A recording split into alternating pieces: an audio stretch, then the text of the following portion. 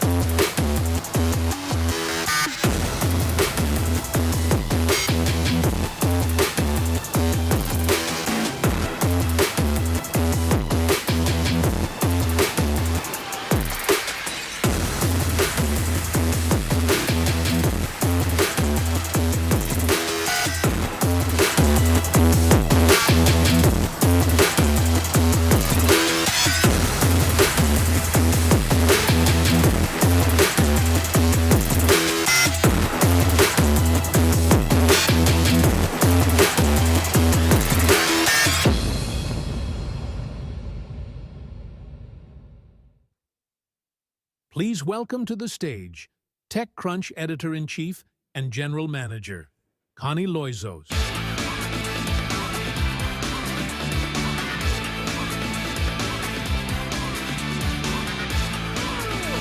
Hi guys, thank you so much for coming.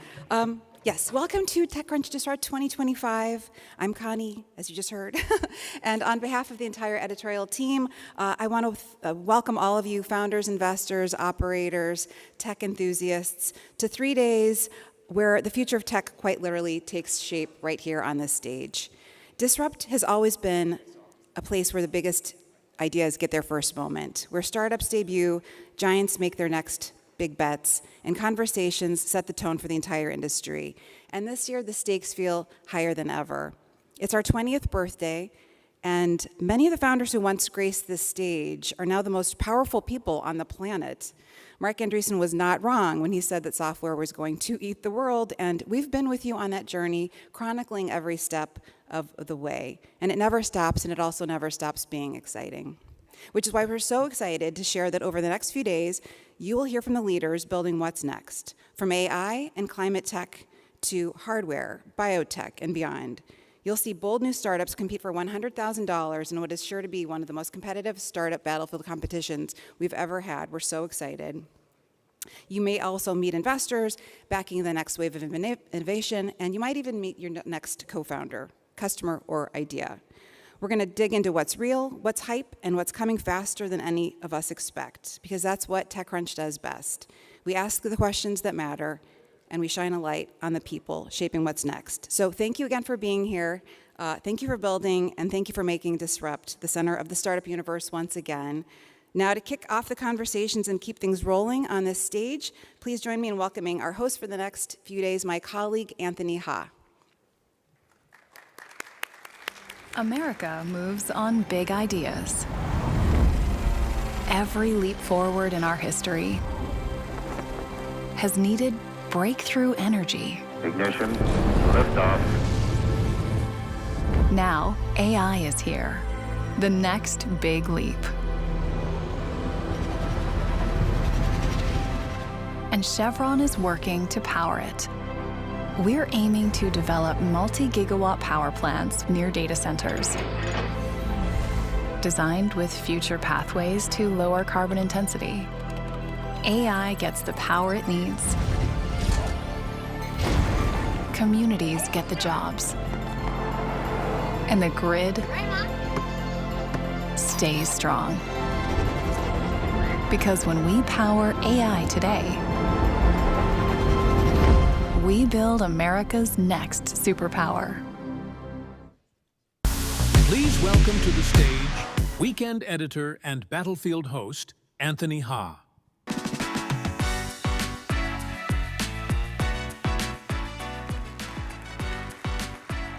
Hello, thank you for coming. Welcome to Disrupt 2025. It's amazing to see you here at Moscone West. We've got 3 incredible days ahead, lots of ideas, some announcements, and hopefully a few surprises. We're going to be kicking things off in just a few minutes with the first round of the Startup Battlefield. Before we do, I have a few housekeeping items, not because I like the sound of my voice, but because hopefully it will help you make the most of your time here. First of all, if you haven't already, download the event app. Just search for Bizzabo in your app store or scan the QR code you can see on the screen behind me. Is there a QR code? I don't know. So just search for Bizzabo in your app store, and you can also find instructions in your registration email. The app is going to be your go-to for the full agenda for the next 3 days for speaker info, maps, and networking. Second, there's going to be a lot happening across 6 stages and rooms this week. You probably know this already, but we're here on the Disrupt stage, and that's where you're going to see the biggest keynotes and the Startup Battlefield. Across the hall is the Builders stage, and that's where you're going to find deep dives for founders and operators. Then next door is the Industry stage, where we explore specific technologies and their impact on the startup ecosystem. I would kind of point, but I got really disoriented coming out to this stage. But if you're out there, you'll see the signs. You'll figure it out. And then so right now at the Industry stage, we're going to go deep on frontier tech, but that's going to be rotating through the next 3 days. This afternoon, we have advice for founders on how and when to take your company public. It's a good problem to have. And tomorrow and Wednesday, it's going to be all about AI. We also have 3 roundtable rooms and a breakout room where you can join smaller, hands-on discussions with founders, investors, and operators. And of course, one of the best parts of Disrupt is networking. We have industry-specific meetups and mixers tonight and tomorrow. Once again, just check the app for details. There is a feature in the app called Brain Date, pretty cool name. You can join or make small group sessions in the app on Brain Date, or you can also schedule one-on-one meetings, and those meetings will happen in the networking lounge on level 2. Finally, if you have a founder or investor badge, make sure to visit the Deal Flow Cafe. It's basically just right there. It's where conversations turn into real connections and maybe even your next big deal. And I mentioned surprises. We have a little bit of news that we're making here on the stage, which is that TechCrunch has a new podcast. It's called Build Mode. It'll be hosted by Isabel Johannesson, who makes the Startup Battlefield happen. She'll be sitting down with founders, investors, and operators to get real about startup life. All the real dirt, the drama, the pivots, and the co-founder breakups. Season 1 drops on November 13th, so you've got a couple weeks to subscribe in your favorite podcast app, or keep an eye out for the video on YouTube. Okay, that's it for the housekeeping. It is time to kick off the Startup Battlefield. This is TechCrunch's legendary pitch competition. The next generation of startups will be taking the stage to compete for $100,000 in equity-free prize money and the Startup Battlefield Cup. There are 200 startup battlefield companies here at Disrupt. We're not going to see them all now. We're going to see 5 of the top 20. And those 5 companies are going to be competing for a slot in the finals on Wednesday. Each presentation will be 6 minutes of pitch and live demo, and then 6 minutes of Q&A from our expert judges. And you remember I mentioned an event app earlier. By the way, has anyone downloaded the event app already? Raise your hand if you downloaded the app. Excellent. All these cool people, they can go into the app. There is a polling section in the app and share which company you think should win. And with that, let us bring out our judges. I'm going to be introducing them as they come out. First up is Allison Baum Gates, a general partner at SemperVirens Venture Capital, a venture fund investing in healthcare, fintech, and enterprise SaaS. She is the author of Breaking into Venture and the forthcoming Beyond the Pitch, The Psychology of Raising VC Funding. Next, we have Cathy Friedman, the executive venture partner at GV, where she advises the life sciences portfolio and invests across the healthcare continuum. Her interests include adolescent mental health, the full lifespan of women's health, and more equitable systems for the underserved. Next, we have Katelin Holloway, founding partner at the early stage venture firm 776. She is a seasoned investor with over 20 years of operational experience at companies like Pixar and Reddit.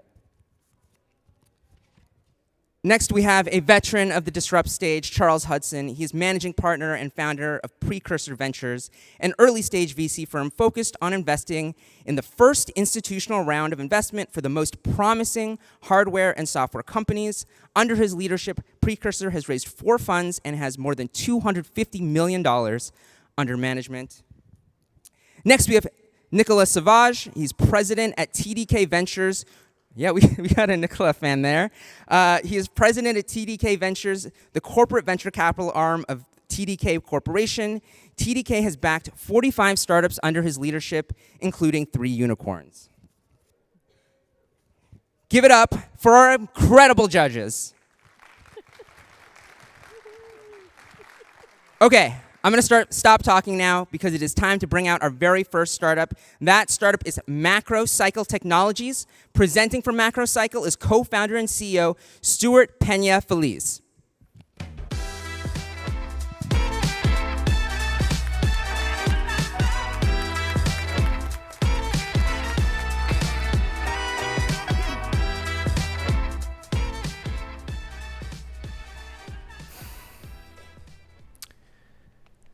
Today, over 99% of all the textiles waste that are globally produced ends up in our landfills, in our oceans, or it is even incinerated.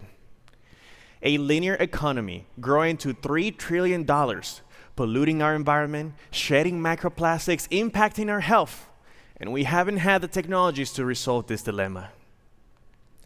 If a brand wants to acquire recycled polyester textile material today, they need to source it from bottles, because the technologies of today, mechanical recycling, cannot handle with the complexity of the garments that we wear on our daily lives, leaving disposal as the most viable option. The technologies that can address this quality dilemma, the advanced recycling technologies, are then too energy intensive. They rely on breaking the bonds of the polymers in the textiles down to the building blocks, and then having to undergo all the traditional petrochemical steps to arrive back to the original polymer. This means that if a brand wants to acquire recycled material through this technology, they need to pay a green premium, inhibiting its adoption because of its high costs. MacroCycle is able to resolve both of these dilemmas thanks to our creative approach. Instead of breaking bonds, we are making new ones. Through our patented Solvogenesis platform, we're able to retain all the energy that went into making the original polymer. And instead of breaking it apart, we force it to bond with itself to create a new intermediate called macrocycles. These intermediates allow us to bypass the petrochemical industry entirely, and we're able to produce a high-quality product at a fraction of the cost. This is how our technology works. MacroCycle will acquire polyester-containing textile waste, and whether they're multi-fiber, multicolor, or multi-material, like the shirt and the pants that I'm wearing right now, We're able to go through our proprietary set of solvents and operating conditions to be able to remove the non-polyester materials, the colors and the dyes, and increase its chemical quality through our chemistry to produce our product. The macrocycle polyester resin, a high-quality drop-in solution that the textile industry can use to make yarn and garments out of 100% post-consumer textile waste.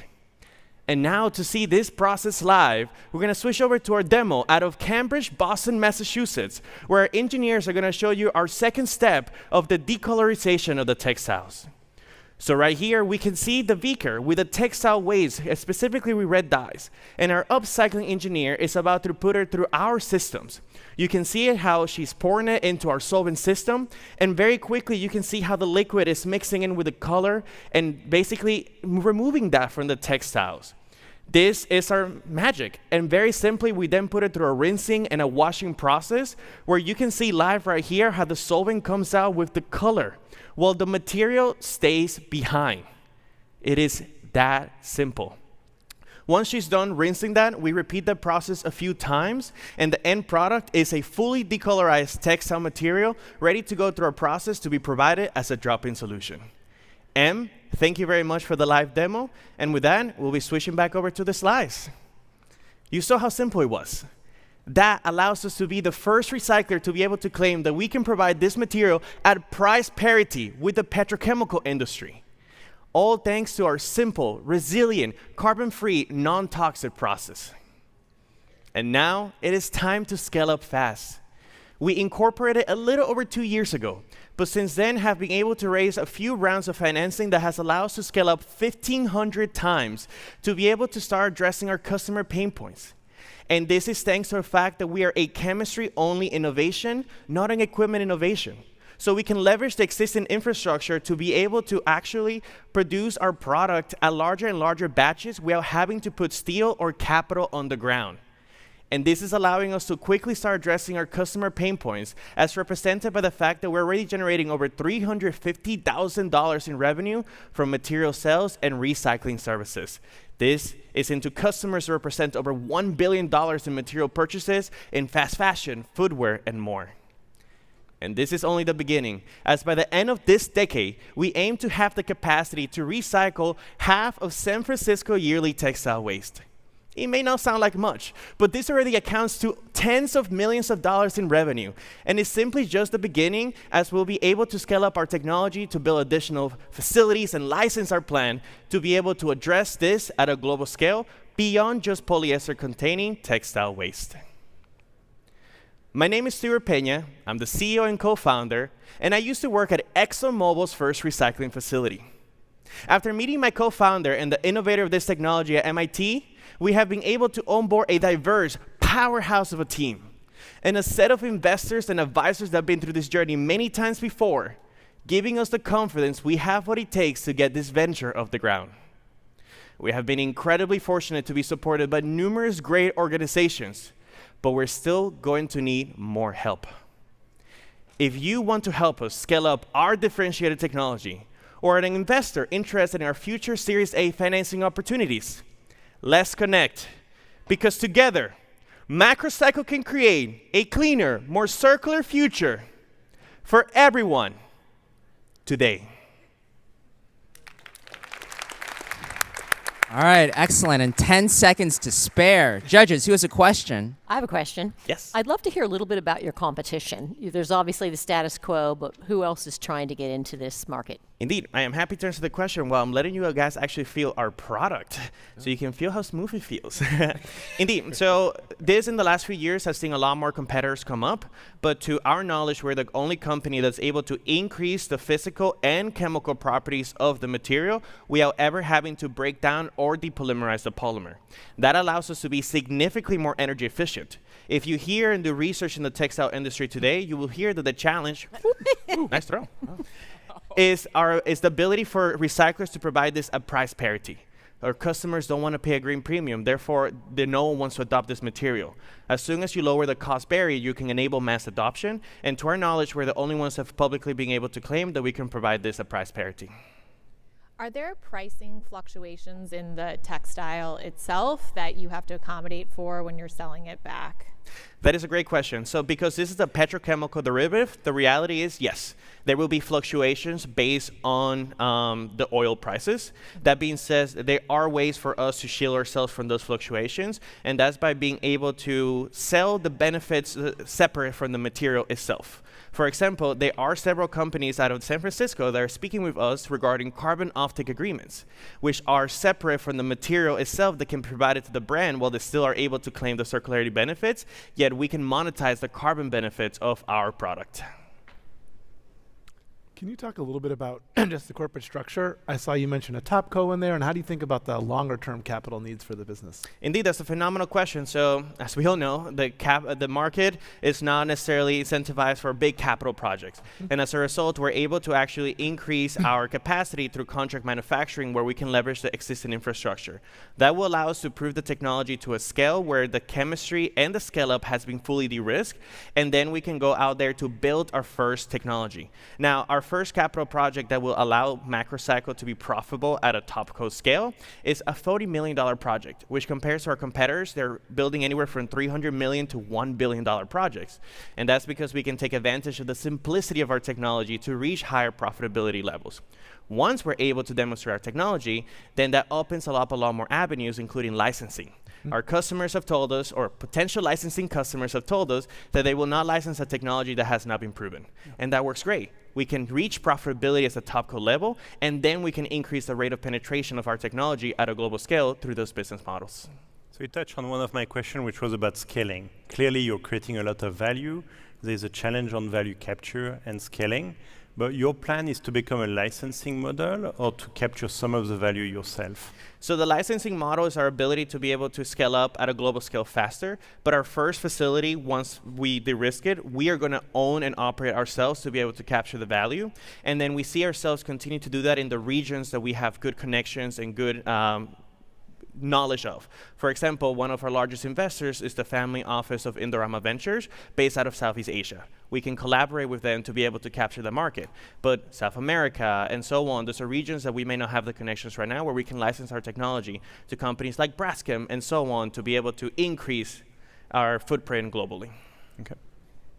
Stuart, thank you for your pitch. You have the best energy. You obviously are super excited to be here and to be sharing what it is that you're working on. I saw you dancing backstage, and I think you could get excited about just about anything, which we love. I want to better understand, though, your passion for this particular problem.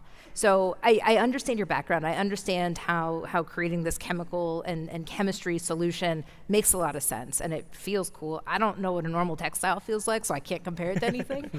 But why are you waking up every morning, dancing, getting out of bed, putting on your polymer clothes, saying, yes, this is the thing I'm going to spend the rest of my life doing?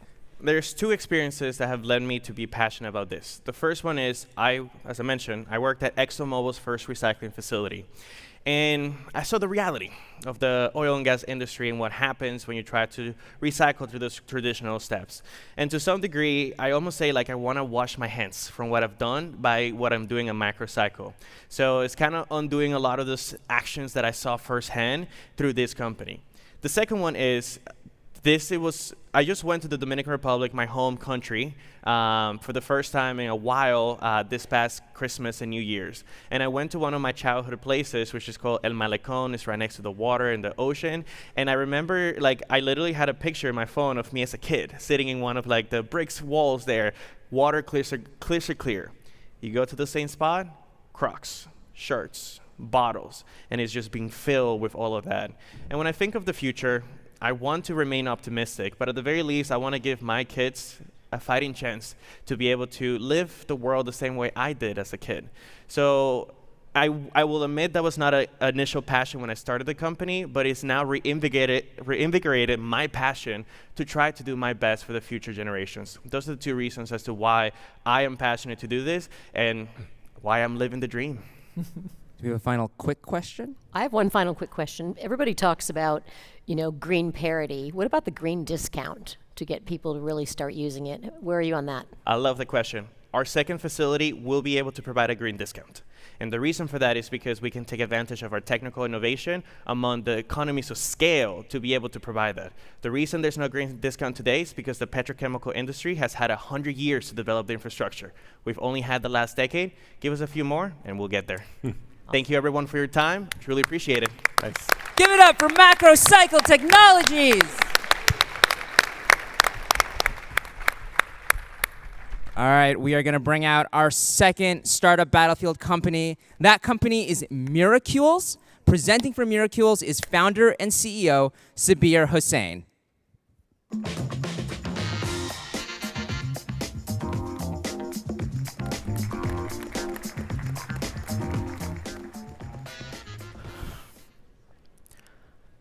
Namaste everyone, I'm Sabir.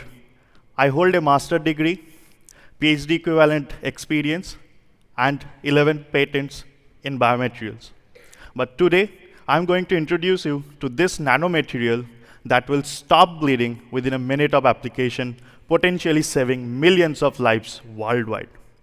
But before that, a quick heads up, my slides contains real medical images of bleeding and trauma, but they're really important to show you the urgency of the problem we are solving.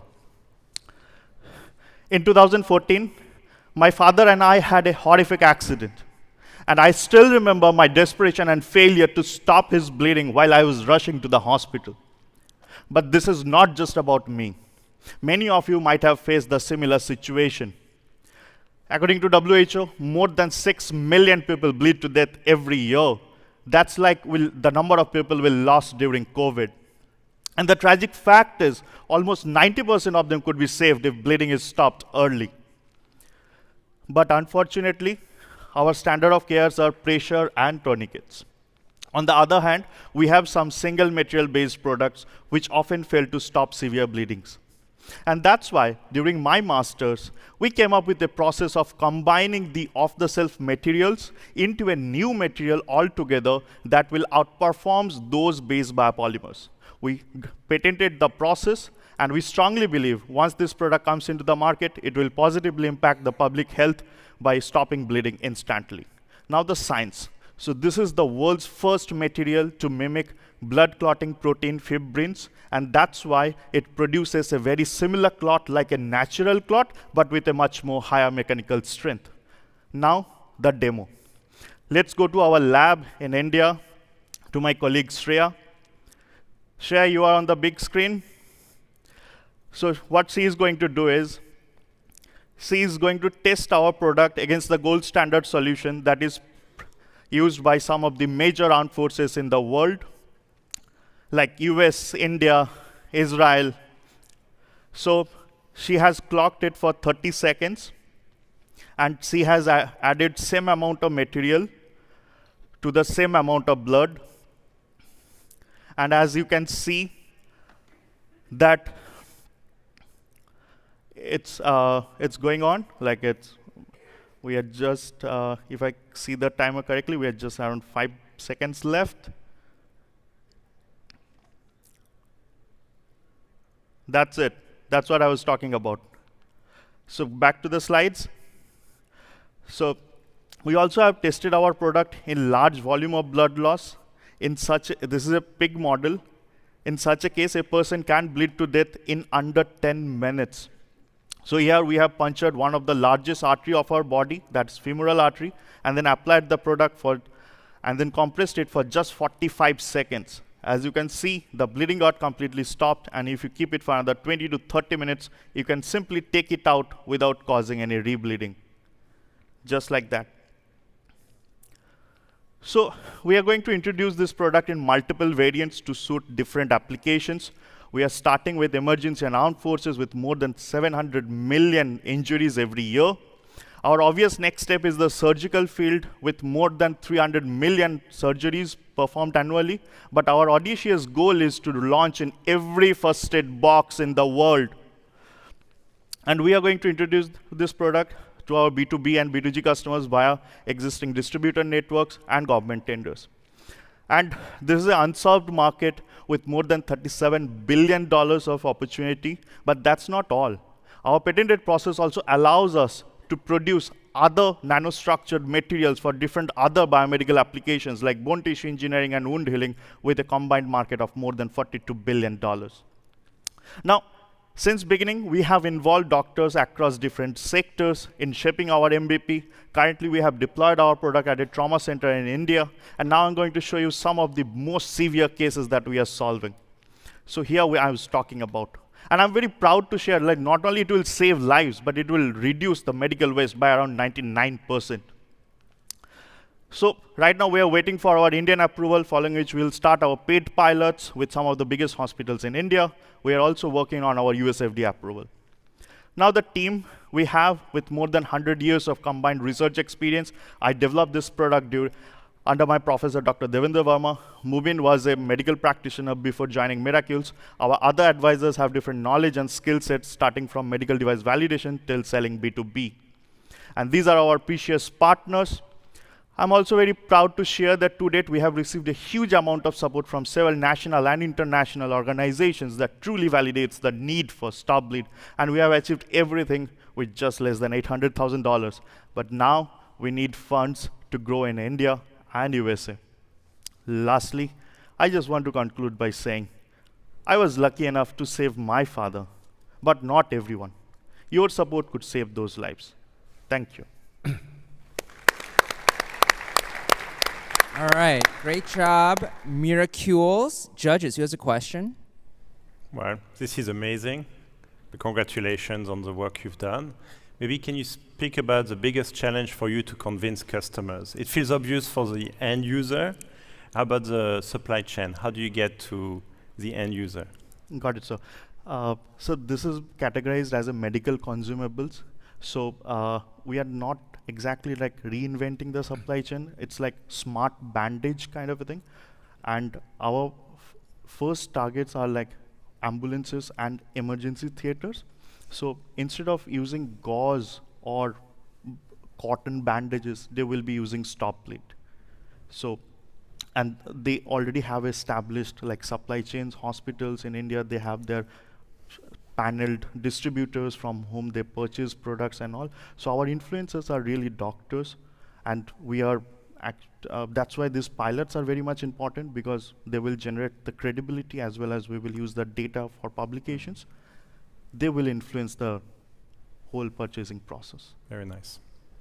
Can you talk a little bit about how you're going to get the product into hospitals? Because there's a different standard for being on the battlefield than being in a hospital. Right, ma'am. Ma'am, actually, getting into the battlefield is a bit more tricky, because then it involves government bureaucrats and all those aspects. In the hospital, it's again, it's a medical consumable. So we will just be comparing it with the gauze itself that they are using right now. And is it manufactured to be sterile, so it can be in a hospital as well? Yes, ma'am. It has to be sterile. Is there any training, or how does it affect the operations of a hospital to roll out this product? So that's actually the best part. You don't need any training to use this. It's as simple as just apply and compress. That's it. Nothing else. So anyone can use it. And our most audacious goal is to launch in every first aid box in the world. Like in India, in every nook and corner, there should be small these kind of units. And this is actually for the battlefield. So this diameter is actually a size of the exit bullet wound. So they can simply, without accessing this, they can simply push it to the. I'm curious about timing. It seems miraculous, and you have such an incredible background. Why is it that nobody has invented this before? Why is it only possible now? Right, ma'am. Ma'am, it's not that they haven't, there is no product out there. There are. And the thing is, they are using so there are certain biopolymers with us, like chitosan, gelatin, cellulose. These kind of materials you can use, and people are actually using them. And what they're doing is they're just using their inherent property of clotting. So those materials can have that some bit of property. What we are doing is we have come up with a new process altogether. So this is the new material, having those off-the-shelf polymers into it. So not only the material of construction, but also the internal structure, the way we have engineered it, also plays a major role in making it 5 times quicker than those solutions. And how does the cost compare to those solutions and You're right. existing solutions? Ma'am, we are at par with them. But we strongly believe, like, once we go for a scaled up version in the manufacturing part, we can reduce this cost almost by half. So right now we have at a 20-liter scale where we have managed to go for it. Like, as you can, like, with just $800,000, we are like starting from validations and all those. So 20-liter scale, we have done it, and our cost right now is around $3 to $4 per unit. That's the biggest one. Amazing. So as you think about expanding into the U.S., medical innovation, I think, in general, it's a series or a marathon of those milestones, those regulatory milestones, right? And the U.S. is obviously different than other parts of the world, including where you have started, which I think it's a very noble feat, and I'm excited to see the product in market here. But how are you thinking about pacing your team and your product kind of against those milestones so that you can stay resilient? And I'm asking, and I'm naive in this, just the idea that this is actually a medical consumable might actually make my question irrelevant, but I want to ask because I don't understand. Ma'am, to talk about the resilience, so I quit my job to do this. I'm doing this for last 7 years. This was my master degree project, which I just took it to the startup. I'm coming from a middle-class Indian family. For what we did was with the regulatory part, because this was the biggest challenge. The moment we got to the MVP, proof of concept, we contacted US FDA. There is a process where you can submit your data to the US FDA for which called as pre-submission, and we followed what they suggested. So right now we are ready with the US FDA part also. Yes, as we don't belong here, so I don't have that much clarity about the US market, how we will be navigating it through, but I'm trying to figure out. And one of my reasons, although flying from India to here, is to find out whether this ecosystem has a place for me or not. I will say you do belong here. Yeah. Don't say those words again. Yeah. That's not it. I agree. Absolutely. Sure. Well, we are out of time, but let's hear it for Miracules. Woohoo! Thank you. Well done. Thank you. Great job. Just gonna take a second to get set up here. This is also gonna be an unusual demo, I think. Judges were doing okay. The images were, everyone held in there. I had to look away for a second, if I'm being completely honest. How are you liking the company so far? I'm so glad that his dad's okay. I was a little bit in suspense, yeah. Audience, what do you think of the company so far? Do you like them?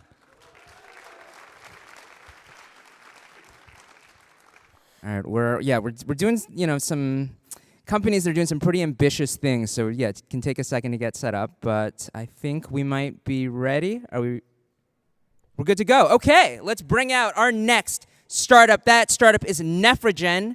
Presenting for Nephrogen is co-founder and CEO Dimitri Maxim.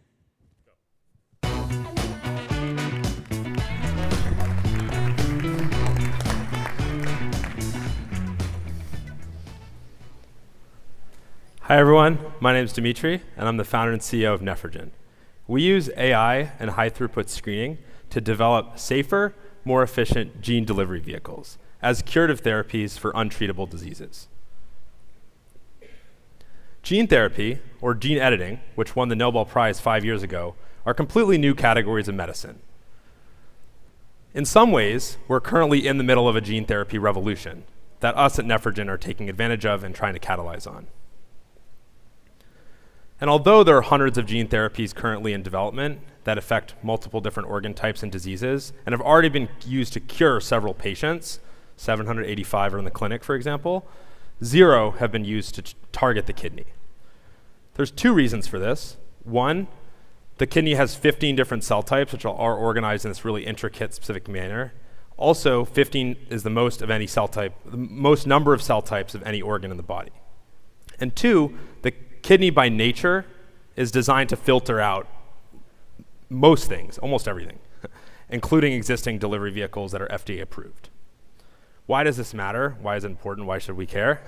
It means that delivering to the kidney is almost impossible. But it also means that if we can deliver gene therapy to the kidney, we can potentially deliver these curative medicines anywhere.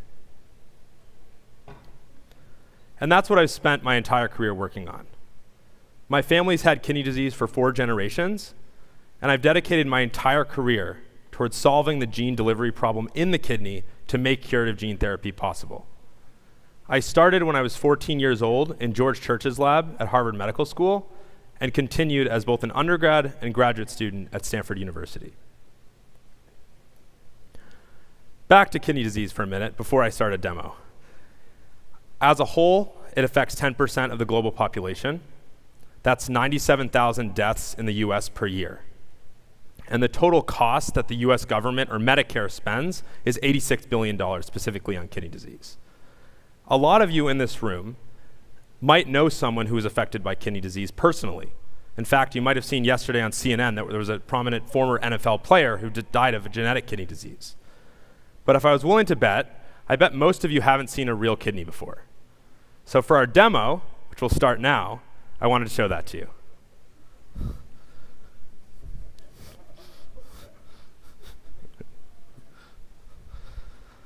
Okay. So on the left, or the top, I guess, from your perspective, is a kidney from a patient with polycystic kidney disease. This is a genetic disorder that causes kidney failure. Unfortunately, this patient passed away.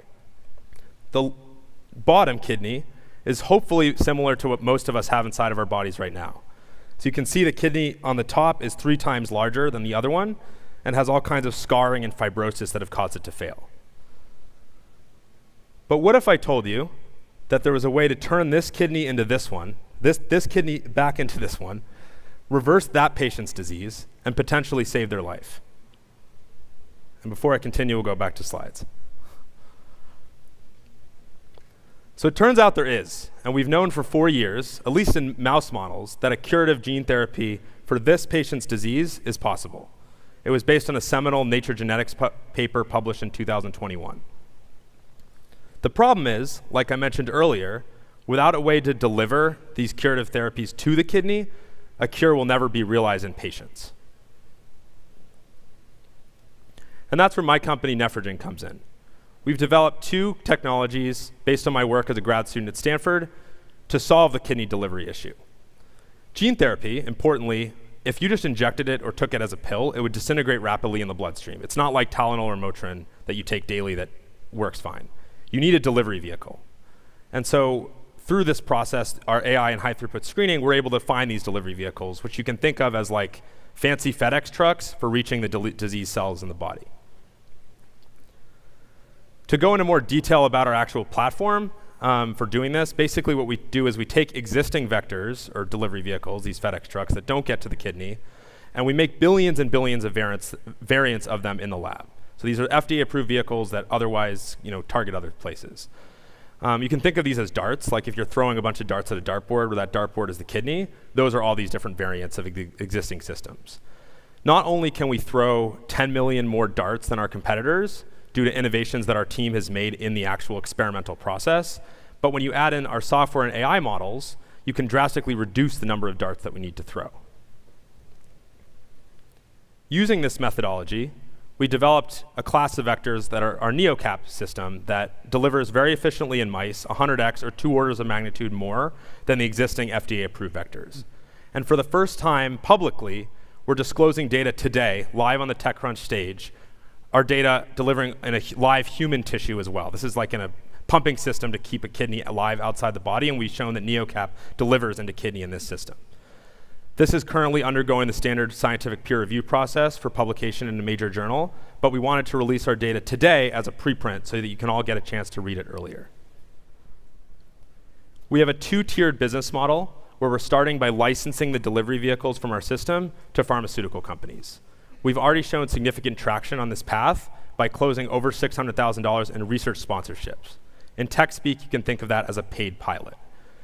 And although our initial market is licensing to these pharma companies, our longer-term vision is to sell our own developed drugs directly to patients. Wrap it up.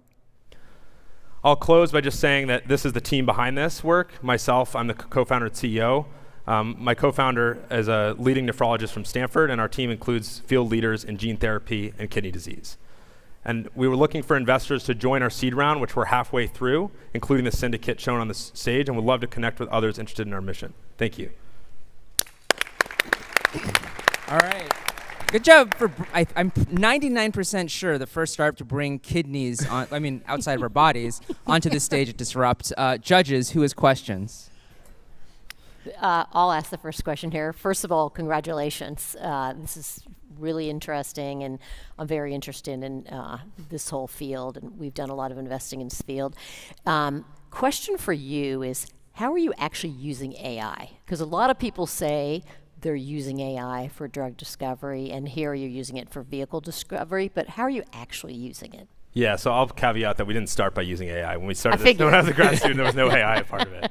Now really what it is it's just a better way to predict like that design space of total combinations of this existing delivery vehicle, which is called an AAV, but there's 10 to the 1,000 combinations. So AI, and we can only screen 10 to the 17th. So we're basically like an infinitesimal amount of the possible experimental design space, so the AI can drastically reduce the rest of it. And basically what you're doing is you're training the experimental data on models so that software, you can basically say this part of the vector is just non-functional, so you don't need to screen experimentally in this space, whereas you can in this other space instead. It just reduces the amount of experimental work that we have to do. Yeah. So follow up to that on the agreements that you have with the list of pharmaceutical companies. Congratulations, that's awesome. Thank you.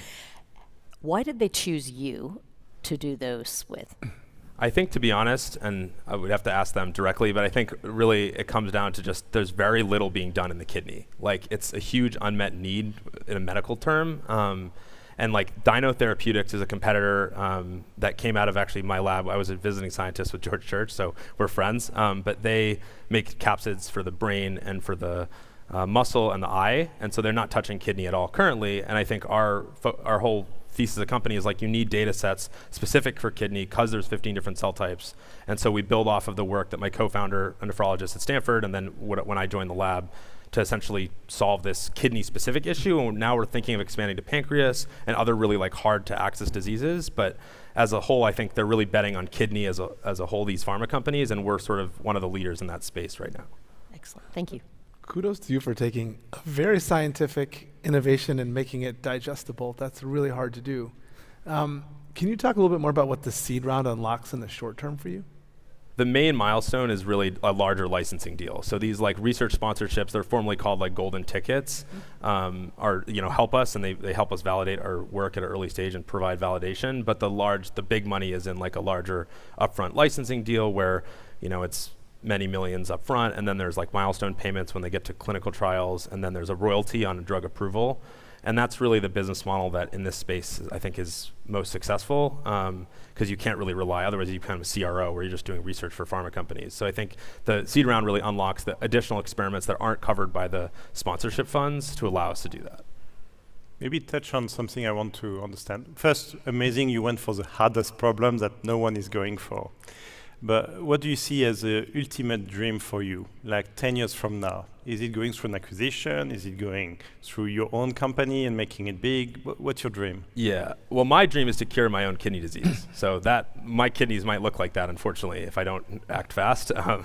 So that's my longer term vision. But I think the way that you do that is like having as many shots on goal as possible. So like we're licensing to pharma.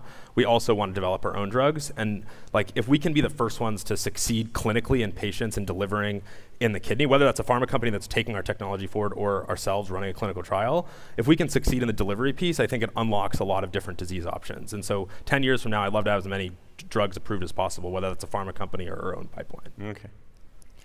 How do you think about pricing and accessibility? From where I sit, a lot of the challenges we see is there's these incredible innovations, but when it comes to getting them covered by insurance or actually getting them into the hand of end patients, there's a lot of messed up incentives. Is that on your radar? How are you thinking about making sure that this doesn't get stuck in the ivory tower of pharmaceutical companies and it's too expensive for regular people to get access? No, it's a great question. Just to go into a couple things. So the first one is like we started this journey at the patient level. So we actually have data, again, I didn't get into it in the pitch, but like on a patient survey of asking them the current standard of care versus a gene therapy, like would you want to take it, period, right? And look, 80+% of survey applicants said that they wanted a gene therapy, but then when you get to the pricing piece, okay, it's a single dose, right? So it's a big upfront cost that's saving Medicare or other like insurance companies a lot of money downstream. So the way to avoid that is to just make sure that you have like a value outcomes-based payment model, which when we talk to payers is sort of like Zolgensma, which is the successful AAV gene therapy from Novartis. That's how they do it. So you pay it out over time. The payers still pay, but it's over time. I know we have 3 seconds, but the last piece on that was just the access to therapies more broadly. I think is something that because we're using such a low dose and because the vector is so targeted, we're able to charge less because our cost of goods is a lot lower. Thank you. Excellent. All right, give it up for Nephrogen. Thank you. Well done. Thank you. Okay, I know we've shown you some various body parts and functions in the last two companies. I think we're going to have a little bit of a change of pace here. So let's bring out our next startup, COI Energy. Presenting for COI Energy is founder and CEO, Salisa Berrien. Really? Okay.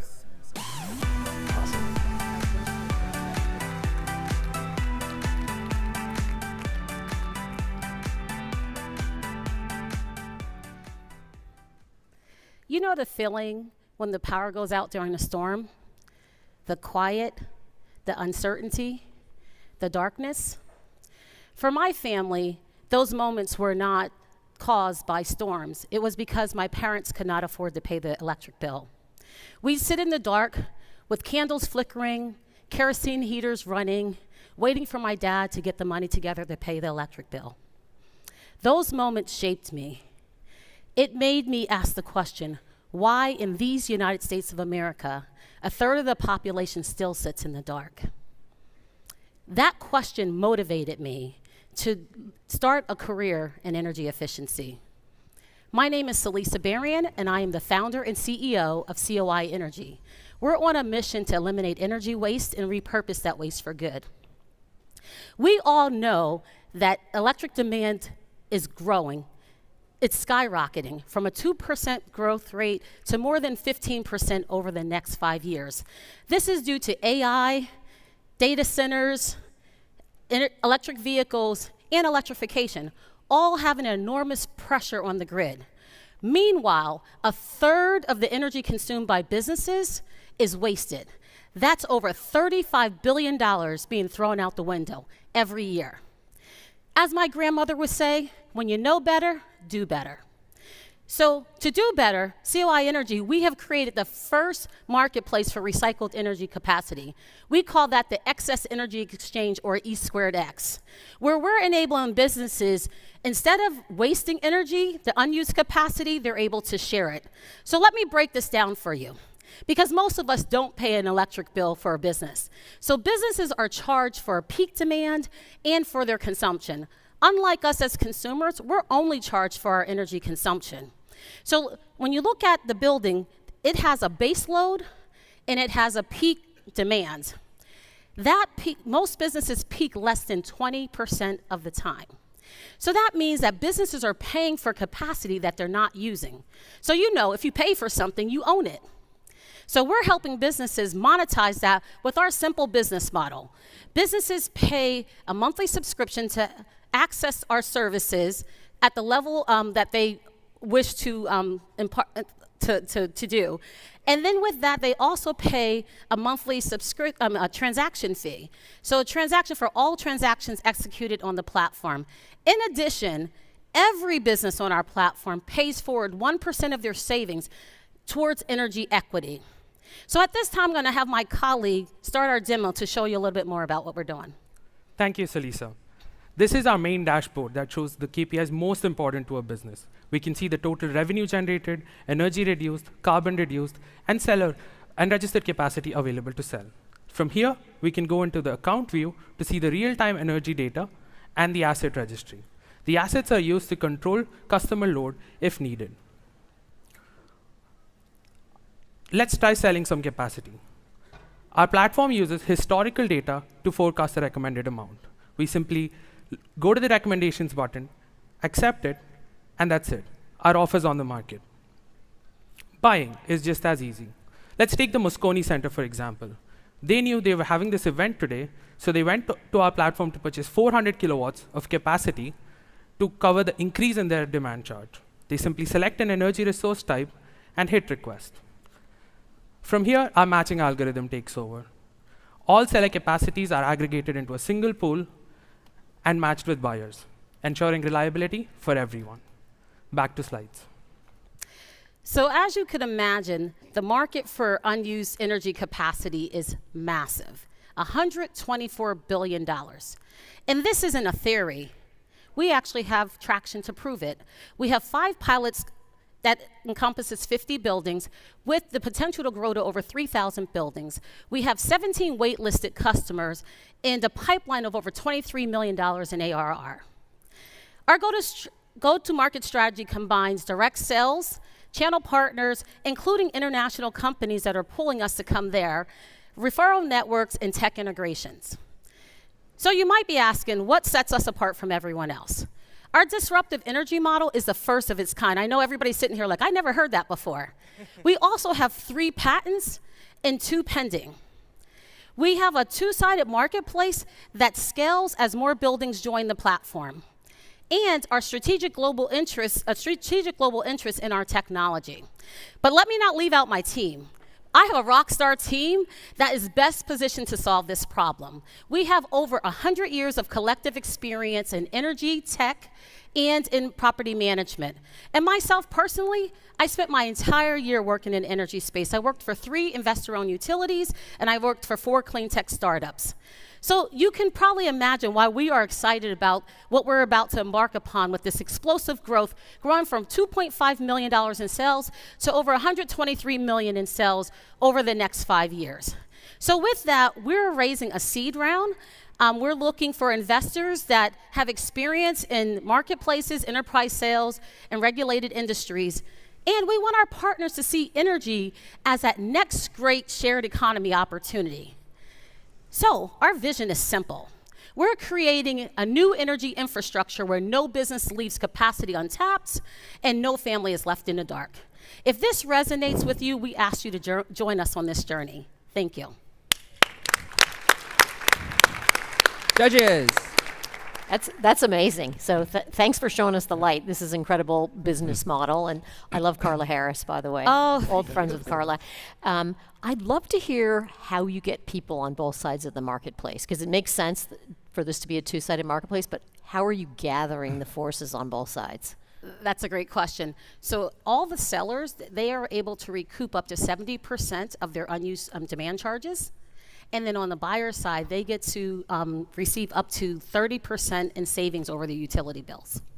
And so everybody saves. How are you getting them to come? I mean, really simple. So from a direct sales perspective, my background is in business development. So I worked at 4 startups, helped one IPO. And with that IPO, because of my what I call my superpower, I'm able to really develop these sustainable relationships with multinational companies. So we were able to grow to the UK just because of what I did for that company, and that's what I do here at COI.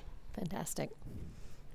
So maybe I have naive questions, but is it not all at the same time that they have peak energy? How does it work when it's peak somewhere but not the other place? That's an excellent question. So when you look at the power grid, the reason why our platform is so powerful for utilities as well is because they can't see behind the meter what's happening inside of a building. We're able to see when a business is peaking and when they're not peaking. And so that's how our algorithm is able to make these recommendations and say, okay, you're gonna peak on this day, so all these other days you have capacity available to sell. And then a buyer, like he said, the Moscone Center, they're like, we're having an event next week. So our demand is going to go up because we're having this big event. So we're like, I'm going to go on there. Instead of me peaking on the electric grid, I'm going to just share in recycled capacity. And it saves for everybody, the environment, the government, like for the utilities and for the businesses. Then I had one question about your 70% price and 30% discount. It sounds like you're leaving nothing for you. Can you speak to your margins and unit economics? Yeah, no, so we get our monthly subscription, we get transaction fees, and we get a part of that, they get up to, so they don't get the full amount. It depends on what market they're in, on what they get, but we get a portion of that as well. Okay. Do you need the cooperation or permission of the energy utilities? Like, how do they feel about the existence of COI? Yeah, so every utility now that I've talked to, except for one, I was like, this is super amazing. It's a good way to squeeze more out of existing infrastructure because we cannot build quick enough. When we talk about AI and these data centers, everyone's trying to figure out how to solve that problem. They can't build quick enough, so they're like, this is a solution that can help us. And because they don't have the technology to see behind the meters, we're able to help them see that, and we do the measurement and verification so they know that a building did what they said they were going to do, and then this buyer actually was able to buy off our platform. I had a very similar question. I'm glad you asked that. I also was surprised to see the growth demand go only up to 15%. I actually expected to see a higher number just based on the energy consumption that people are predicting. So it was nice to see some data behind that. I'm curious about your pilot programs. So thinking about your favorite or your first or your best or your gold standard pilot, how are you thinking about turning that pilot program into a playbook for scalability? Yeah, so with our pilots, because of my background, I don't really truly believe in saying a pilot. Every customer that we bring on board, we set it up that it's a multi-year contract. Oh, nice. So we're not looking at just getting you on, if what we say we're going to do, we do it, customers are happy. So my background, I've never lost customers, literally never lost a customer. And it's just because of the sticky relationship that we develop. Do what you say you're going to do, and your customers are delighted. That's a wild concept. Integrity. Exactly. I like it. Good moat. Yes. Leaning into the customer side, oftentimes energy solutions have failed because they require some sort of behavior change. Who exactly are you selling to and collaborating with at the corporations that you're bringing onto the platform? And then what kind of behavior change is required from them, but also from the organization at large? That's an excellent question. So we are focused on, depending on the company, so we are only targeting enterprise businesses. So we have a MAG 7 that we're currently on our platform, so big tech company. We have healthcare consortium, and then we also have big box stores in a city. So they all have a whole lot of buildings, right? In different categories, it might be an energy manager, it might be a global sustainability officer. It depends on that company. So we are kind of targeting those customers that way. You talked about superpower. Can you talk more about your superpower and your teams? Yes, I mean, my team is super amazing. I, as you know, have been in this field, and it's really comes from my passion. People are like, why do you get up every day and do this? Because it's not easy, right? For me, I really see the world being a better place when we're able to help not only ourselves, but we're able to help all people.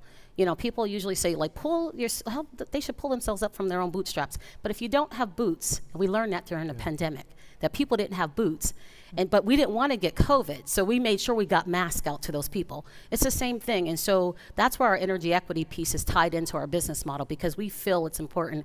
And for me, I'm passionate about that. If you look at my career, do any little search on me online, you'll see that's what I'm about, is really making a difference for all. Your passion is clear. Thank you. All right, let's hear it for COI Energy. And we have one final startup in this session of the Startup Battlefield. That startup is Radicate. Presenting for Radicate is co-founder and CEO Sean Walsh. Thank you. Lit, but I'm good.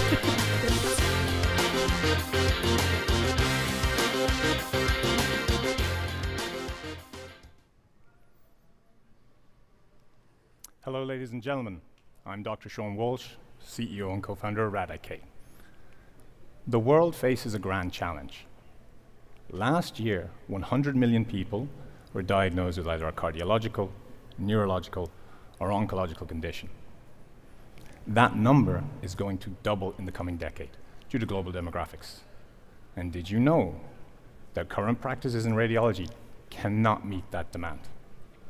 Let me show you precisely what I mean. This is a CT scan, the mainstay of radiology. Your doctor orders this when they suspect something serious, and they need a map of your anatomy to investigate. They're great because of accessibility. 90 million performed in the US last year, largely due to just how efficient they are. It's a simple 5-minute procedure. You jump on the table, you jump off the table, you're done. And in the world of healthcare, these are relatively cheap, a few $100s.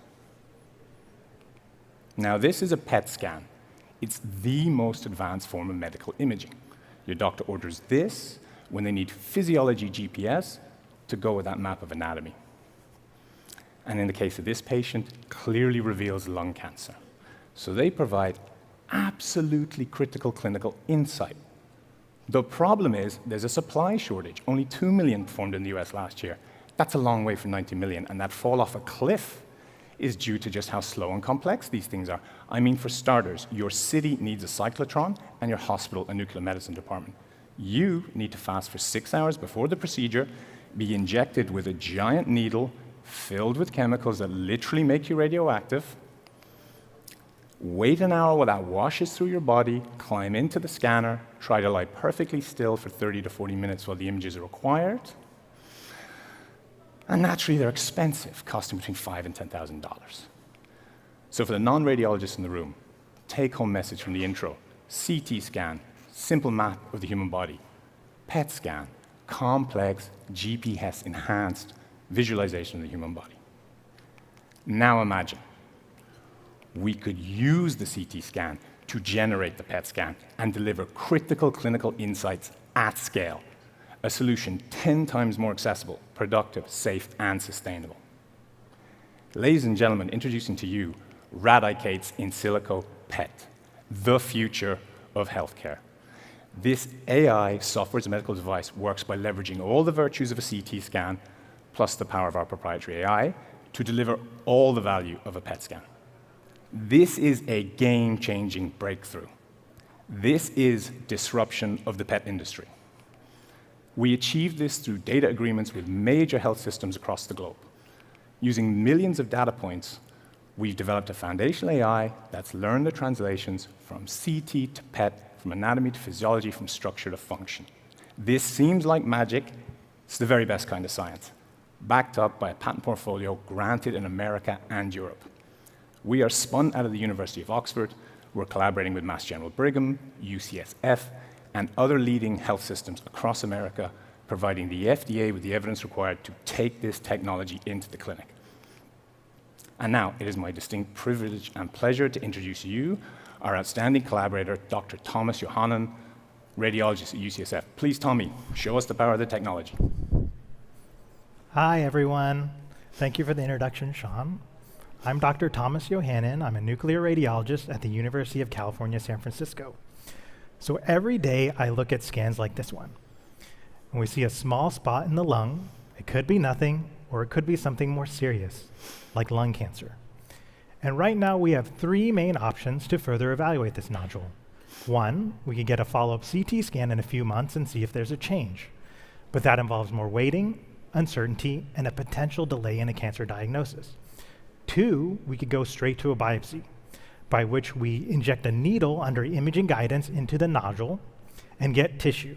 But this is invasive, carries risks, and ultimately may not be necessary. 3, we could get a PET scan, which again involves injection of radioactive materials, added cost, and can take up to several weeks to obtain. For a patient like this, typically we would proceed with the PET scan. However, in the near future, we could have a 4th option, a variation of the 3rd, seen here on the right, as the next best step. So we've proceeded with ordering Radicate's in silico PET, using AI to generate PET equivalent images from the existing CT data alone. And within seconds, we have the same data that would normally take weeks to obtain. And if we look at this patient scan, we see that this nodule is highly avid. So we would forego the potential steps of getting further imaging with CT or PET and go straight to biopsy, because something this avid is most likely a lung cancer, and time is of the essence. So this type of clinical impact is why we're excited to work with Radicate on developing the clinical evidence to deploy this technology. It could make advanced imaging and evaluation more timely, less invasive, and more accessible. Thank you.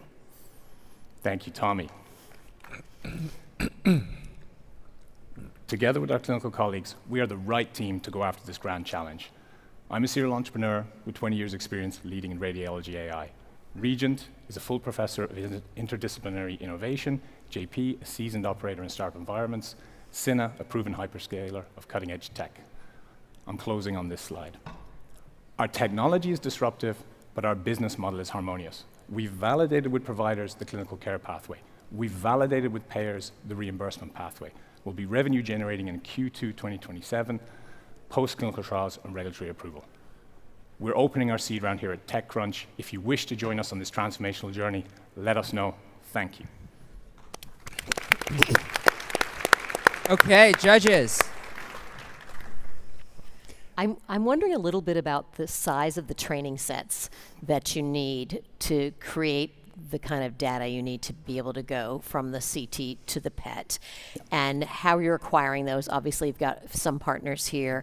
And then a follow-up question to that, which is, there's obviously some very large players in this space that have very large training sets with both of those in them, and how you're going to compete with them. Wonderful. Yeah, so with pleasure. So yeah, you need large data sets. That's one element. So we have, through the University of Oxford, a data silo of more than 1 million images, which is there. But AI are just like people. Some people need lots of examples to learn something. Some AIs, you give them one example, they get it. So the secret sauce behind what we do is a multi-scale generative AI architecture. Happy to go into the detail on that. But we can get these insights with tens of thousands of images. This is a competitive advantage. And the science is published, the patents are filed, so this is something we have. In terms of competing with other providers, yes, the large vendors, Siemens, GE, Philips, they have scale, but they don't have our ability to execute what we're doing with the partners we have. They can compete with us, but there's a natural transition there. We're going to be first to market with this because we've got our trials up and running. We're going forward with that. Regulatory is aligned with our IP, so if anyone follows us to the market, they've directly infringed our IP. No questions asked. So we have a defensibility moat there. So I hope that addressed your point. Yes, thank you. How do you think about the clinical workforce shortage that likely exists if you really are able to generate that many more images? How will you find the people to read them? Yeah, wonderful. Thank you. Please, Tommy, this is your field. I have an opinion, but let's get it from the source. Yeah, so I think this technology actually would reduce the number of PETs that we do chemically and see. So we presented the example of a CT scan. So, and then we have those 3 decision points. And oftentimes, a PET is being ordered in this scenario when it's really not needed. CT or biopsy really are the ultimate choices. So it would actually, I think, help us by reducing the clinical volume overall. And would people that are only qualified to read CT scans today be capable of reading your enhanced CT scan as well? So everyone that does a radiology residency in the United States is qualified and board certified to read the PET technology. But we do fellowships afterward to get extra expertise. Like in my institution, only specifically nuclear medicine trained people read PETs. But hopefully this technology could be presented in a way such that like someone just reading the CT would have the expertise. And to complement that, so what Tommy's speaking to is this is efficiency in the health system, right? We are going to be able to enable radiologists to get their work done faster, so the human shortage, this is important. We're not trying to automate their tasks, we're trying to improve their decision making. There's a lot of gray area of wasted time and energy getting to the ultimate outcome. So we are definitely improving that unit economics on. And second, in terms of how to use it, first you would displace PET, 2 million. That's a market and is very valuable by itself. But the potential here is the unlocked market of 90 million CT scans. And how do you go? There's a trade-off here that you have to optimize for between the price point today versus the volume increase. because you've got to work with payers to make sure that the health system overall, the economics are sustainable and value-driven. So that's how we do it. We come in at the price point of a pet, but if you're doing 90 million of these in silico pets, you're not going to. So there's a transition there that goes underway. It is a beautiful use of AI. But if we think about liability, because AI doesn't tell you everything, like in this case, probably a black box. How do you think about false negatives where the patient would walk back thinking he has nothing to worry about, but you didn't catch it while the pet would have caught it? So I'll just go quick, Tommy, and then please make sure to validate what I say. So indeed, the FDA will only let this on the market if we demonstrate that this in silico pet is having the accuracy, true positives, true negatives, false positives, negatives, sensitivity, specificity, at the same rate as chemical pet. So we are not inferior. We are going to be directly interchangeable and have the exact same performance.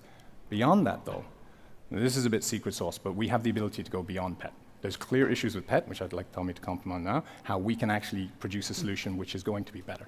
But Tommy, please contribute. Yeah, so like PET scans have false negatives. Like we know certain lung nodules that are lung cancer, they won't be FDG avid. And actually, I think this technology will help because sometimes we get PETs for some things we know as radiologists won't be FDG avid, and they'll come back negative, and we're like, this is a cancer, even though it's not FDG avid. But the person who ordered the PET scan may not understand that, right? They may think that, oh, this is negative, this is not a lung cancer. This technology may help us to explain, okay, we see this CT, we think this is lung cancer. We used Radicate's technology to show this is unlikely to be FDG avid, so you don't need to get the PET scan, but this is still most likely a lung cancer. So it actually could take away that unneeded utilization of a PET scan to characterize this nodule when we know there's going to be a false negative. Tommy, is this also super helpful in the market where PET scan is contraindicated, like for a pregnant woman, child?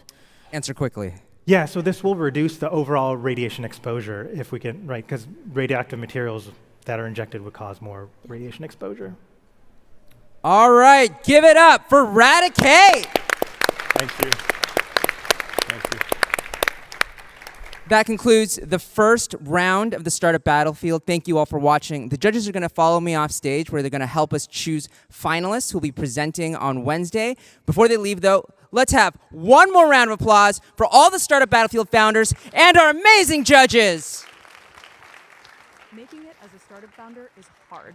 For over 20 years, TechCrunch has been a beacon for startups and investors. And now we're getting back to our roots with Build Mode, a new podcast to help guide you through the messy, unpredictable journey of building an early-stage startup. I'm Isabel Johannesson, TechCrunch's Startup Battlefield editor and your host. Each week, I sit down with founders, investors, and operators who offer candid startup wisdom. So if you're building a company or even just thinking about it, this is your survival guide. Subscribe to Build Mode from TechCrunch wherever you get your podcasts.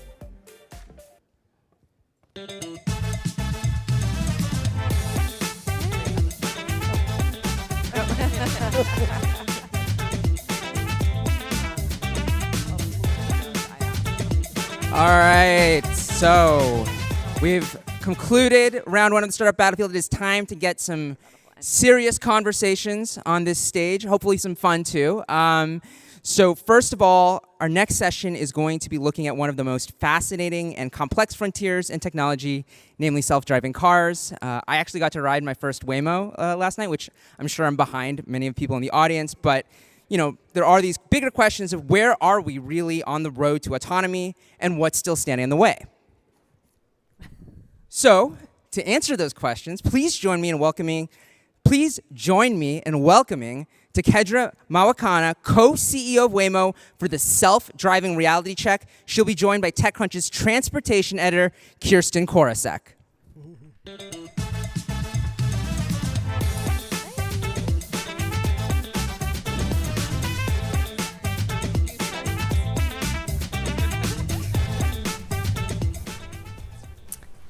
Hello, everyone. So, Tekedra, thanks so much for joining me. Thank you. Before I ask you questions, I do want to ask the audience a few questions. And I'm wondering, just to raise a hand, you don't need to shout it out, how many have you ridden in a Waymo? A lot has changed since the last time that we spoke on stage in LA in February. Yeah. One more question. How many of you are using it regularly? So not just one. I see one person is very excited about this. Yes.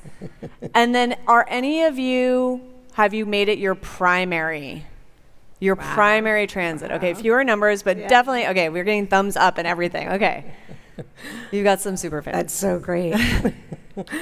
What about you? How often are you using the Waymo vehicles? I use them every time I'm in one of our 5 cities. So if I'm in LA or Phoenix or Austin, Atlanta, or right here in San Francisco, then I'm using it.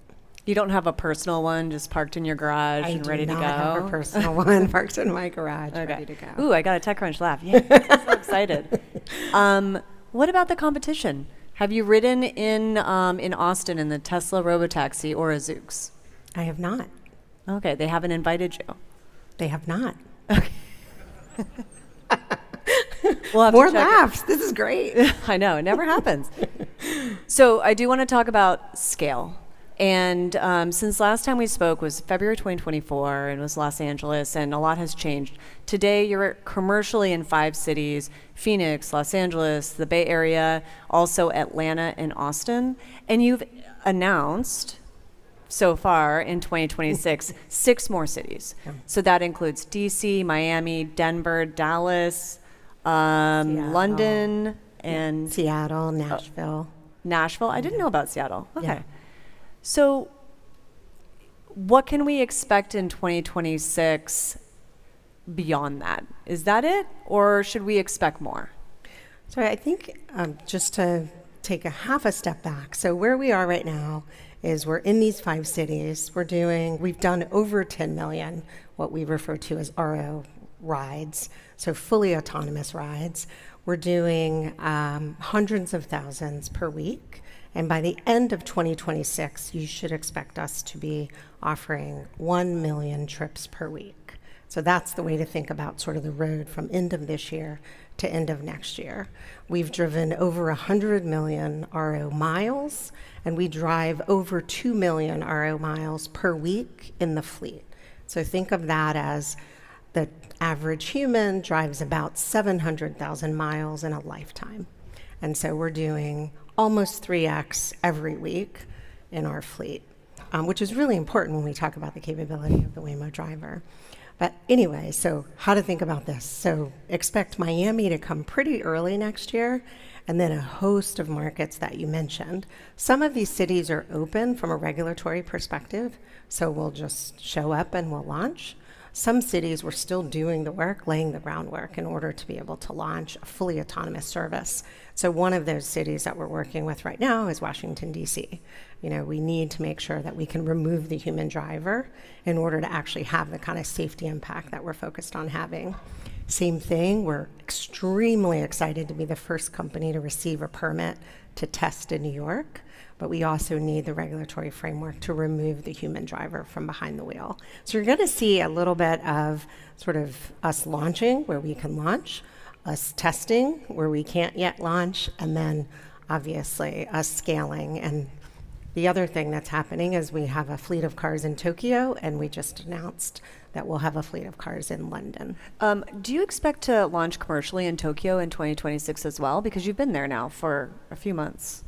Yeah, we've been there. We've been collecting data. We haven't really focused yet on exactly when we'll launch because, you know this, is sort of our foundation is safety. And so what we need to do there's also a regulatory framework there that we're working out.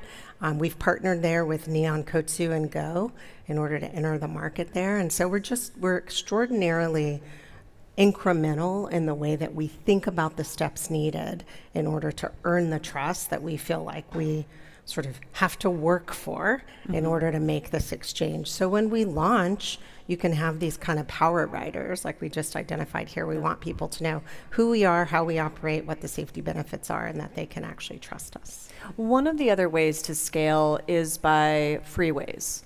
And so at this point, I know that there have been testing on freeways. I actually was in one in Phoenix. When is that going to happen? And what market do you expect that to happen in first? Yeah, so we are currently in SF, LA, as well as Phoenix testing freeways with employees. Right. And so we will continue to do that. We've had people at Waymo and people at Google all taking rides, giving us feedback. We think it's really important to conceptualize the ways in which that experience is different than surface streets. There's been no one that's sort of experienced sitting in the passenger seat or the back seat of a vehicle at 65 miles an hour. And so making sure we all understand what that experience should be like. And so by the end of this year and moving into next year, you'll see us start to open this up to the public, like all of our sort of services that we've launched over time. What do you mean by contextualized experiences? How is that different than, running around here in downtown SF? Is it just getting people comfortable with the speed, or is there something else? I think, there's this funny thing that happens. So people who are super skeptical about autonomous vehicles or nervous or unfamiliar get in and they're like, wow, it's extremely safe and it's reliable. I get from point A to point B. I understood what happened. I think we just haven't gone on that journey yet at high speeds. And so even people who say to me, oh no, my car has the ability to drive me from exit to exit, they're still sitting behind the wheel. Mm-hmm. They're not sitting in the passenger seat or in the back seat. So it's just what you're asking me, that's what we're asking riders, right? That's what we're asking our Waymonauts, as we affectionately refer to our employees. What is that experience like? What are the things we haven't thought about that might be different? And because even in the early days, no matter what the city is, when we launch, we take you on a route that isn't the route you would drive yourself. Immediately, it's just like a recognition that this is a loss of control. Doesn't mean it's less safe, it's just not the way you would have driven yourself. Mm-hmm. And so imagine that in that scenario at a higher speed, what are the things that a rider, in our case, or employee feedback, will tell us that will allow us to become more intuitive in making that ride predictable and understandable to you. Once you unlock the freeway piece, suddenly airports become a lot more accessible. And I know that you can, potentially get to these through surface streets, which is what is happening right now in Phoenix. Is that the key to then accelerating on unlocking each airport? I mean, is that the business strategy of Waymo? I think so. We're super focused on airports, even independent of freeways, just because what is that regulatory path? What information do they need to see from us? So we're very focused on that. We have been able to receive our permit now for San Francisco Airport and San Jose Airport. So that's great. And as we have freeways, exactly what you said. Here, that's absolutely the case. There are more airports like Phoenix where we'll be able to access them without. But I think thinking of all of it as the ingredients to expand the service territory and meet more needs of more riders, and that's really what we're focused on doing. So we talked about scale and acceleration, and back in April, it was about more than 250,000 miles a week. You've now indicated that by the end of 2026, 1 million rides per week. So what should we expect by 2027? I mean, by my count, you would be in 11 cities or so that you've announced. Is it going to be outsized among that? Are we going to be looking at like 2 million rides per week by 2027? I'm sure that there have been internal boardroom conversations about this. So yeah, I'm not exactly sure where we'll be in terms of miles. I think the way to think about it is you will see us show up in a number of cities over the next 6 months. And in all of those cities, the reason we are there is because we intend to launch. Mm-hmm.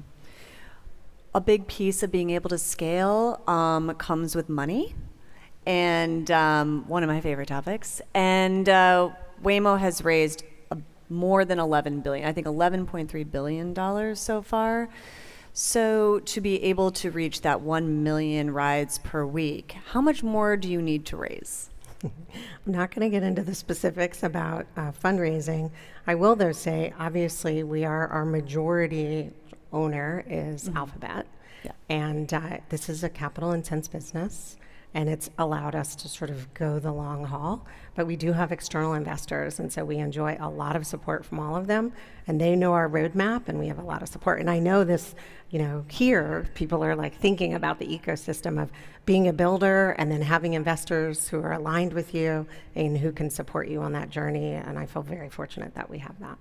I mean, yes, you have backers, there is another way to get even more backers, which is go to the public markets. And there is an IPO window that's been opening up. So why not do that? So we think about, I'll answer the question in two ways. One, I think the reason to go to public markets is to have access to this capital. And I feel very fortunate that we have access to the capital to be able to do that at the optimal time. And that's still our North Star. But at this time, that's not what we're focused on. We're actually just focused on ensuring that we can scale this technology, make the road safer, and continue to have the safety impact that we're having already. So reading between the lines, to me, that translates to we're okay with losing money. I mean, you're making revenue, but we're okay with losing money in order to scale, that's the priority over profitability right now. Well, I think we are okay. It is imperative that we scale. Whether or not we're profitable is distinct from how we raise funds. We are really, really fortunate to have strong backers, and we are focused on becoming profitable as a business. Okay. So they're all true, they're just distinct. Okay. I do also want to talk about how with scale, it doesn't matter, hardware or software, any company that is scaling technology, there are bugs and errors. But with Waymo or any self-driving vehicle company where people are getting in the vehicle, the stakes are much higher. So what for you, and there's also at the same time been a lot of video that captures any incident that happens, big or small. Probably the most recent one that really caught my eye was an incident with a school bus where Waymo was taking a left-hand turn out of a driveway and the stop sign of a school bus, was up. How is Waymo thinking about how to address these specific incidents and more right now? And has it changed from how you were dealing with these incidents a year ago? Yeah. So I think the specific incident that you're talking about, that because NHTSA is focused on evaluating that circumstance, we're obviously focused on rolling out new software updates to make sure that's addressed. Always, we're focused on getting better. So that's one. But on your question, we've driven over 100 million RO miles, but we had a study at 96 million RO miles. And it's actually been determined that the Waymo driver is 5 times safer than a human driver and 12 times safer than a human driver as it relates to pedestrians. And so, we think it's really important to continue to look at the empirical data around whether or not we're actually improving the safety of the communities in which we drive.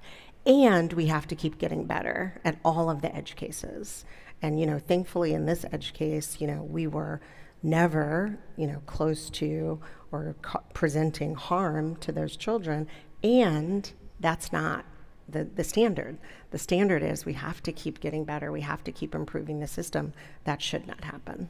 So the bar keeps moving up higher, and I'm wondering, crashes may still happen, and there have been crashes, some, Waymo getting hit from behind, for instance.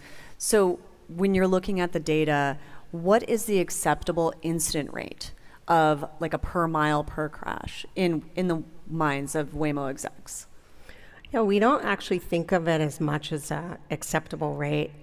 Such a high number of the incidents involving Waymos are at extremely low speeds. It's exactly what you just said. It's people running into the back of us. And so knowing that those are not injury-causing incidents, and these are cars running into the back of us. And so we're finding that we have a 90% reduction in the high-severity crashes. That's really important to us. And then an 80% reduction in the crashes that would be injury-causing. That's obviously very important to us. So we're looking at the data in the aggregate to understand whether or not we're having the impact of ensuring that roads are made safer, and they are. But we don't really think of it in terms of, how many of these are allowable. We know they're going to happen because our cars are on the road with humans.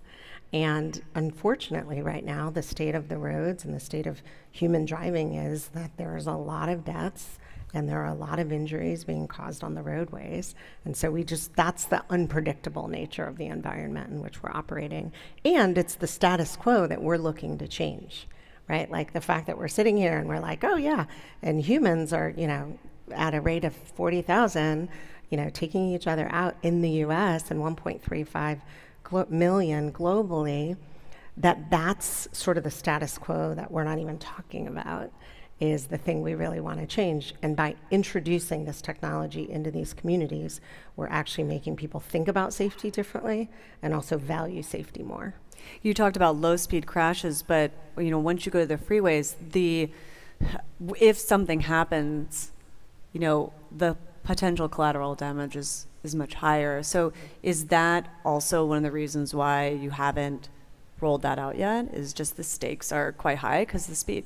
The stakes are high. I think across the board the stakes are high, and I think, to your point, the edge cases are different, right? And so making sure that we really have a good understanding of those. We think of safety as urgent, right? Like making these roads safer. And so when you see us pacing ourselves, it's because we function on this foundation of safety. And we want to have a really high do-say ratio with our riders. We want to be able to do what it is that we're saying we're going to do. And if we can't deliver on that safety promise, then, this is technology for technology's sake. So last night I was at dinner with some TechCrunchers, and we got into a pretty heated, fun debate, but a heated one. And it was talking about this issue of, okay, let's just say that self-driving vehicles, Waymo and maybe others, help reduce the number of deaths in the United States every year. We'll talk specifically US, and that's about 45,000 a year or so. And it reduces it. But then there is one crash which is caused by a company, could be Waymo, could be others, in which there's a fatality. And the question, the debate we had was, will society accept that? Will society accept a death potentially caused by a robot? And I'm wondering if you think that they will. I think that society will. I think the challenge for us is making sure that society has a high enough bar on safety that companies are held to. And so companies should be transparent about their safety record. Companies should publish data about how many crashes are they involved in. We have a safety hub on our website. Everyone can see it. Policymakers can see it. Riders can see it. Community leaders. It's important to recognize it's not going to be perfection, but that doesn't mean you shouldn't be accountable for transparency. And so I think, we really worry as a company about those days. We don't say whether, we say when. And we plan for them. And at the same time, we want to be transparent that when I talk about 90% reduction, 5 times safer, 10 times safer, I'm not telling you 100% across the board. And that's really important. And so we have to be in this open and honest dialogue about the fact that we know it's not perfection. So as part of that open and honest dialogue, if there are maybe not a crash like a fatality, but something as you're scaling, because you're scaling quite quickly, that would cause Waymo to, pardon the pun, pump the brakes, if you will, in terms of the accelerated rate that you are scaling in these cities or, freeways. Absolutely. Yeah. That's what it means to be a safety first culture. We are always using, whether we're going really slow or really fast, we're always using our same safety framework to determine what is safe enough, are we ready, can we go? And just because we say yes doesn't mean we don't pull back. We pull back all the time, and that's actually something that's been embedded in our culture. I've been at the company 8.5 years, and for a very long time, it's been very clear anyone can raise their hand and say, wait a minute, I don't understand this, did we? And that's something we all take very seriously, and you can't go back and build that. That's something that's very foundational to who we are. And so, yes, we do that, we assess, because, we're here to make roads safer. And so either we're doing that or we're not. That's the really important question we have to ask ourselves. Are there any examples that you can give, in the past where maybe you were about to, roll out to an expanded area, or during certain inclement weather or something, and someone did raise their hand and said, this is not, we don't feel comfortable with this? Have there been examples historically where that's happened within Waymo? Absolutely. We've had examples where some of them have found their way into the news where we've done tests and tests and tests with emergency vehicles. Sirens, and can we hear them? Do we understand what's happening? And yet we found ourselves blocking some emergency vehicles. And that's not okay, right? Like, we're not going to make you safe in a Waymo and make the person unsafe in the emergency vehicle. And so that's something where we had to pull back and really focus on it and really target it and understand what was happening. And is it because, these sirens are blue and red, but those sirens are, green and blue? Like, what is happening here? And making sure that we're delivering on the promises. We say it's not promises, it's performance. And so we need to make sure that the performance is backing what we're saying we're doing. So I'm a bicyclist, and so bike lanes are a big thing for me. And one thing I've noticed in San Francisco, I haven't seen it so much in Phoenix, probably because there's fewer bike lanes, but the pickup and drop off, the Waymos do go into the big bike lane. So when is Waymo going to correct that? I think it's pickup and drop-offs has been from the very beginning one of the biggest challenges. There are places like in Phoenix where in the case of Chandler, where the city council early days said, we're going to give you pickup and drop-off locations. Why? Because maybe we have bike lanes, maybe we have whatever it is. And so that obviously makes it much easier than when that doesn't happen. So we're not looking for every municipality to do that, but we are engaged in those conversations around what are we seeing and what could actually make this work better, both for our riders and for the cities. So what's the solution for San Francisco? I think it's not a problem everywhere. It's a problem in certain places, and so we're super focused on that. One of the trade-offs we have to make is, you're someone who could, if we pulled to the next block and avoided the bike lane, you could walk. Not everyone in the car could take that walk. Right. And so this is part of what we're trying to balance, which is, making sure we get you where you may need to be without knowing all of your, limitations, and using this mobility platform to expand the number of people who can get where they're going safely, and complying with the city laws and sort of the expectations of the community, because sometimes it's not actually the laws, it's just how people behave. Could you see a scenario in which, based on user profiles, people could put settings as, they're okay with walking and that is a workaround? I think the more that we're over time learning about people's preferences, the more that we can offer all kinds of products that will start to address not just this, but a host of things that people give us feedback on. London is on your list. New York City is on your list. New York City is a place where people have very little patience for things that will disrupt their daily life. And because San Franciscans have tons of patience. No, but I would almost, and you got another laugh. I would almost suggest that New York City might be less patient. So the stakes are really high, not just on a safety level, but on a disruption level and an acceptance level. You also have the inclement weather piece. So why do you think Waymo is ready? I know you're not regulatory, have the permits yet, but why do you think Waymo is ready for New York City? I think the way that the Waymo driver sort of improves over time is by tackling bigger and bigger and bigger challenges.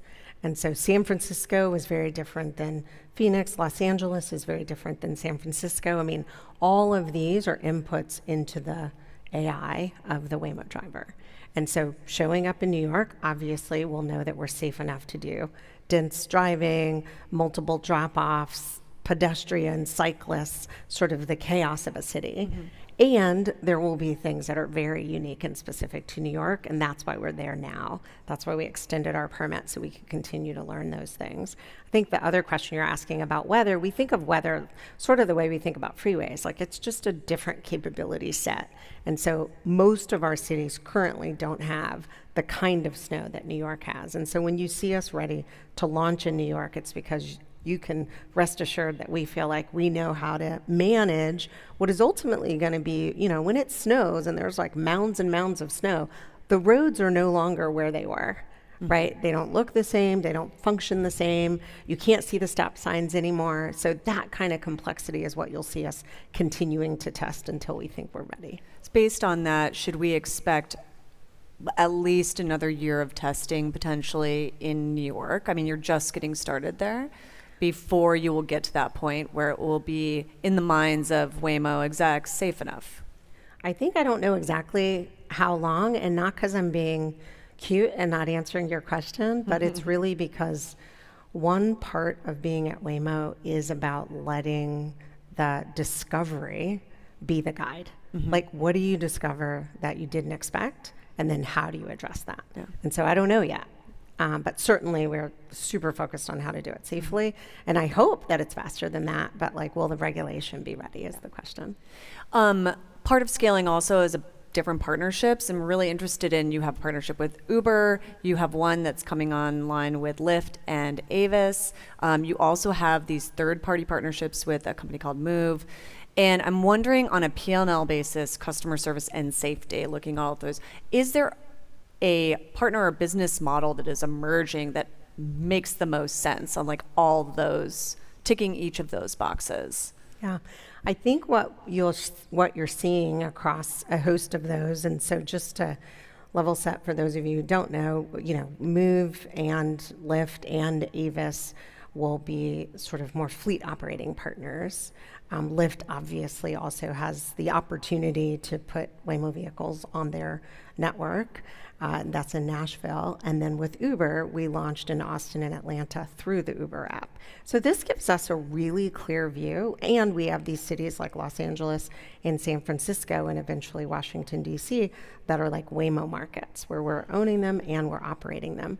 So in these early days, we're getting the chance to sort of understand which combination is optimal for the riders, which combination is optimal for addressing any policymaker feedback that we're getting. And so that's what we're in the process of doing right now. You would expect that we're going to start to focus more and more on what we're great at and then partner with people so they can do what they're really great at. And you just partnered with DoorDash. So is Waymo, and I know that you've had these pilot programs, but this feels different. It's multi-year. Yeah. So is Waymo getting back into delivery? And when are you going to relaunch your self-driving trucks program? We have stayed in delivery, but as you said, in pilots. And so we just announced this partnership with DoorDash and Phoenix. And what we learned is people will come out of their house to pick up their food. And so that's exciting. People like picking up their food from a Waymo. They like that it's a fully electric fleet and there isn't a human they need to interact with or tip. And so all of that is like really exciting to understand about the value proposition for people and what they're looking for in these services, like having a fully electric fleet that's being utilized for this reason. And then trucking, we've always said that we're not getting out of trucking for long term. Our business model is the same. We're building a generalizable driver.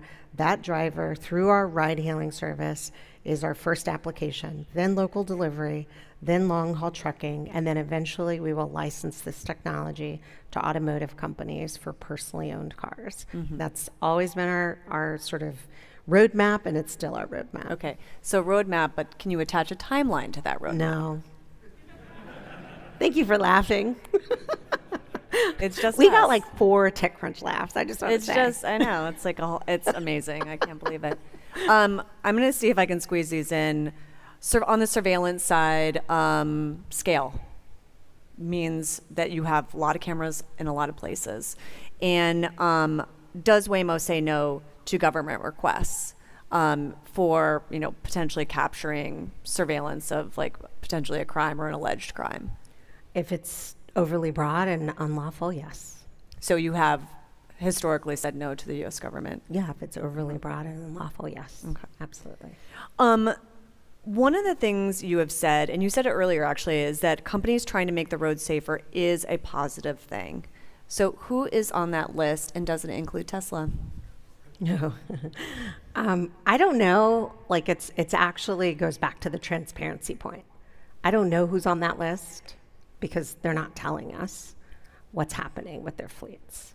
And I think there is a responsibility if you're gonna put vehicles on the road and you're gonna remove the driver from behind the wheel and you're gonna have someone in some other room observing the fleet who can take over the vehicles. It is incumbent upon you to be transparent about what's happening. And if you are not being transparent, then it is my view that you are not doing what is necessary in order to actually earn the right to make the road safer. So based on that definition, is Tesla doing the work? Is it transparent in your view? What do you think? That is quite the way to end this. And I will say likely no. So Okay. go back, right back at you. Awesome. Great. I think that checklist, there isn't anyone yet doing it. Okay. Well, thank you. Thank you. Thank you. Thank you.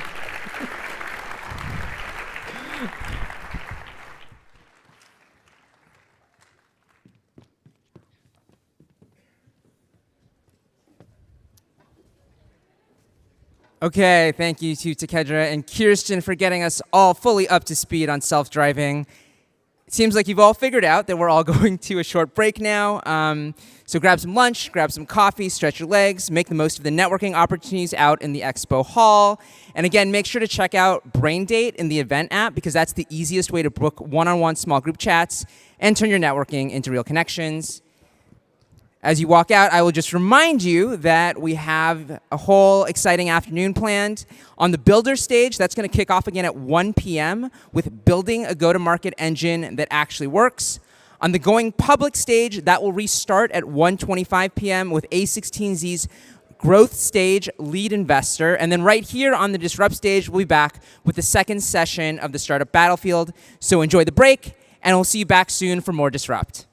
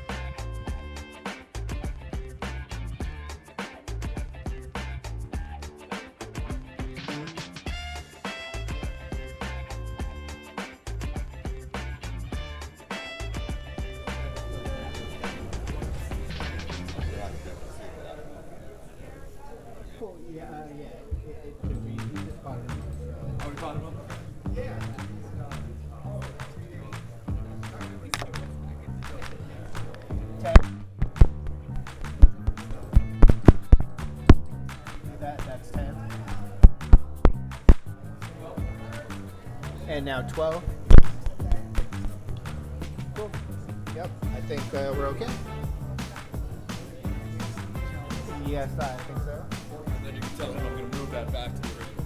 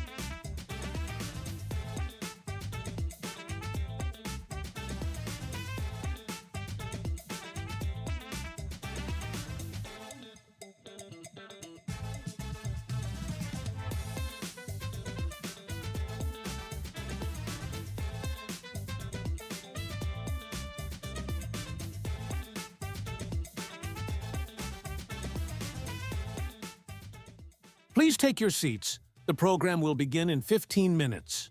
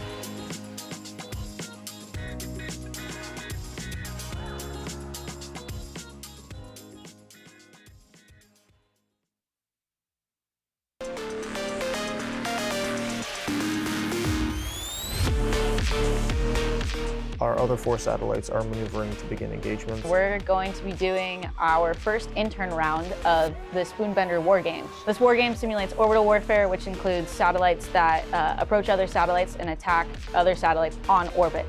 Our strategy going into today, we have 2 extra satellites on orbit. So we have an extra communication satellite and we have an extra data satellite. And so we are hoping to leverage these satellites that are currently unknown to our enemy to be able to continually provide data. Sierra Whiskey, this is Oracle. Your Sequoias should be switched. Confirm? So, fun fact, I was actually part of a third behind-the-scenes team, which was the white team. I played Oracle for Blue, which was tasked with telling them when the attacks were happening. Red team, Sierra Whiskey, are you ready to fight?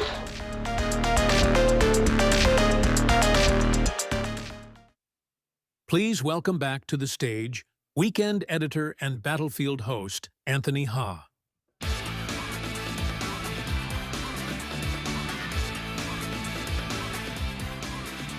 Hello and welcome back from the lunch break. We are going to be starting the second session of the Startup Battlefield.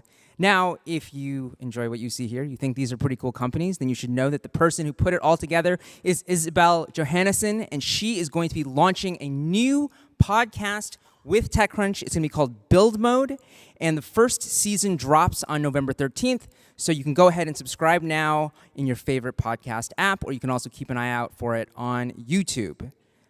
But let's actually bring the startups out.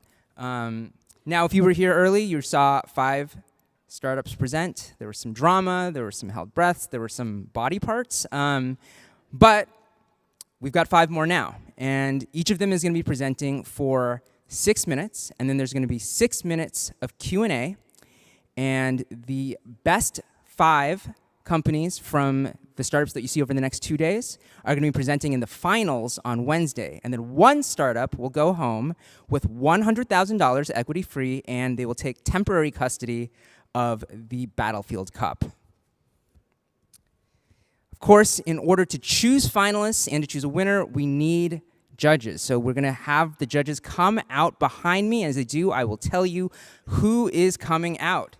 So first up, we have Katie Stanton, who is founder and general partner at Moxie Ventures, an early-stage venture fund. She's held numerous executive operating roles at Twitter, Google, Yahoo, and Color. Next up, we have John McNeil, CEO and co-founder at DVX Ventures, a venture studio that launched 12 companies tackling large-scale market opportunities. His operating career includes serving as president of Tesla and COO of Lyft. Next up, we have Thomas Crane, who is managing director at Insight Partners and has been with the firm since 2012 when he joined as an analyst. As an investor, his focus areas include cybersecurity, DevOps, IT automation, and application software. Next, we have Jen Hoskins, who leads cloud partnerships and go-to-market for NVIDIA Inception, a program designed to help startups accelerate technical innovation and business growth at all stages with more than 29,000 members globally. Last but not least, we have Eric Dobrushkin, a partner at Index Ventures, investing from inception to growth stages in AI, infrastructure, and robotics. Prior to Index, Eric spent several years at Databricks as the CEO's chief of staff. So let's give it up for our awesome judges. And with all of that out of the way, it is time actually to bring out our first startup. That startup is Embody. Presenting for Embody is co-founder Sebastian Peralta.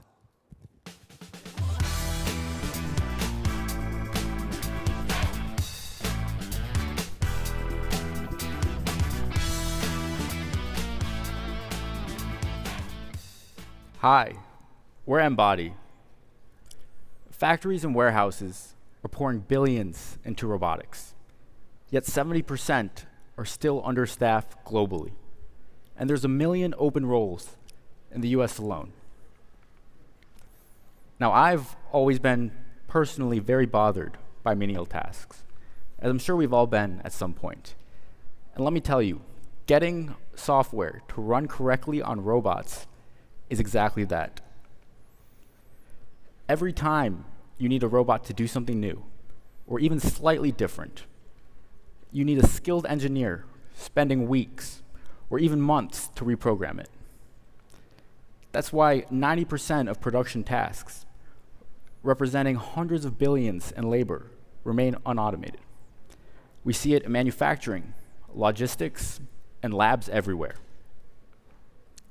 Take this example from one of our CPG customers at a warehouse that employs dozens of people just to place different product brands on shelves. The problem is the combinations change daily. And without any sort of common sense, current robots choke on tasks just like this. And that's why we built Embody. Embody is AI software that plugs into any robot, letting anyone, everyday factory workers, simply walk up, talk to the robot, teach it a new skill in minutes, and then it runs reliably in production. It turns rigid machines into helpful coworkers that learn like humans. Under the hood, Embody is a real-time network of continuously improving agents that see, reason, communicate, act, and remember different tasks and skills for reuse across the fleet. I'm Sebastian, and I started Embody with my co-founder Xavier while running Google's public DNS, a core internet service serving trillions of records per day with zero downtime. Now, for the demo. Xavier, I'll let you take it from here. All right, thanks, Sebastian. Hi, everyone. I'm Xavier, co-founder of Embody. All right, so enough talking. Have you guys seen a robot learning to do stuff? Probably not, right? So this is 100% live, which means things can go wrong, but that's the fun part. Okay, let's do this. Hey robot, so today, instead of some warehouse tasks, I would like you to serve drink. Can you first pick up the black cup and then place it in the tray, please?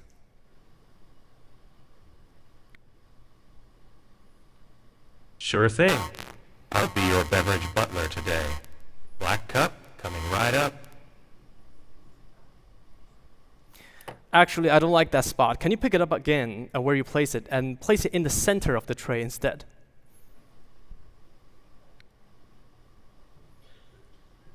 Absolutely. Let's give that cup the spotlight it deserves, right in the center.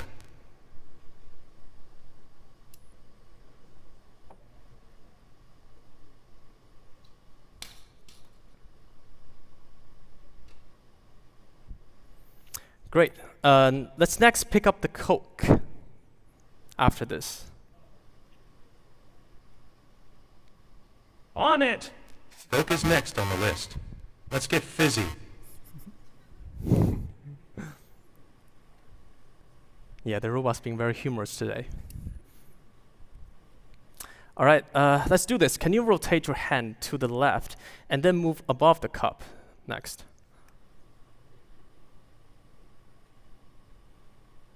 Left turn, coming up. Hovering over the cup like a pro. Okay, you failed. Let's do this. Can you pick up the Coke again and move it right above the cup in the tray in the center?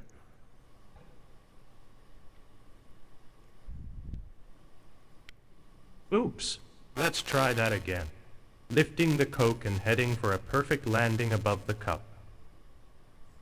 Okay, now turn your hand to the left and then move right a little bit. Turning left and sliding right, precision in motion. Okay, move right. Okay, never mind, you already moved. So, okay, can you tilt your arm down? Stay there for 2 seconds and tilt back.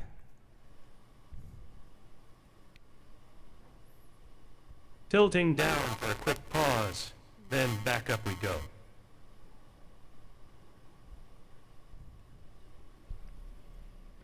Okay, perfect. Can you place the Coke back exactly where you picked it?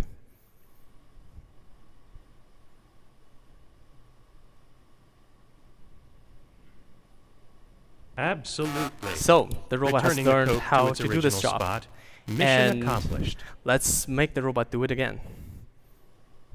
Okay, I'm going to do something risky. I'm going to open this.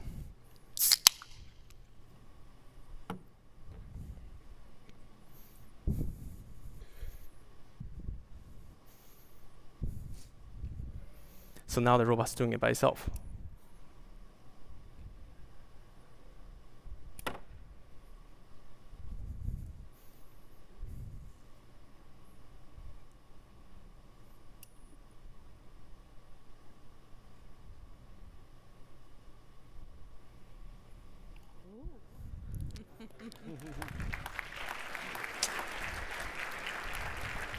All right, the robot just did it. Back to the slide, please. Sebastian, do you have a joystick over there? Or And we're over time, so do you have any final thoughts before we go to questions? Yes. Just 1 more minute. So this is actually going real. This is hitting production.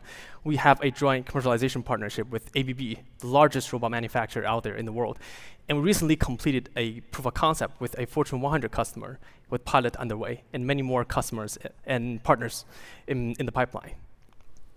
And industrial robot market is massive. There are about 5 million units currently, but it's not about the existing robots. It's about what we can enable, the 10 times of automation potential. The way we charge is $20K per robot per year for software subscription. And as an example, as we run on, say, 10% of the ABV amount of robots sold every year, it's going to generate 150 million in ARR every year. And also with the Fortune 100 CPG customer, as an example, 500 of those 5,000 robots they operate, it's going to represent 10 million in ARR. So I'm afraid I'm going to have to cut you off there. Okay. We're a bit over. I want the judges to have time for questions. So, well, first of all, give it up for Embody. And judges, who has questions? Yeah, that's a super sassy bot you got there, first of all. I like it. How do you handle inherently vague commands? We use modern AI and large language models to interpret intention from the operator and turn that into a precise, rigid plan that is repeated reliably in production. What is the architecture you guys are using? Is it Gemini robotics models, Pi open source? So we use a combination of different models. So we are not using a single foundation model for the whole task. We orchestrate a bunch of agents. They all run different models. There are object detection modules, segmentation, LLM, VLM, also all for different tasks. We have our own vision transformer just for also detection. So yes, a lot of different models. How long does it take for you to train the model and the robot, and how long does it take for you to sell? It takes about 2 hours to train offline for it to be reliable. It takes about 5 to 10 minutes for a person to instruct and have it be able to learn in context how to do a new task. There are a bunch of internal teams at car manufacturers that are working on the same thing. What's your argument why you guys versus the internal team applying LLMs to FANUC and LF robots? I would say we are very sharp focused on the AI and software side. We are not doing all kinds of things, just the software. And we have a lean team. We move very fast. And from our background of operating Google Public DNS, we have, I would say, very good experience operating the whole world's internet traffic, managing the distributed system. And in this scenario, it's a distributed network of agents. How about just managing the interoperability of your software platform with all the different types of robot hardware and tech that are out there, and ensuring that you're deep enough in a specific hardware manufacturer, but generalized enough to address the broader market? So, I'm sorry. Can you repeat your question? How do you make sure that you can basically work with all the different hardware manufacturers? Yes, that's also a very important part, because this is an agentic system. It's not really specific for certain hardware. We can just replace the agent, the interface with the hardware, with any hardware interface. So with, for example, this robot arm, and it's just we need to interface our program with whatever the robot manufacturer provides. And another example, if it's ABB robot, then we just need to interface with the ABB interface, which is called RWS, but it's pretty much plug and play. So with the partnership with ABB, who actually owns the end customer relationship? How are you thinking about distribution to the end customers in manufacturing setting? I would say both, not like limited. ABB is great. They have a huge amount of customer base, so they're a great channel partner. But we also bring in customer ourselves. Gotcha. And how do you do that? Who's on the team that is responsible for that? I'm responsible for that. Yes, we are a small team. Why did they pick you? We picked them because Xavier is very, very organized and a fantastic customer relations person to have on the team. Yeah, and also like the ABB, it's interesting. I really like them because they're probably one of the most forward-thinking robot manufacturer out there, and we've demonstrated back in the day in the AI Startup Challenge that this is something people have never seen and never done before, can accelerate, like basically make robot way easier to use than the past. And back to Eric's question, is the customer contract with you or with ABB? With us, yes. Any final quick questions? Did they approach you, or do you approach them? And what's the commercial terms? The way, you mean with ABB or like the way we ABB. charge? So we're still discussing the exact term. We will be revenue sharing with ABB. Rev share. Yes. I have a fun one for the last 30 seconds. Let's do it. What made the two of you excited to spend the next decade plus of your life solving this problem? Because it seems like a solvable problem that requires a different approach from current approaches in this space. We're laser focused on getting natural language and intention to reliable robot action, that entire pipeline, rather than training foundation models or collecting teleoperation data. Makes sense. All right, one more round of applause for M-Body.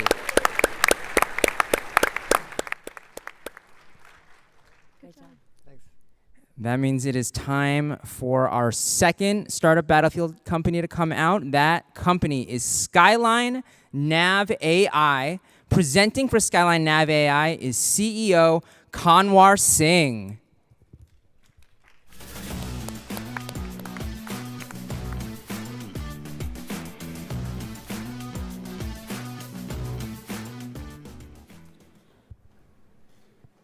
Good afternoon, TechCrunch. My name is Kanwar Singh, CEO of Skyline Nav AI, and I'm also joined with Jaslene, who's our product lead. 11 years ago, my friend Harisimran went missing while hiking in the mountains of Mexico. His GPS vanished. Sadly, his body was found 3 days later. What if the blue dot that we take for granted on Google Maps disappears? That blue dot comes from the Global Positioning System. These satellites are 12,000 miles away, and we receive extremely weak signals here on Earth. So in addition to struggling in mountainous regions, these signals struggle to reach us in cities and tunnels. More recently, bad actors have learned how to spoof and jam GPS. GPS jamming is kind of like a rock band that shows up to a symphony orchestra and drowns everyone out. GPS spoofing, on the other hand, is kind of like having a fake map that takes you in the wrong direction. A few weeks ago, the aircraft-carrying European Commission president was GPS jammed by Russia. A few months prior to that, a plane crash happened in Kazakhstan. 38 people died. And more recently, drug cartels have been jamming GPS right here at home to evade law enforcement. And why does this matter? Because billions of lives and our economy depend on a blue dot that can simply disappear. And you might be wondering, why me? I'm a fourth-generation soldier and entrepreneur.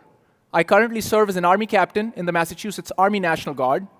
I've written a book on this topic, and 5 years ago, the Pentagon called me asking me to fix GPS's vulnerability.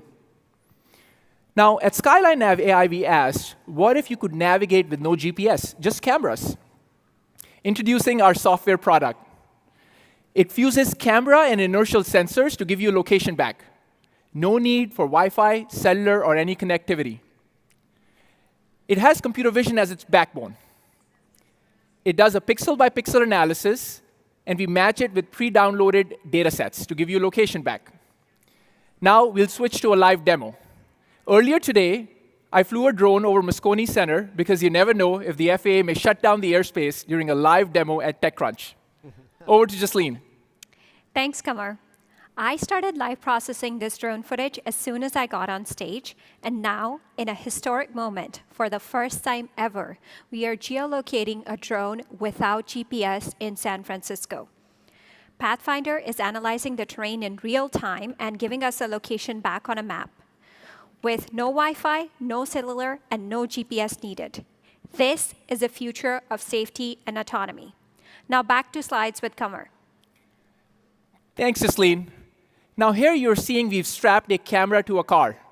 And as it's driving, every frame that's coming in, we can geolocate this car. So even in areas where GPS traditionally struggles around skyscrapers or tunnels, Pathfinder will make sure you are on your next destination, your date or interview on time every time. Now, GPS independence has been hard to accomplish. Current competitors are squarely focused on the defense market that can pay the big bucks. Today, I'm thrilled to announce a new product here at TechCrunch. We are calling it Pathfinder Edge. Pathfinder Edge democratizes GPS independence for drones, aircraft, ground vehicles. Now, here's a drone that's been flown on the front lines of Ukraine.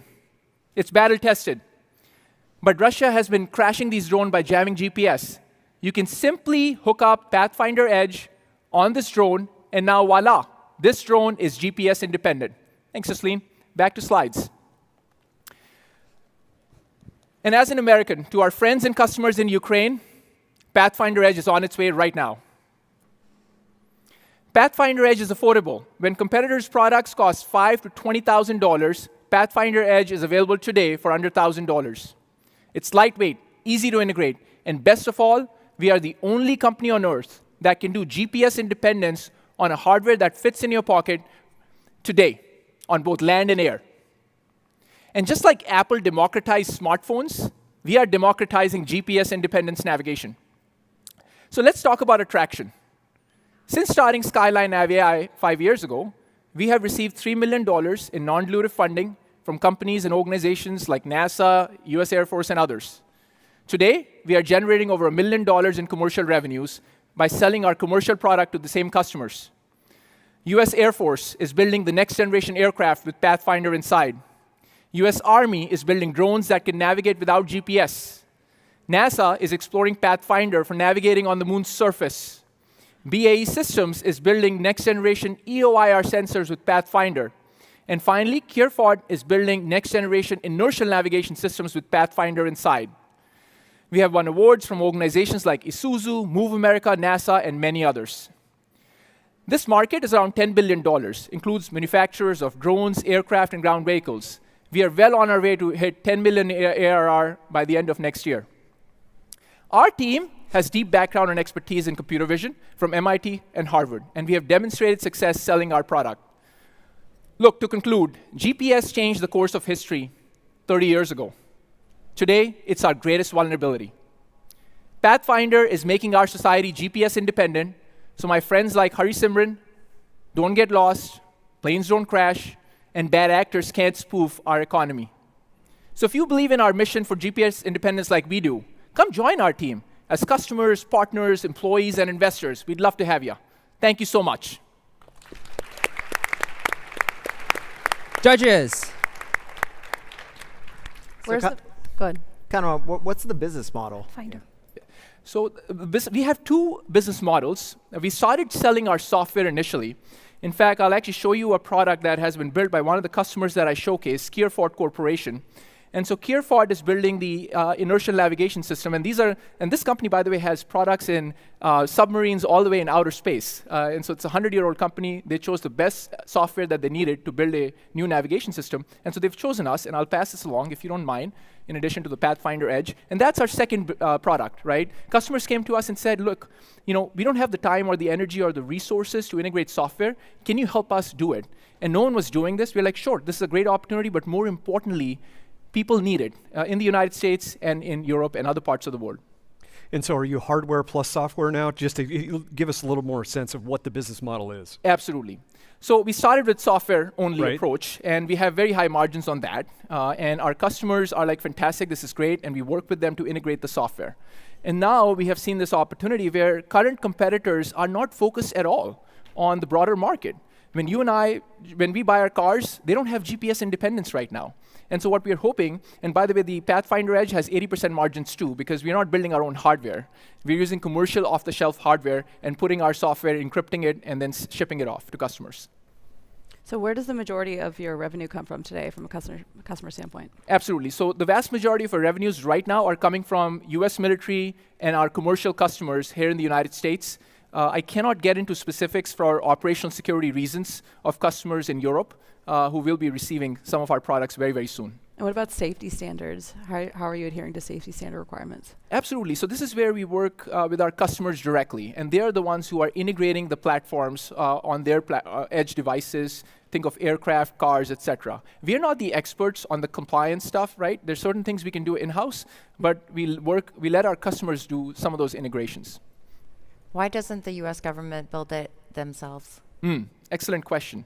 So GPS is an invention by the US government, and we as taxpayers fund that. The challenge has been that we have become so reliant on GPS that this is that typical innovator's dilemma. Well, it's sort of working most of the time when it's not. And so there's conversations happening right now in the US government to fix this problem. And these are my personal views, not my official views as an Army captain, so I have to get that off on the record. But I think it's a struggle. It's really a struggle, and that's where they've reached out to companies and organizations like us to do this for them, and then they're adopting more commercial software and hardware as much as possible. How much imaging do you require before you can reverse back into the map? And let's say you're in a battlefield area, you haven't seen it before. How much satellite imagery needs to be built up before you can reconvert that? Yeah, absolutely. So our customers typically bring their own satellite data sets or other types of data sets. And our device requires no cloud connectivity, by the way. That's the beauty of it, right? So this is all happening on the edge. And so customers bring their own satellite data sets, so there'll be a mission planning aspect ahead of time. And so they'll sort of say, hey, we are doing a mission from this to this, get all the data sets, and then our software is running. And it can be scaled up or down, depending on how large that area it is. Right. To what degree is your supply chain sort of a hindrance or bottleneck to growth versus kind of more of a pure software delivered model? And how do you think about that long term? Yeah.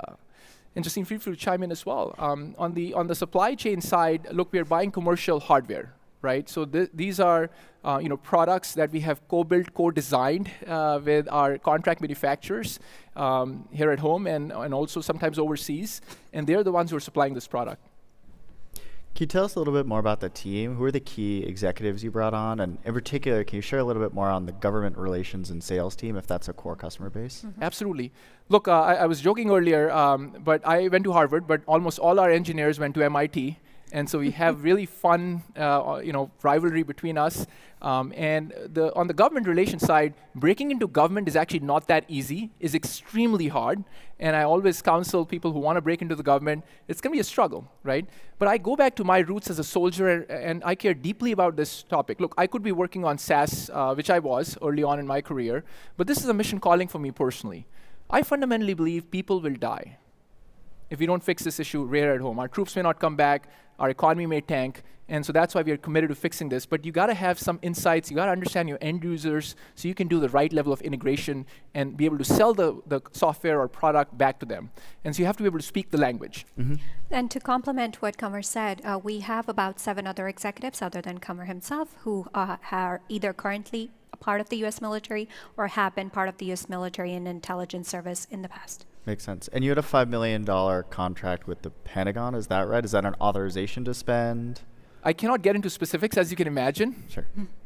Makes sense. And do you think about growth markets beyond the military applications? And what are they? Absolutely. So we think of commercial car companies and trucking companies. We've had some traction. We actually won Isuzu's AI Challenge, 3rd place in that. And so there's many customers who are now reaching out who are finally learning that this can be a big issue, right? People in Middle East and Eastern Europe get it right away. I was in Ukraine a few weeks ago, and everyone there understood exactly what we were doing because they're seeing on the front lines what GPS disruptions can do to their lives. And so as people become more aware of how weak these signals are and how easy it is to spoof and jam, I think more people will start to adopt. And that's why we are here. We want to take this message to Silicon Valley. We are extremely vulnerable. So let's start to integrate GPS-independent solutions. It doesn't have to be Pathfinder, but we love its Pathfinder. But we still want to we have a societal obligation as a company to do something about this big problem. All right, I think that is a good note to end on. So give it up for Skyline Nav AI. Thank you so much. Great job. All right, well, we had a robot arm on stage earlier. We have some non-robot arms, but some interesting things coming out. So just going to take a minute. Bear with us as we get the stage set. Judges, how are we doing? Everyone's need water? Did you want some of those chips that were backstage? Ooh, I'd love a Coke. Yeah. Back out. I was really terrified it was going to spill, and I didn't know how we were going to deal with that. I think we have one more thing. They'll sort of signal. The toboggan. Oh, while this is happening, I will remind you, by the way, if you like any of the companies here, go into the event app, go to the polling section, and you can vote for your favorite startup. So do that, I guess ideally after you've seen all of them, but you can do it now if you want.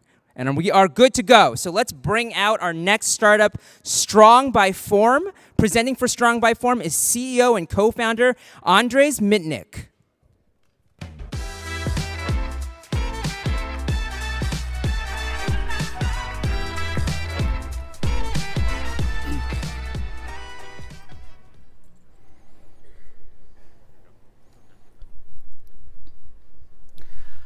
The world needs stronger, smarter materials. We need to expand our built environment, but we cannot do so at the expense of the planet, not the pocket of customers and investors. New materials must be viable, and that's exactly what we're achieving. At Strong by Form, we're unleashing the power of trees with a new material that has a huge climate leverage and beats incumbents in both performance and price. Let's focus on construction first, where we will have our biggest impact. The world needs to build 13,000 buildings every day, and the industry is not up to the task. It is too slow, too inefficient, and too unsustainable. That's why companies are looking at prefabrication, where the 10 times productivity gains can be achieved, and to wood, more sustainable than steel and concrete. The problem is that they're still building like the old Egyptians, relying on mass to create strength. We're different. Smarter, because we have the intelligence of trees on our side. Our product, WoodFlow, mimics the internal structure of trees, and it derives its strength not from the mass or amount of wood that it's using, but from the form it takes and the alignment of its fibers. And it works wonderfully. Check this out. This is wood.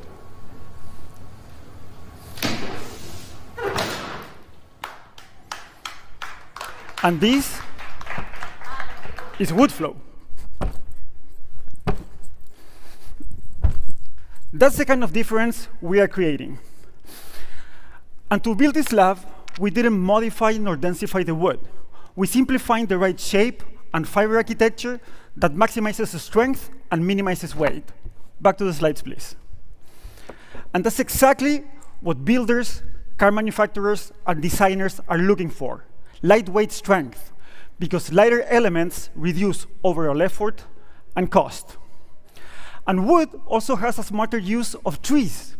When compared to cross-laminated timber, we only require 25% of the trees to create the same slab, saving natural resources and reducing overall cost. And the environmental impact is huge. Replacing 30 million square meters of concrete is equivalent to offsetting half of California's annual emissions. So WoodFlow delivers lightweight strength, smart use of renewables, huge environmental impact, and requires zero green premium. And its uses go well beyond construction. We have done interior cladding for our corporate lobby, ceiling panels for NS sustainable wagons, components of the body of a car with BMW, and this, the world's first stamped wood bike. We designed and built this prototype in only 3 months, and it went on to win the Sustainability Award at the world's premier composite materials event. Back to the slides, please. So we have proven traction and versatility. WoodFlow adds value in construction, mobility, and architecture. But we're focusing first on construction, the biggest and the easiest to tackle. Why? Because our WoodFlow slabs can be incorporated effortlessly by the industry. We fit directly into existing workflows. No new tools, no new training, no additional logistics. We are ready to be incorporated by builders since day one. And replacing 13 million square meters of concrete adds up to $1.5 billion in sales. And the timing couldn't be better. If current productivity trends continue, construction will face a 40 trillion shortfall by 2040. We're planning to help close that gap and to grow as we do it. That's why our business model is based on speed and scalability. We, a high-tech startup, enable timber mass manufacturers to access a market 80 times larger, the 150 billion concrete slab market, while increasing their margins by 50%. By combining their existing products with our wood flow cores, they will be able to deliver slabs that compete with concrete on price and performance without disrupting at all their current manufacturing process. We're planning to scale then using the existing capacity of the industry. No vertical integration, no project-by-project complexity. To serve these manufacturers, we will grow, establishing joint ventures and licensing agreements that will enable us to create a worldwide network of wood flow-enabled manufacturers. And while we grow, we will continue to focus on innovation, certification, and industrial partnerships, and in testing this model in other industries as well. And as you can see, partnerships are a key part of our strategy, and we have the right ones. We have CMPC, the world's most sustainable forest product company. Finsa, a leader manufacturer of panels from Spain. Pfeiffer, one of the world's leaders in engineered timber. And Vinci, one of the 5 biggest construction companies in the world. Together, we encompass all the way from the forest to the building site. Our next steps are to establish a pilot plant for wood flow core in Spain, to deliver the first wood flow empowered structures, and to achieve certification. To that end, we're opening a 10 million A round that will fund this roadmap. We also have the right founders to deliver. Jorge is trained in advanced building technologies and was the one that envisioned wood flow's tree-like structure. Daniel is a serial entrepreneur and an expert in digital fabrication. And I have a master's in economics from Harvard and international experience in both consulting and corporate venturing. Wrap it up. We know the world needs to continue growing, but we think we can do so in a way that is smarter, efficient, and most important, profitable. If you share this vision, please join us in making Strong by 4 even stronger. Thank you very much. Okay, wait, so did the judges get to touch anything, or? No. I'm sorry? Wait, did the judges get to Don't touch pass that anything, around. or? Don't pass that around. Okay, no, we're not going to pass it around. Judges, I'll jump up there. Oh. No! That jump made me very nervous. I'm not going to lie. Start, like, all the staff would start just staring daggers at me if I let you do that. Yeah, no. Let's stick There's with no questions insurance for for now. that. No. Okay, cost parity. How are you going to achieve cost parity with concrete? What's the cost per pound? We already achieved cost parity because of 3 things. We use 20% less wood than any alternative that exists in the market today. Secondly, because we use flakes instead of sawwood, we can use up to 80% of the tree, and we can use very low-grade wood, so the feedstock is very cheap. And thirdly, we're focusing on slabs because the slab is the heaviest element of the building. Our slab weighs 1/10 of the equivalent concrete slab. When you decrease that amount of weight, you can optimize the full material consumption in the building of structural materials. So square meter by square meter, we're not cheaper than concrete, but when you look at the price of all the structural materials in the building, we beat them. You talk about degradation in lifespan versus the alternate materials? I mean, wood has been used for centuries, right? But your application, with delamination and other risks, can you talk about what your lifespan is versus the alternate Our composite is 90% wood, and actually the resin that we use to bond it make it more durable than traditional wood. And today, Siemens, for example, for train applications, is testing dynamic loads, and it's looking very well. So we don't see any difference between traditional wood and our wood regarding degradation over time. Why do you want venture capital? Oh, because we really want to scale this quickly. The model of selling only the cores and be a tier 2 supplier is different from, for example, what companies like Catera did. They went to the final client and to the construction site. That's hell on earth. It's like we invented the nails. So you had a company that built sticks, suddenly you get a technology that allows you to build furniture, much more value added. We can expand this globally very quickly because there's a full capacity of people creating, manufacturing mass timber, and it's just us selling the nails or the wood flow cores that we are now, or that would enable a very quick escalation of this across the world. Can you share more about the unit economics, and how do you think about the exposure to global timber markets and underlying suppliers? So the unit economics is, and I don't want to, it's confidential, I cannot go into exact numbers, but basically the unit economics work this way. We produce a product that costs 1, and we sell it at 3. And while we'll sell it at 3, for the final client, for the manufacturer of timber, still makes a 50% larger margin than what they do today, because the long slabs are more valuable than the short slab they produce now. And to the end client, which is the construction company, it becomes cheaper than concrete. So it's a win-win-win all across the chain. And basically, the unit economics here of scale are huge, because this is a highly automated process. The difference with carbon fiber is that there's manual process. Our process is meant to be totally automated, and we're not as performatic as carbon fiber, but that's not what we want. We want to be better than concrete steel and still have a better price. And have you had production use cases, like you are used in real buildings that have been constructed here, or not yet? We haven't used it in, the structural application has not yet been in a real building. It's being used in a mock-up at a prefabricated construction firm in Germany, because it's at the prototype level. The other parts, the thin shells that we produce using the robots, those have been used. There are plenty of use cases out there. So I grew up in Pacific Palisades, California, which recently had a pretty destructive fire pass through it, and I think about the structural implications, and also with the increasing of these kinds of weather and patterns, would there be a headwind to adoption based on that, or how do you think about safety relative to fires? Well, of course, fire is a question, but timber is really good for fire because it chars. And when it chars, it protects itself from the fire. It's not so evident, but it does that. And our design exactly is because it's done in exactly the same way, to get advantage of the charring of the wood to protect it from fire.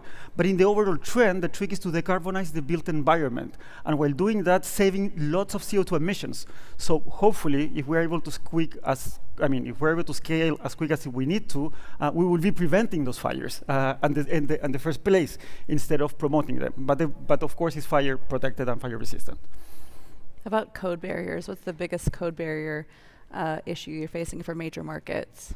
I'm sorry, what? Code barriers, like building fire code? codes? Code barriers? Building code? Building code barriers. Okay. Codes. Yeah, so here's also a regulatory push. We need to work where wood is already allowed to be used in high-rise buildings. In Europe, that's the case. California, New York also is the case, and Milwaukee as well, not in all the US. That's why we're focused mostly in the European market initially, because 60% of the timber high-rise buildings are being built in Europe right now, and they're the most advanced ones.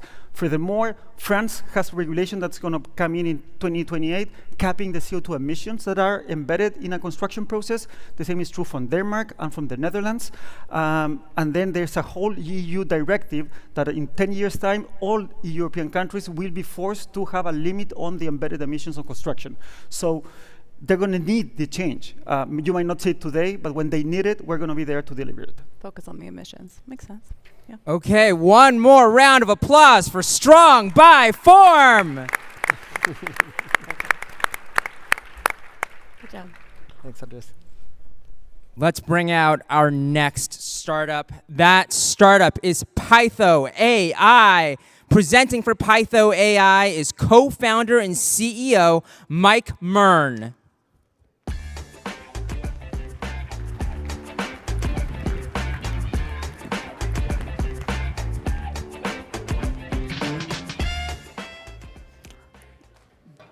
Thank you. My name is Mike, and I'm the CEO of Pytho. At Pytho, we build war plans. Now, I usually don't share so much about my military background, but if there was ever a time to do it, it probably makes sense to do it at the startup battlefield. When my small team of Marines arrived in Afghanistan, we had 48 hours to turn over with the team that we were replacing. 48 hours to come up with a plan to turn over all operations. Over those 2 days, I realized that we'll probably never have enough time to come up with a perfect plan. But what if we can now? Shah, our co-founder and CTO, is going to play a quick video. When I say war plans, I'm not just talking about large-scale conflicts. Every single day, we have men and women in uniform around the world building and executing plans. Marines are planning how to win the next battle. Pilots are planning flight missions. Task forces are planning responses to hurricanes and earthquakes. That is military planning. I think that video is sweet. What do war plans look like? Over 85% of plans are built in Microsoft Word and Microsoft PowerPoint. They consist of a lot of text, maps, diagrams, and more. Planning is not an elegant process by any means. As we all know, warfare is changing incredibly fast. We have autonomous systems. We've seen some of them today. There's hypersonic weapons. Data is flooding the battlefield.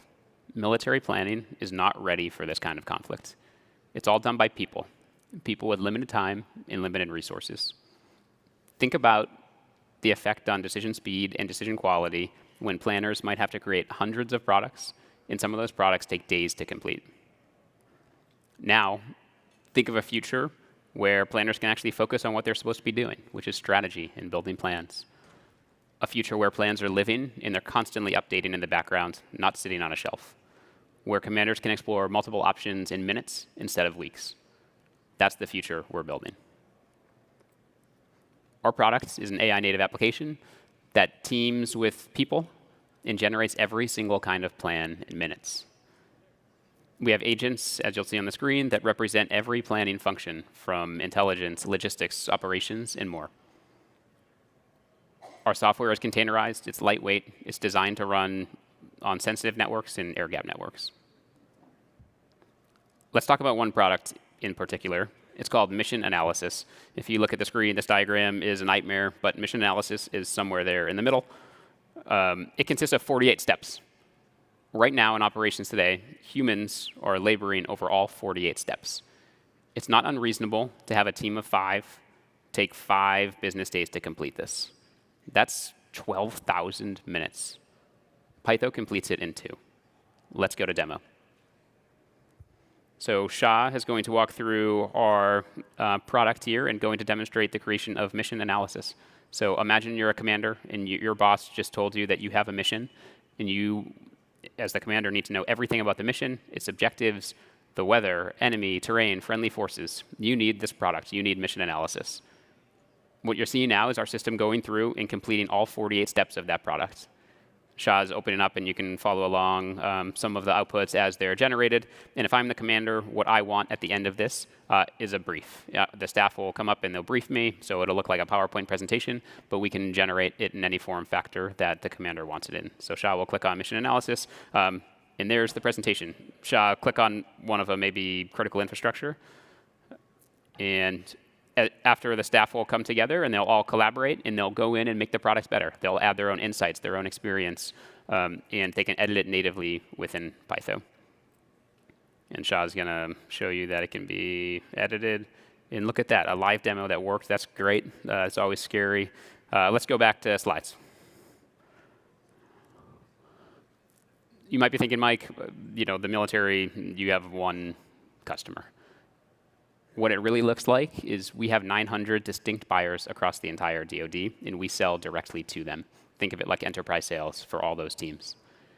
When we think about the future, we think about companies like Leidos, Booz Allen, SAIC, and more. You should check out all of their market caps. They're quite high.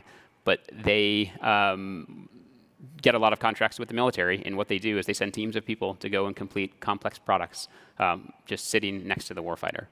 We think AI will make these contracts look quite different. The reality is that startups have a really hard time getting contracts in defense. What we've done here, and you're seeing on the screen, is pretty incredible. And this is just in 2025. Although you likely haven't heard of us yet, we have contracts across almost every single service. You won't find another team out there with this much traction across the entire DoD. You might be asking, who are these guys and why are they qualified to build war plans? So Joe and I have done this from the tactical to strategic level, and we'll continue to hire 50% of our team that are with deep national security backgrounds. and 50% of our team, expert AI engineers like Shah and Sahil, that can embed alongside the warfighters and build next to them. Our service members need to be prepared for anything that comes their way. And right now, they're not. My ask is that you come join Pytho to make them ready. If you're an AI engineer in San Francisco, come find us. Even if not with Pytho, come build in defense. We need more people like you all to solve hard problems. Thank you. Judges. So thank you for your service and building something really important. Can you talk about security? Sure, yeah. I mean, we are ready we're cloud capable, or we can deploy on-prem, so locally. So we take security very seriously. There's a lot of certifications that any company working with the Defense Department has to meet anyways. So that's actually quite hard for startups. But it's all for a purpose to make sure that, you can work with sensitive data and you're doing it properly. So we do everything to work according to regulations for security reasons. What does the competitive landscape look like today, and how are you going to stand out? Yeah, so I think about competition in the defense world is just fantastic. Much more so than any other industry. I mean, we want our men and women in uniform around the world to have the best tech. So, if anybody thinks they can build tech better than us, bring it on. People would know Palantir, right? They're probably easy to throw darts at, but in reality, it's why wouldn't Alex Karp do this? And they're building horizontally. Right? So we're just going very deep in the vertical application layer because we just think somebody should be focusing purely on this. I do not see them as the one to do that. And I've worked with Palantir deployed and a long time ago when they were just getting started, and they had a great product then, and I think they're doing great things now. Mike, if you dream the dream and call it 10 years from now, what does the company look like? Yeah, I think the next few years there is enough to do in the planning landscape to occupy the next few years for sure. Let's say 3 to 5 years. I talked a lot about the domestic military, but when you think about working with partners and working with their kind of their data and their mission sets, there can be a little bit different. Their products look different, so there's enough to build in that space. When we think about the next 5 years after that to take us to year 10, that's when I think we start to look at what are these service-y kind of contracts that a lot of the primes are winning now that AI native startups can move a lot quicker on for cheaper and probably do these workflows a lot better. Makes sense. What are the challenges from going from task completion to adding intelligence? What do you mean by that? So you've got tasks you can complete to create that Correct. mission. You said 48 steps in that I see. case. But you want to look at data to say what was the better outcome for this kind of these kind of parameters. Mm-hmm.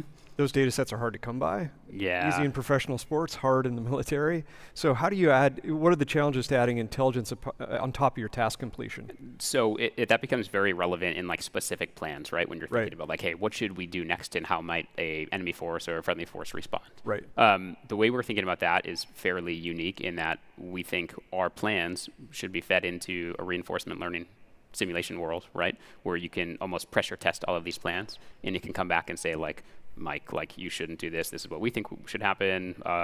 This is our confidence level in that prediction. So that's where we see this going. A lot of the data moats that folks had in the past are going to be quite different in the future, where we're focusing on how do you make these workflows as good and accurate as possible. And a lot of that goes into the reinforcement learning world. Okay, thanks. What's the time to implementation, and can you share anything on the total contract value for some of the pilots? Sure, yeah. I mean, this year in 2025, all of the contracts that you saw on the screen, they're all over 6 figures. And time to implementation is very, very quick, depending on the customer requirements. There are some, it just depends. Do they want it in the cloud? We're cloud capable. Do they want it local? But it's all fairly straightforward. I was a Marine. We can build this thing for Marines. If a Marine can do it, that's pretty good. Can you double click on that ICP? So out of those 900 customers or so, what is the title of that customer? Sure. And then can you also double click a bit on the business model? Are you paying on a per seat basis, on a per plan basis? Yeah, so the business model we think about, and it's very hard, right? Especially when you're thinking about AI native technology and how do you price that? For direct sales for us, we think about just value-based pricing on a firm fixed price contract level. So we try and understand what kind of impact can we have for the customer and price that out annually according to that impact we think we will deliver. On the initial, on the ICPs, a lot of them are where we think we'll see the most growth is around like combatant commands planners. So your operational planners that are doing this job every single day. And they create very big plans, just like the mission analysis. Like that is a core product for them. So we just save them a ton of time. And it's not just about time savings; it's about accuracy and bringing in just other kinds of data that they just can't access because they don't have enough people. We also do some stuff at the very tactical level. But as far as ICPs, it's at the operational level. And what kind of budget authority do those planners have? Yeah, so that's a really good question. So like your end user, like in industry, might not be your buyer of the technology, and they're typically very disconnected. And the combatant commands are starting to see a lot of, just to get a lot more authority as far as like throwing their weight around technology that they think is important because they are the end users, and they start to work with what we call the program executive offices across the different services who hold that acquisition money and have the acquisition authority. So, if you get a combatant command to say like, hey, we love this technology, then that's much more likely to then get the acquisition authority to say, all right, cool, like, yeah, set up a R&D contract or set up a prototyping contract. That's one example. It's a lot more complex than that. Yeah. Mm-hmm. Yeah. Thanks. All right, give it up for Pytho. Thank you. Great job. We have one more startup presenting in this batch of the Startup Battlefield. That company is called Glide. Presenting for Glide is founder and CEO Kevin Demoa.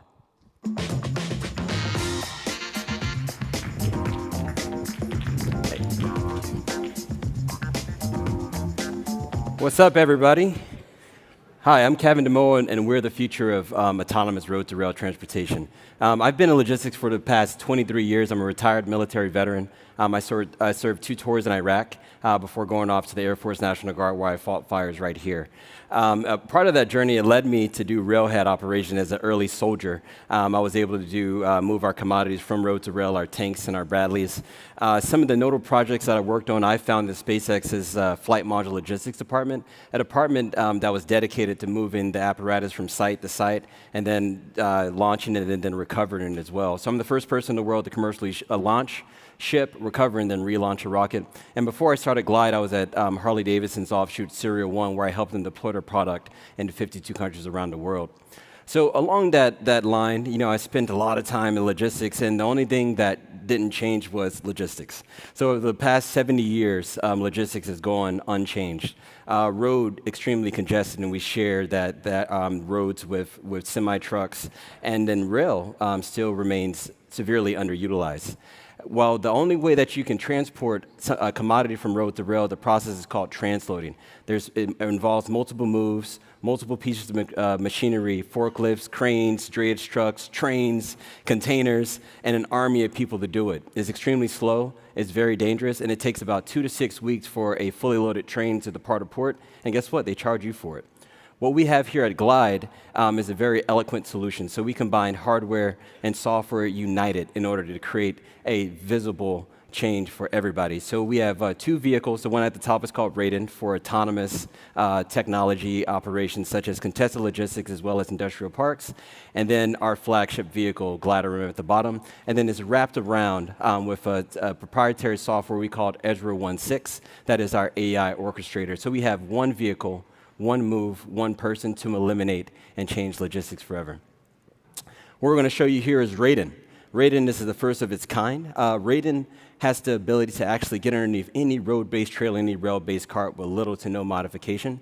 We access the rails the same way a traditional high-rail vehicle would access the rails.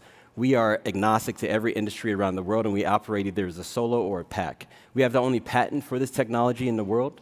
We leverage sensor fusion as a piece of our technology where we can do track inspection, geospatial mapping, as well as debris avoidance. So we're on-road, off-road, and we operate in austere locations such as Ukraine, where the terrain is messed up, but the trains are intact.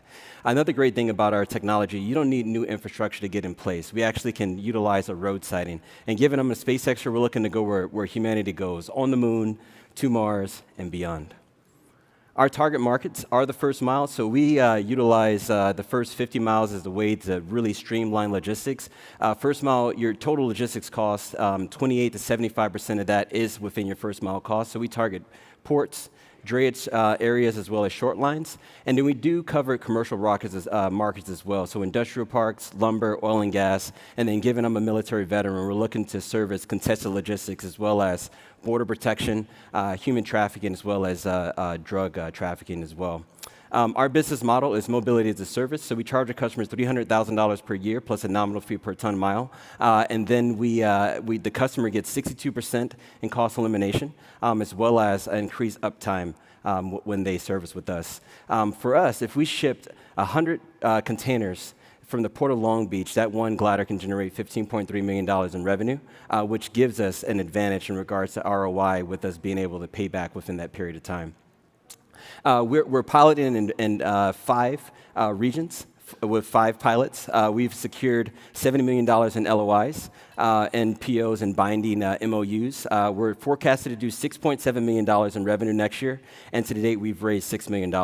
Our team it consists of folks from SpaceX, traditional VC, as well as automotive and rail, and we're backed by Tier 1 VCs, Outlander, Slauson & Co., and others. So join us as we look to industrialize the way that things move forever. So with that, let's go to demo. So this is Ezra 1.6. This is our AI-powered platform, and it's our orchestration tool. With this, we're able to get through 5 clicks with our customers. The customer can go on, book their load the same way that you would do traditionally with a traditional broker, and then we get through the nodes this way. So we'll input the different pallet sizes for our hardware, as you see here, and then we'll put the POCs in place. So while they're working, there's AI agents working in the background. We'll switch over to our vehicle view so that you can see the vehicle happening in real time. So we're able to track telemetry. So now we'll go to our zoom view so we can see Raiden in action. So Raiden will pull out of its storage place, fully autonomous, and then it will actuate the gear. Come on, Raiden, come on out. Don't be shy. Raiden, come on! Raiden, please. All right, here we go. This is Raiden, fully autonomous, able to transport a fully loaded 20-foot container. All right, so we'll go back to Ezra 1.6, where we will reveal out to the world our very first, right here in San Francisco at TechCrunch, the Glider M.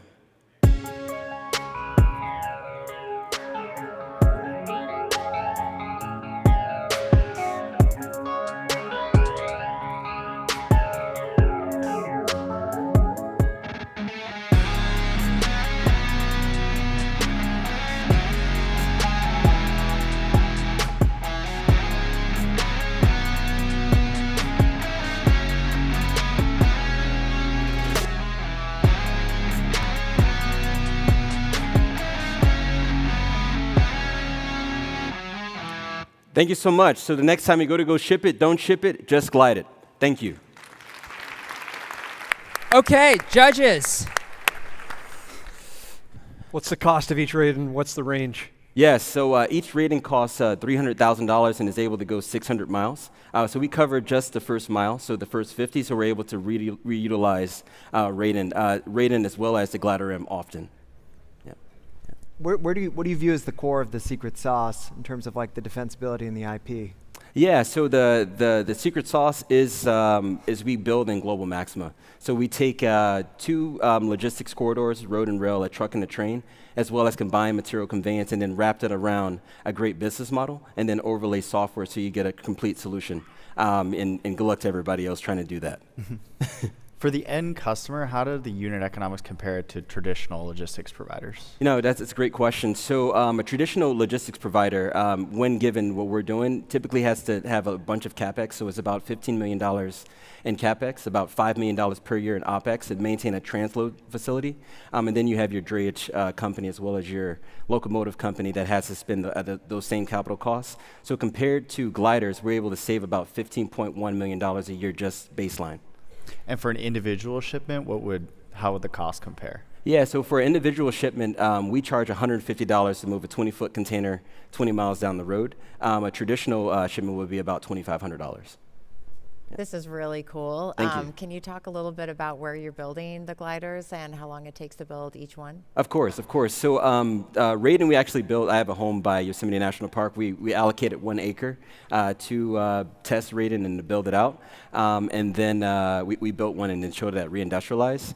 Glider M is actually built in conjunction with PACCAR custom truck. And those vehicles come off the line with FRA and DOT certification, so they are ready to go out of the box. So you're 6.7 million in revenue. You have 1 radon, and then you've got the new glider coming out. Where's that 6.7 coming from? Yeah, it's our business model. So it's $300,000 per year plus a nominal fee per ton mile. So if we shipped 100,000 containers times $150, that's $15.3 million off of 1 vehicle. So that $6.7 million is essentially doing the math conservatively. So that's off of that 1 vehicle. Off of 2 vehicles. Okay. Yeah. Got it. Yeah. So like 3 point, yes, per vehicle. Okay. Thank you. And building off that, you mentioned 70 million in LOIs. Who are those end customers? Yeah. So they're short line railroads. We signed for those folks. Industrial parks. We have an industrial park down in Kansas Proving Grounds, and then your traditional drayage trucking companies. And those are committed spend over what time period? So they're committed spend year in, year out. Yeah, so they're all based on the annual basis. So 70 million annualized or over? $70 million annualized. Congrats. Yeah, thank you. Yeah. Thank you. And growing. What's your team look like? So the team consists of my talented chief of staff here, Claire Croft. We have a chief engineer, deep background in aerospace and defense. We have a person from Watco and AOK. He's a traditional railroader. And then we have some AI experts as well. One was the teacher at the University of UCR. Another one runs automation and robotics at Aramco. Yeah. What do you see as the biggest bottlenecks to scaling and risks to the business, call it over the next 5 years? Absolutely. The biggest bottleneck all the time is like execution. But other than that, it's onboarding newer customers, getting adoption going. What we have to do in the next couple of years is prove out that our methodology works, because we are redefining the way that a corridor moves, or 2 corridors move. And then once that takes off and is adopted, I see us redefining logistics forever. I love your kicks, first of all. I appreciate it. Yes. That was amazing.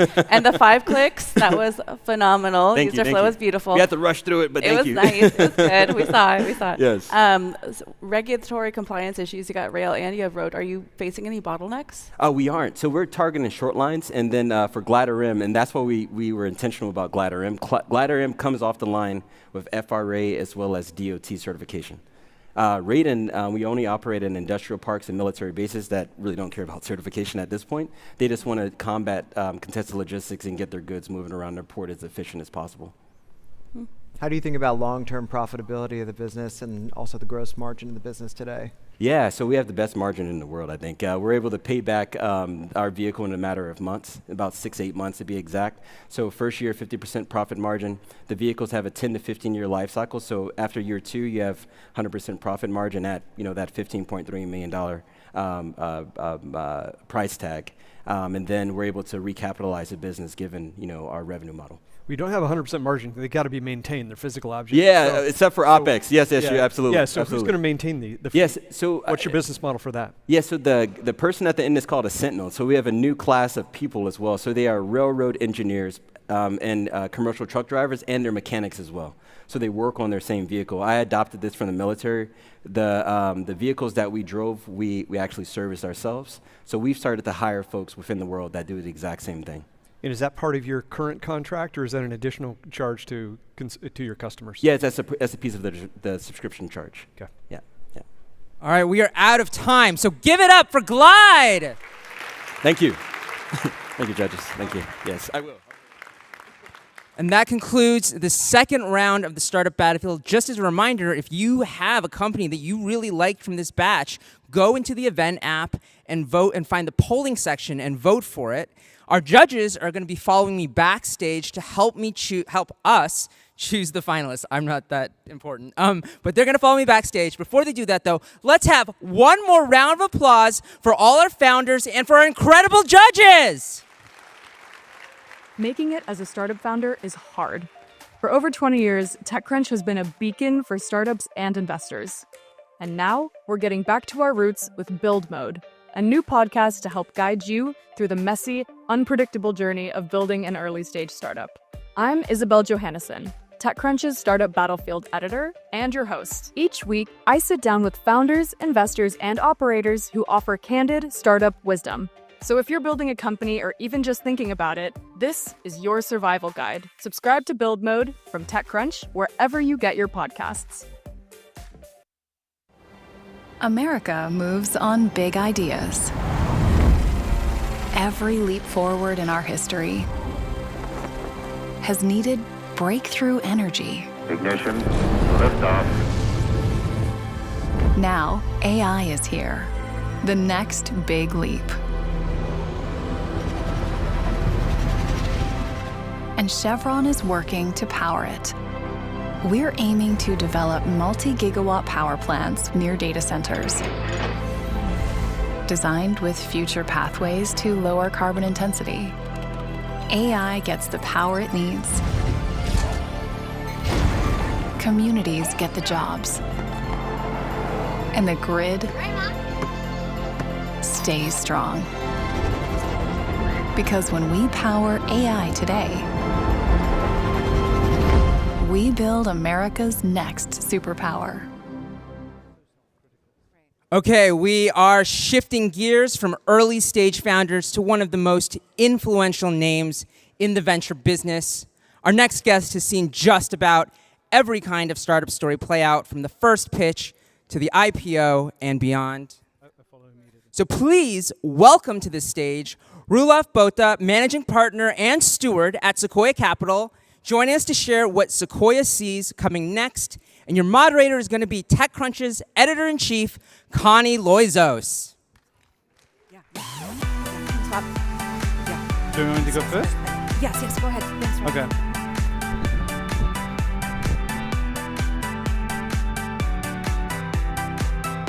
Wow, what a crowd. Better? Better, thank you. It's so nice to see you. Thank you for having me. Oh, our pleasure to have you here again. This is your 10th Disrupt, which is phenomenal. Roelof truly is part of the fabric of TechCrunch and of Disrupt. Thank you so much for having me. We first got involved with TechCrunch in 2007, and it wasn't called Disrupt, it was called TechCrunch 40. There were 40 companies competing in the battlefield.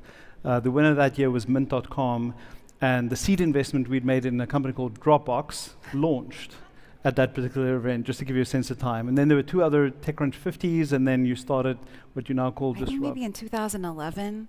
2010, 2011, Yeah, you something started like that. with that branding. So Yeah. we've been a part of this firmament for a long time. Actually, I think of it as being analogous to what we do in our business, by the way. We find these young companies very early on, and then we stay with them for a long time as they build enduring businesses, and the same we've done here. And really, kudos to you for what you've built at TechCrunch. I mean, I look at the audience that is here today, and I remember how small the first event was, almost 20 years ago. Absolutely. Well, we appreciate your partnership and for you coming. And every time you come, we have new news. And so today we could maybe kick off with the news of 2 new funds, which is exciting. Yeah.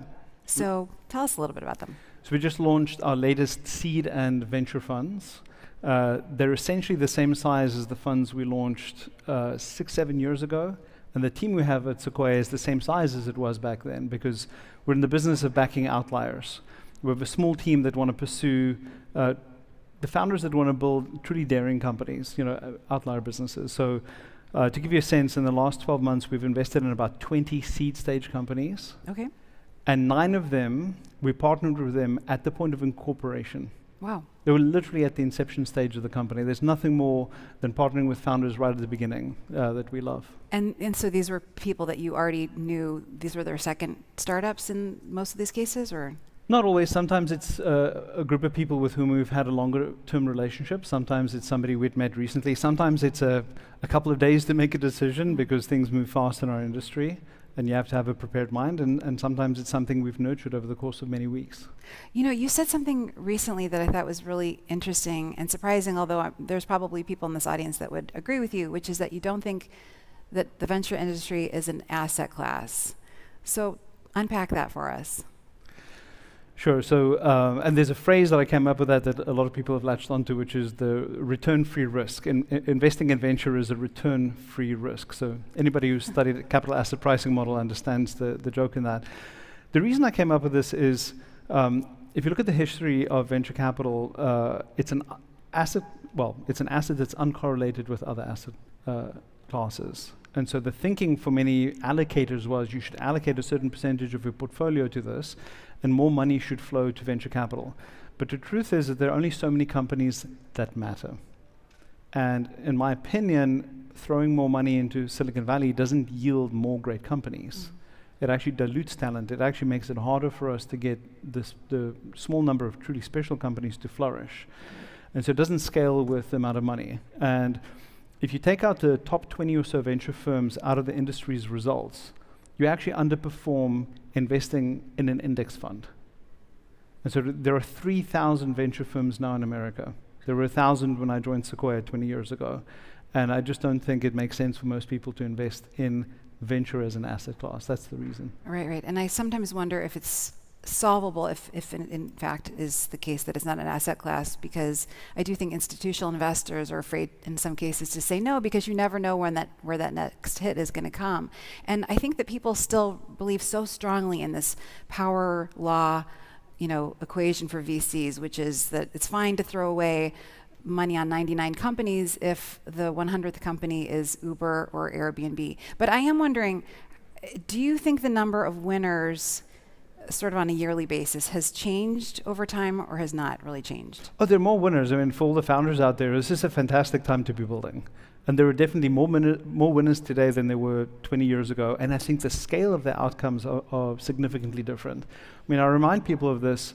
When I joined Sequoia 2003, there were no mobile devices. Cloud computing didn't exist. The majority of Americans were on dial-up. There were maybe 300 million people on the planet that had access to the internet. So the scale of the opportunity today is completely different. Yeah. If you look clinically at the numbers, I think for the last 20 years, there have roughly been $380 billion plus outcomes in the industry. So that's a significant number. Yeah. But I don't think it'll continue to scale just with more money going into the industry. But no answer in sight, I guess, to solve this. To solve the excess of money problem? Because, I mean, I think instead what we're seeing is, instead of less venture funds, what we're seeing is this whole new industry of liquidity options springing up. And I do wonder if that's something that Sequoia participates in, for example, the secondary market. I think secondaries are fantastic, by the way. At PayPal, people pretend as though this is a new phenomenon. In 2001, we did a small secondary at PayPal. And I graduated from Stanford in 2000. I was in deep debt. And we did a secondary, and I was able to sell, I think, $50,000 worth of my PayPal shares. This is 6 months before the IPO. And I suddenly was debt-free.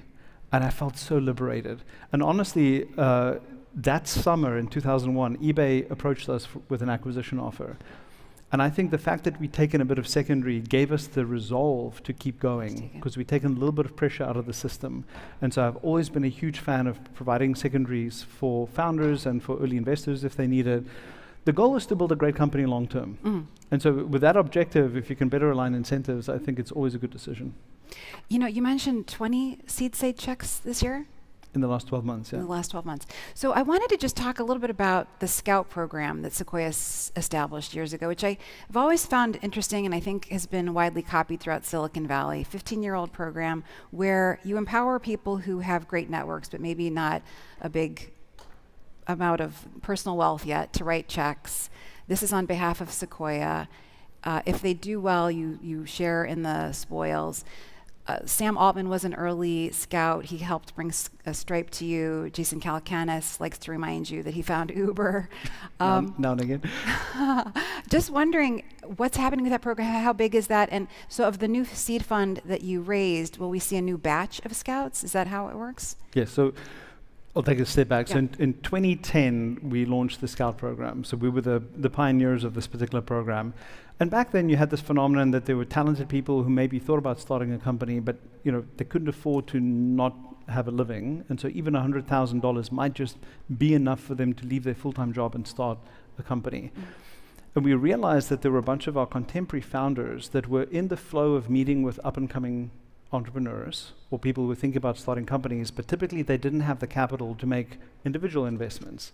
And that's where the idea came from for us to launch the Scout program. And it's been a huge success and copied as ideas are copied, obviously. And it's a reminder for us that we always have to keep on innovating if we're going to stay ahead of our competition. Right now, we have about 70 or 80 folks in our Scout program. Wow.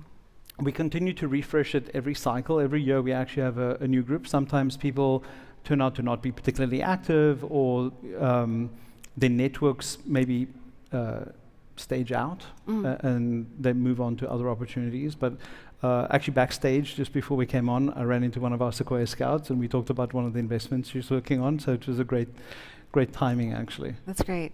And I'm just, because I think there are probably people in the audience who would love to become a scout in your program, how do you decide who do you anoint a scout? They tend to be people, largely speaking, they're people within our networks, but we're also purposeful about extending our networks. And this is one of the key insights that we had a long time ago is, we may have invested in what we call one of the aircraft carriers. We were an early investor in Airbnb, seed investor in Airbnb a long time ago. And some of the people who come out of Airbnb might think about Sequoia, or they may turn out to be scouts. But in Uber, we were a scout investor in Uber, but we didn't make a venture investment. So if we have somebody who's from Uber who's a scout, they may have a good nose for some of the people who come out of Uber to start new companies. And so it's a way for us to strengthen our existing networks, but also to broaden into new ones. So it's generally an invite-only program, but obviously we're open to ideas. And so if somebody feels that they're a great candidate, feel free to send us an email. I guess it's similar to our ARC program, where we invite people. We have an open invitation process, and we get thousands of companies that approach us. And often they're actually people we already knew, and they're just deciding to go through an application process to indicate their new idea to us. Got it. That's interesting. So tell me a little bit about how decisions are made. I think that's the big question. People want to understand. Wheel of Fortune? How decisions are made on Monday partner meetings? Well, we just had a partner meeting this morning, so it's fresh. Oh, great. So in your specific question, just the process? The process. So one of the things that we really celebrate at Sequoia is just the different viewpoints people have as we make an investment. And our investment conversations are fierce debates, huge disagreements. And part of what we do as a team is spend a lot of time at offsites and just culturally building trust, so that people understand when we have those investment debates, it's not about any individual friction, it's about the merits of the idea, because our goal on a Monday is not to win an argument, it's to make a great investment. And so I'll often walk into a Monday partner meeting having read the material over the weekend, thinking we will or will not invest, and then I'm surprised, because I listen to the flow of the conversation, I listen to the arguments and counter arguments that people make, and it reshapes my thinking. So that's the goal for us on a Monday. We typically have a anonymous poll at the beginning of the meeting for everybody in the room, so we can really surface the spread of opinions. Is somebody a 3 out of 10 on this, and somebody's a 9 out of 10 on this? And this is after they've spent the weekend looking at the materials? Yes, everybody has to read the material beforehand. And we discourage, you can surface questions to the sponsors of an investment over the weekend, but we really don't want sidebar debates. The last thing you want is alliances to form. Hey, listen, will you vote for my company on Monday? And can the two of us reach that kind of agreement? That's not healthy. Our goal is great investment decisions. And then we have a full-throated debate. I think sometimes newcomers are surprised at how full contact our conversation is. I remember one meeting where we walked out of the room and somebody thought that there was real disagreement between two of the partners. It was myself and my partner, Jim Gates. And we walked out as though nothing had happened, because we just had a fierce argument about the company, but it's about the merits of the investment. And part of the reason for that is that when you get an investment from Sequoia as a founder, the phrase we have is, when you get one of us, you get all of us. We make investment decisions on a consensus basis, which really surprised me when I joined Sequoia. I sort of thought that committee-based decision-making is the last thing you would want. But there's something magical about that for us, which is we're all in it together. And so it means that it's our investment, not your investment. If you need help 3 months down the road, even though you might be the person on point for the company, everybody is going to help you or help the company. And that's really the kind of team approach we bring to our business. That's great. I think the fact that it's a consensus is really interesting. in that you make so many great investments, but of course, every once in a while you must miss one. And I wonder if you want to string up the, lone dissenter by their shoestrings. It carries a heavy burden to be the lone no on a Monday. And as you can imagine, we spend a lot of time analyzing our decision process and trying to figure out which companies did we miss altogether. We never even saw it. Why did we not see it? Did we not have a prepared mind? Did we not have somebody on our team who took an interest in a particular new interesting category? Did it not make it through to a Monday? Did we have a midweek decision with 3 people and maybe they just didn't quite click with the founder? Did we have the right person in the room? Were we too busy? We're running from one meeting to the next. You don't pause and think very carefully about whether this is a company that will matter. And then obviously, do we get Monday decisions right? We spend a lot of time analyzing that, and there's always room to get better. Well, I wondered how long somebody has to change somebody's mind. If most of you are on board, but maybe there's 1 or 2 that are not, is it, like one and done, or can they revisit it week after week until they... You can revisit it. There's an investment I was involved with. We were an existing investor, a venture investor in this particular company, and there was a later stage growth opportunity to invest in the company. And I couldn't quite convince my partners of it. And honestly, the arguments they had were sound. And I just kept on thinking, man, I need to do a better job of convincing them and finding the right information to back up my arguments. And it took me 6 months until we eventually got to a yes decision. Unfortunately, the price had gone up by about 30% in the intervening period, so it was a little more expensive. But I think we need to stay true to that. You need to convince people with logic. And no one, not even me, can force an investment through our partnership. I just think it's a very healthy dynamic that we have. The other thing we'll sometimes do is, by the way, some of the most interesting investments for us from the founders out there are the controversial ones, the ones that are non-obvious. And those are the ones where typically there are 1 or 2 people in the team who don't necessarily understand the potential of this investment. And so the other thing we'll do is just to take a time out. So sometimes we've literally stopped and dispersed, come back 30 minutes later, let people just simmer on it. Sometimes we've come back a week later, a day later, and just revisit a decision, again, with the goal of making great decisions. That's great. I have to say, it's very hard to imagine you losing your temper, having a heated, full contact conversation with your partners. I did want to ask you, maybe on that front, some firms have gotten really loud in recent years while others haven't. I was telling you on a call last week that it feels sometimes to me like, with the exception of one of your partners who has sort of, famously become famous this year, Sean Maguire, partly because of his social media game, it feels like the firm has sort of generally gone more quiet. And I wonder if that's accurate in your view or a misperception. Well, if it's the way it's perceived, the perception is your reality. Yeah. I think we tend to focus on our founders. Our business is about finding those great founders and helping them build great businesses. And so we want to put the spotlight on them rather than ourselves. And so one of the taglines we used to have is we're the entrepreneurs behind the entrepreneurs, because we really want to make sure that the founders are the ones that deserve the spotlight and our attention is on them. Internally, we celebrate diversity of opinions, and we need spiky people inside Sequoia, because in some sense there's this impedance match we need between the person on our team and the founder that they're partnering with. And so Sean has a specific profile. He's a physics PhD who dropped out of high school because he was playing Counter-Strike competitively in high school, by the way, just as an interesting anecdote.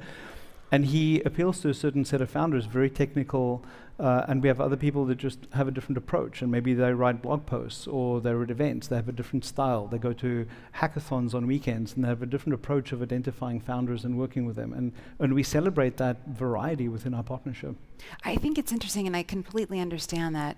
I also wonder if it, stresses you out a little bit. You've always had individuals inside the firm, big personalities, Doug Leone, Michael Moritz, but it feels that at least regarding their politics, they were quiet. Maybe they were just loud about business. And I wonder if anything has changed. I guess it's okay, or if you think, even more broadly speaking, that it's a different era. I don't think it's quite accurate. If you go back in history, Michael was very outspoken in his opposition to Trump in his first election, and Doug was outspoken in his support for Trump, and so we had 2 different partners, senior partners at Sequoia, who were on completely opposite ends of that particular debate.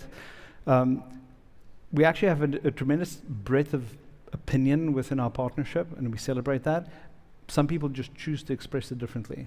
So we have some of our partners that are very active in philanthropy, or some of their private dealings, and they're just not as vocal as Sean might be on social media. So, and we've always honored the right to free speech of each of our individual partners, and we will uphold that.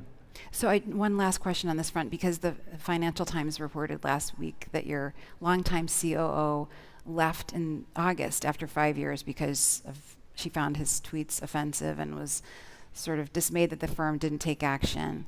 Do you want to say anything about that? I mean, I guess maybe the question is, on the net, do you think his posts are a positive or negative for the firm? It sounds like you're saying it's a positive. Well, let me answer the first one first. Okay. Just as a matter of routine, we don't comment on personnel matters, so I can't delve into that. So Maya did great work for 5 years, and I really appreciate everything she contributed to us at Sequoia.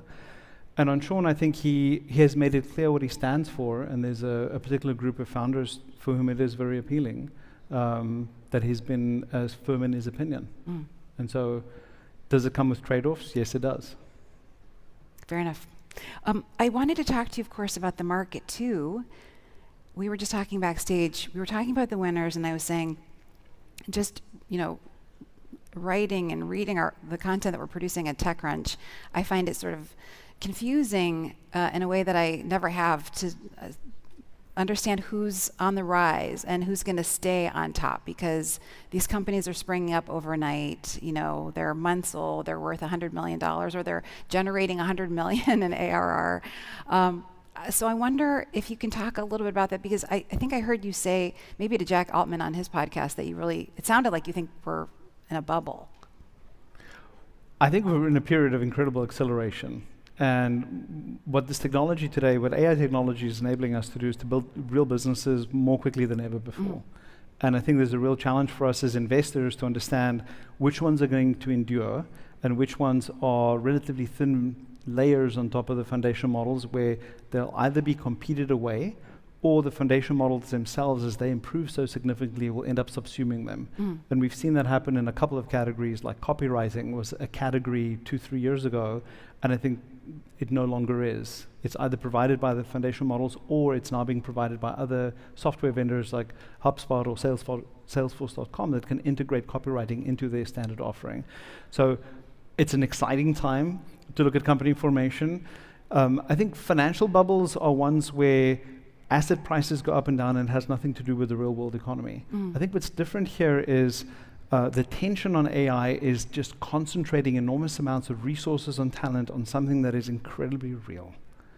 And having been here for a long time, Silicon Valley attracted a lot of entrepreneurial spirit in 1998, 1999, but the internet was too small and the technologies were really challenging for them to build. And even if you had the right business idea, unless you had a very strong technical team, you just couldn't make it. And today it's so different. We see so many founders that are building solutions to end market problems that they understand. And sometimes they have great technical skills, but sometimes they do not. But the technology makes them, just is propelling them in a way that I haven't seen before. And the use cases we're seeing, whether it's,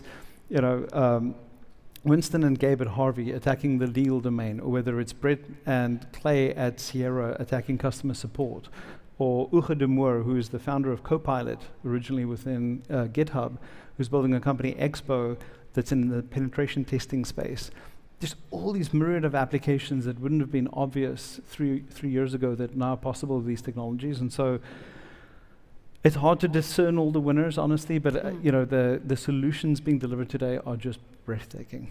Do you feel like verticals are getting settled faster? I had talked to Elad Gil, who's going to be here on Wednesday, I believe, recently for a podcast, and of course he's got a motivation to say as much, but he's an early investor in Harvey, and he thinks there are really clear winners already in particular verticals.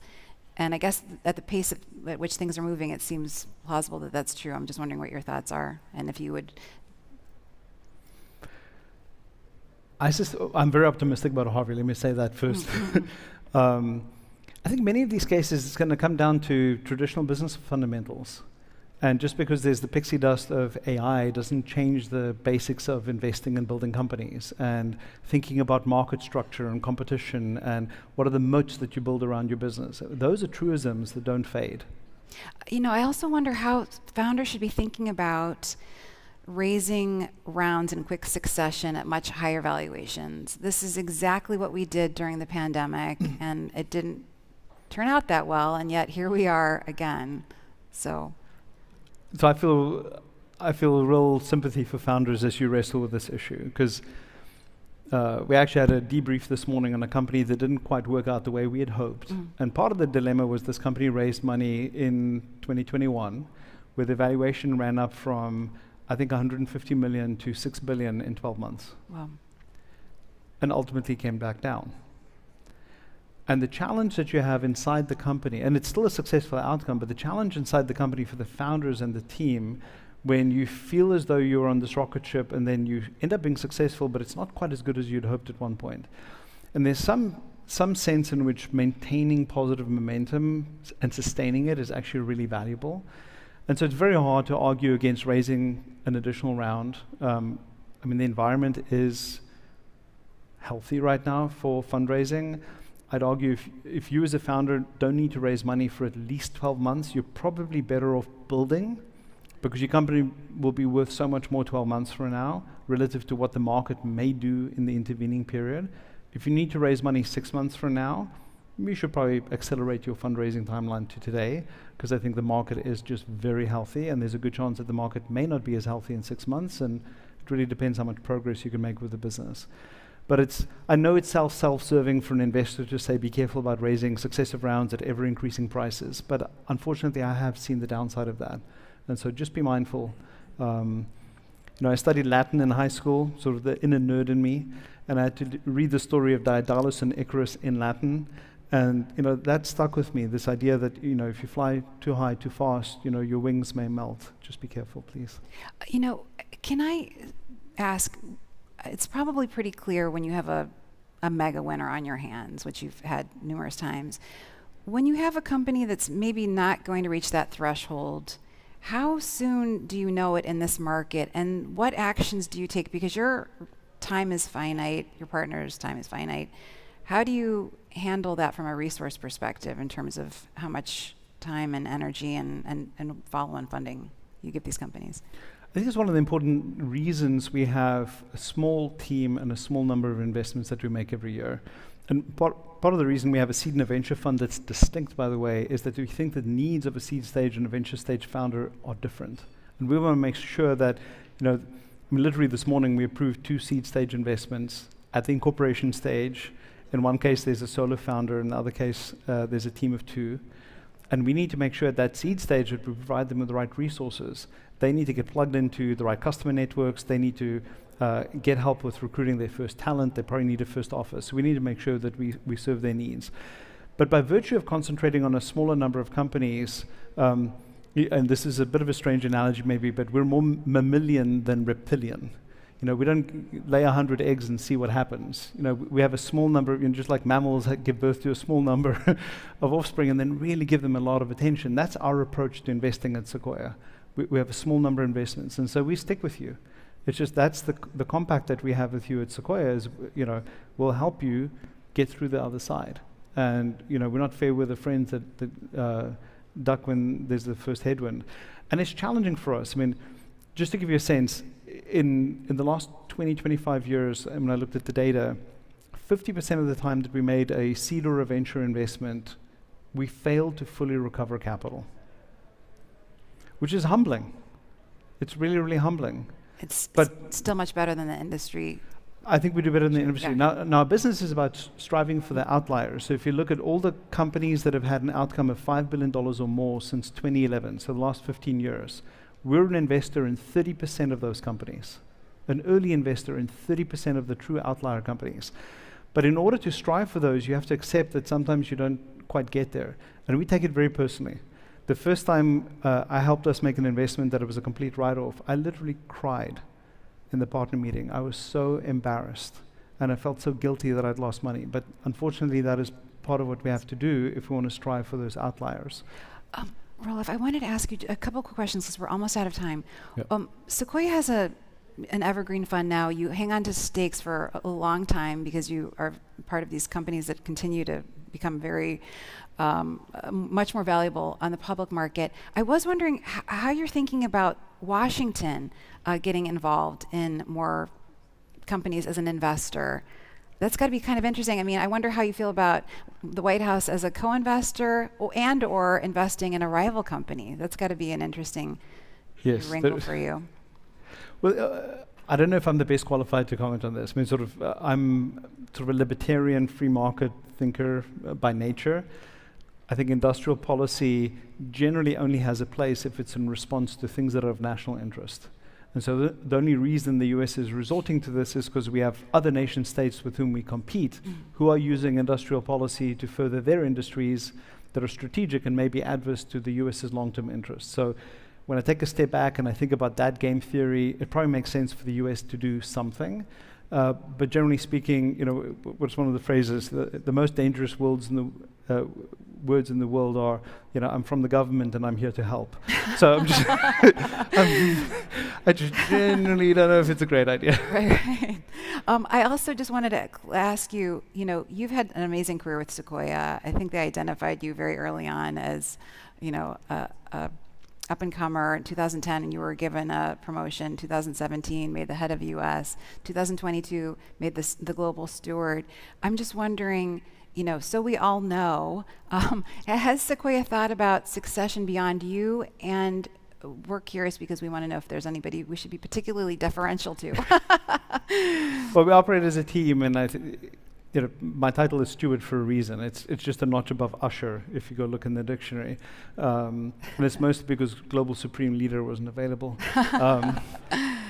But we really have an incredible team. And I look around the partners we have with Alfred Lin and Pat Grady and Luciana, who leads our efforts in Europe, and Andrew Reed, who's had a fantastic year with Figma and Klarna, both going public recently. And I just think about the rest of the team that we have. We have incredible depth at Sequoia, and we really operate as a team. By the way, every person's vote counts the same on a Monday partner meeting.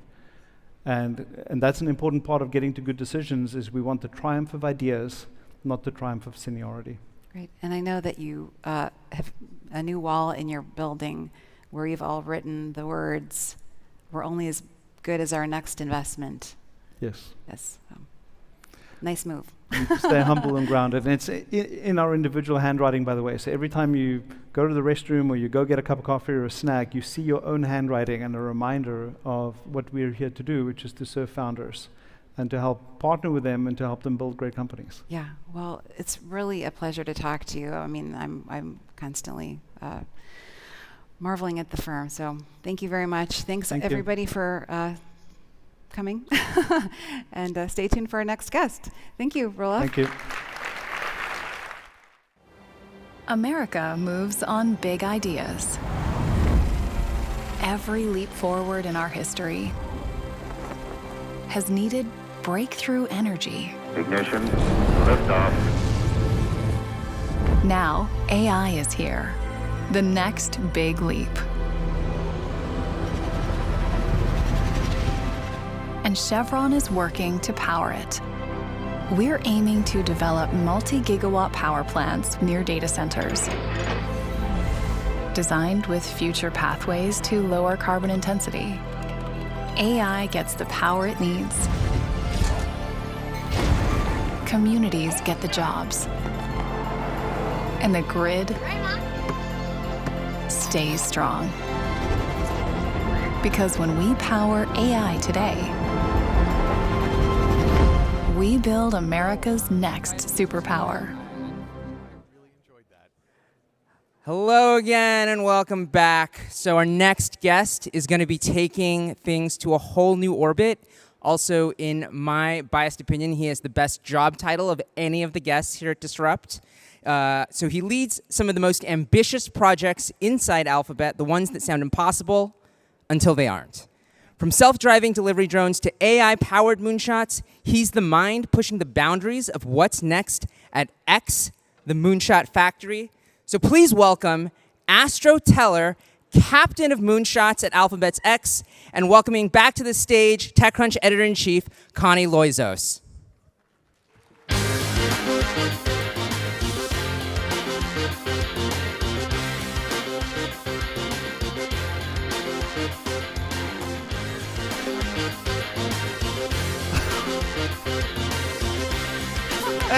Still working. I think I started to unplug this by accident. Hi, Connie. Nice to see you. So thank you so much for coming. I got to spend some time with you last month, which was so fun. It was such a treat. Moonshot Factory, so interesting. The idea is to tackle these problems that it would be really great for the world to solve, but that also could become enduring businesses. So tell us a little bit about, I guess, what constitutes a moonshot. What's the bar there? Sure. Let's start with what a moonshot is, at least for us. 3 basic components. Huge problem with the world that you want to solve. Second, there has to be some kind of science fiction sounding product or service that, however unlikely it is that we could make it, if we did make it, it would make that huge problem go away. And then third, there has to be some kind of breakthrough technology that gives us at least a glimmer of hope that we could actually make that science fiction sounding product or service so we could resolve that huge problem with the world. If we have that, we're not done. That is a moonshot story hypothesis. That means we can go try it. Mm-hmm. And the secret at X is we have about a 2% hit rate. Most of the things we try won't work out. So if you worked at X and you had just come up with a teleporter, you've got a moonshot story hypothesis around that, I would say, awesome, high five. Here's a tiny amount of money. Part-time, go see if you can prove that it's wrong. Because it probably is. Mm-hmm. I don't want you to make it work. I want you to get information about whether this is really a once-in-a-generation opportunity or not. And it's okay if the answer is no. So tell me, first of all, how many people work inside the building? I mean, many hundreds, but not many thousands. Okay. And it's important, if you want to have a culture that is really focused on a different set of habits that help you systematize radical innovation, you have to do things pretty differently, which means you have to encourage people to show up very differently. Yeah. It's very hard to do that if you have too many people. Well, that's interesting. But yeah, there's so much that you do that's sort of counterintuitive, I think, for a lot of startups, startup founders, and particularly VCs. I am wondering, I know you've heard thousands of pitches. What makes you move from that's really interesting to let's build this? So here's part of the secret. I mean, if you're proposing a moonshot and it sounds reasonable, we're not interested. Because by definition, that's not a moonshot. That doesn't mean it's a bad business to build. You should go build that, but that's not our job. Right? We're shooting over the horizon where there's a good chance there's nothing there, or anyway, there's nothing in that direction. So if you propose something and it sounds pretty wild, it has those 3 components that I just described, and it's a testable hypothesis. For a small amount of money, we can learn something about whether it's a little bit more crazy than we thought or a little bit less crazy than we thought. If it's a little bit more crazy than we thought, cool, high five, let's put a bullet in its head and move on. And if it's a little bit less crazy than we thought, awesome, here's a tiny bit more money. Go try to find the next opportunity to kill it. Right. And repeat. That's what it feels like at X. Well, also you were telling me, and I think this is, again, counterintuitive, including when you're recruiting, I guess, but you're recruiting for a certain type of person. There's no ownership of ideas there. You really don't want people to become too attached to things because, in fact, you celebrate failures, or you want people to kill people, or not kill people. You want people don't do that. Don't do that. That is bad. You're not hired yet. You want your colleagues to kill off projects more readily, not get too wedded to them. So can you talk a little bit about that, and I guess how effective that is? How do you make sure that's not just a slogan? Well, it seems to be pretty effective. I don't even know who started most of the things that happen at X, but look, if we're going to go exploring something and you feel like this is my baby, what are the chances I get you to practice real intellectual honesty? I'm not interested in you trying to make it work. As soon as you take any effort, especially if it's an unlikely effort, and you try to make it work, you are no longer in the learning business. You are not in the information business. You are trying to will something into being, and that's fine if you're right. But we're not obsessed with winning on any particular one. We're obsessed with the efficiency of the overall factory. That's actually why we call it a moonshot factory. Moonshot, very high audacity, but factory, that we're always trying to systematize the process. And so if you feel like this is mine, or my sense of self-worth comes from this idea being right, how are you going to practice that intellectual honesty? Yeah.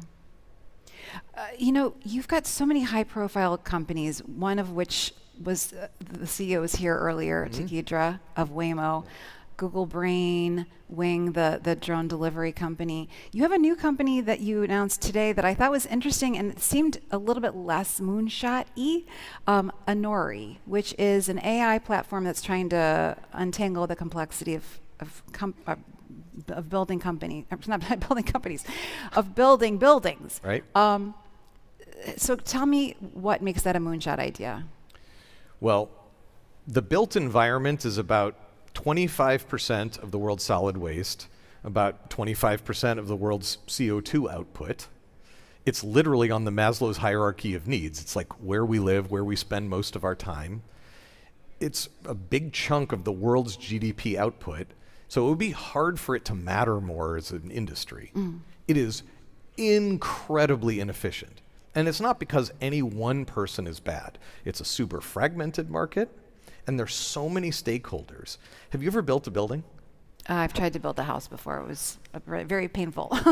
So exactly, and I bet you many people in the audience have had the same experience. You have architects, you have structural engineers, the city has to do their job and read the plans. You have people, especially for a building like this, where someone has to finance that, someone's going to have to insure this building, someone else is going to operate this building afterwards. So you have all these people coming in, and the whole process is so slow that this building was probably 90% built before they had the designs done. That doesn't seem possible, but it is, because otherwise you'd wait 10 years to make a building. And so the innovation, even within a single building, let alone for the whole industry, is super slow. The whole process is bespoke. A software system that could actually bring people together and front load all the decision making so things were a lot less mysterious, people knew what they were in for ahead of time, and could rapid prototype between different ideas. That is a $1 trillion business, whether Anori manages to do it or not. Yeah, it's interesting. I think I maybe had the misconception that a lot of them were hardware driven, and that's not necessarily true. So as long as there's sort of an off-world, real world physical component Exactly. in the building here. Right, but we often do things that are very hardware in nature, but we're not bound to only do those things. Okay. So for example, you were naming Google Brain. That was software. We actually started Google Brain because we thought we would need hardware. Then it turned out it was going to be really important for Google, so we moved it over to Google. This is what caused a lot of the modern explosion of machine learning. Yeah. So partly it moved to Google also because we're like, oh, it turns out it doesn't need hardware. It works great on the CPUs. And then it turned out, oh, nope, actually it does need hardware. And so TPUs were born partly out of the Google Brain team. Right, right. So you never know. I did want to ask, my understanding is that your business, the Moonshot Factory, is run very independent of Alphabet, but Alphabet is working on building data centers and AI infrastructure. And I wonder if Anori is in any way an effort to make that process easier. I mean, I'm sure that they would be happy to talk to the data center teams, but right now they're much more focused on sort of the number one problem that this country has and a lot of countries has is medium density housing. It's not the individual house with the white picket fence. It's not some ginormous building like this one. It's that thing in between, somewhere between, you know, like 4 and 50 apartments in a complex. You've probably seen them all over the country. If we are going to solve the housing crisis, we need a lot more of those. We need to make them cheaper. We need to make them faster. We need to make them more sustainable. And we need to figure out how to bring all of the different parties into one ecosystem, a software ecosystem that really talks to each other so that you can get all of those things at the same time. You know, another company that I think is really interesting, and I've heard you say that you expect it'll be as well known as Waymo in short order, is Tapestry. Sure. So if you're not in the energy space, you may not know about Tapestry, but Tapestry is our moonshot for the electric grid, and I pretty much guarantee you that the people in this audience who are in the energy space do know about Tapestry. At a high level, the electric grid is run by good people who have a very hard job. The grid is the world's largest machine, the world's oldest, freestanding machine, the world's most expensive machine. There are very few machines that matter more to us, maybe the internet, than the electricity grid.